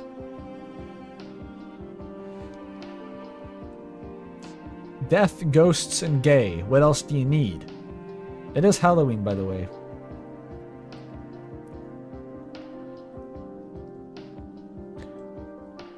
What a weird set of squares.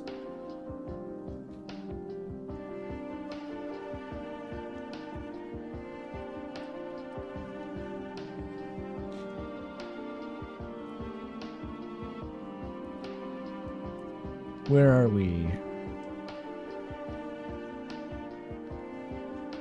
Please be gay, please be gay. Right. It's a bit awkward for me to say because it kind of involves you a bit.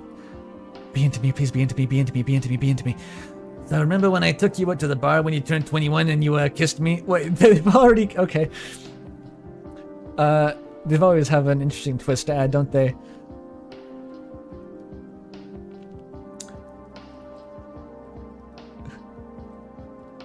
Please be gay, he says to the guy with a habit of, you know, kissing men. Yeah, why? I think, well, no. I know that I kind of liked it. And, well, do you like it too? Did you think they kissed and neither of them liked it? What is... I want to know the story behind this. I really want to know that story. Yes! Pan was taken aback by how loudly he screamed that yes. If he was alive, his ears might have started to ring. You know, they kissed as bros once, it happens. Everyone exists forever thing is like 17776. It may be based on that for all I know. Still haven't read that story. It really is a shame. I should read that. We're supposed to be drunk. I mean, it's implicit if they're at the bar, but... Or I forgot that 21 is the drinking age. That would make sense. So that your first legal bar trip, you're going to get hammered. Yeah. In Canada, it is 19. I have to remind the Americans to flex on them.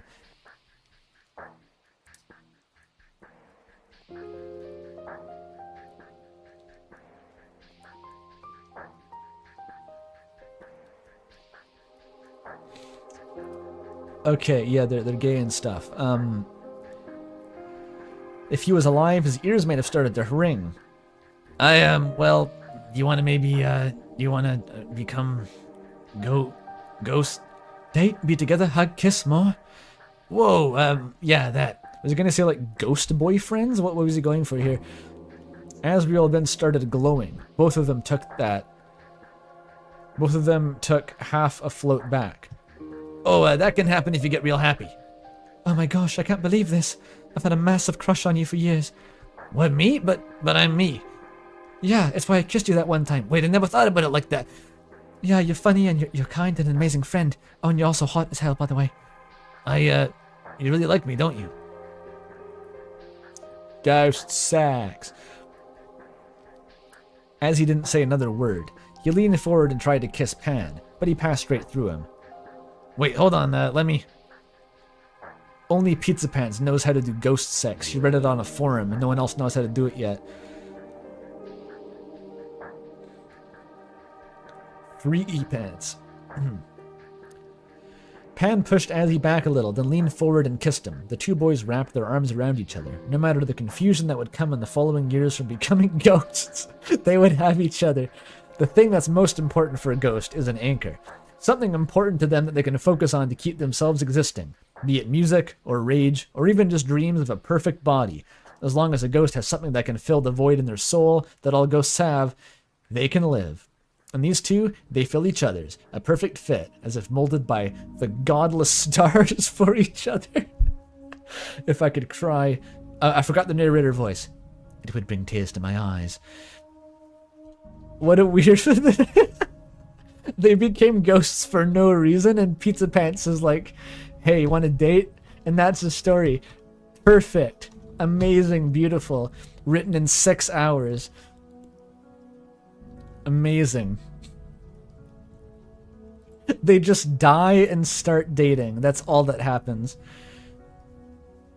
Do I want a break. I could maybe make some more tea. I'm running low on that.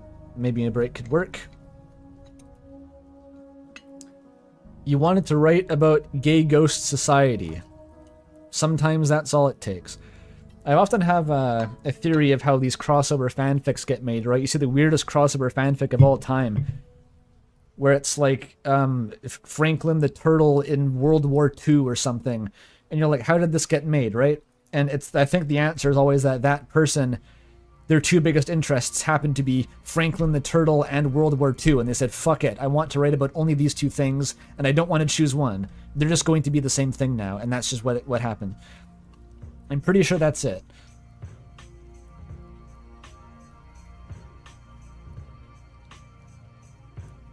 It's like why that. What am I thinking of? Like that one for the furry who puts their sona into like the assassination of Archduke Ferdinand. And there's like a random furry with wings who's like guiding the bullet. It's like that, right? It's that kind of shit. It's like, these are my two interests. Go fuck yourself. You wrote Berserk meets Gravity Falls once for similar reasons. Live your truth. Berserkity Falls. That goes hard, actually. Okay, the bingo. I mean, I started writing that shitpost fic that was like Mario 64, Deltarune, Elden Ring, and it was an isekai. That one was good. I think that was going some places.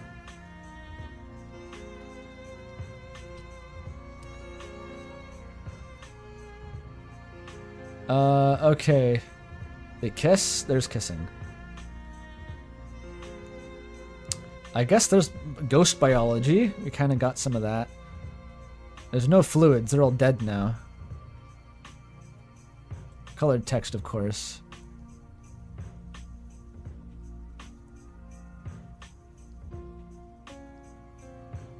Started at night. Yeah, there's no bingo. No chance. Oh, Chris was there? Yeah, true. Still no bingo.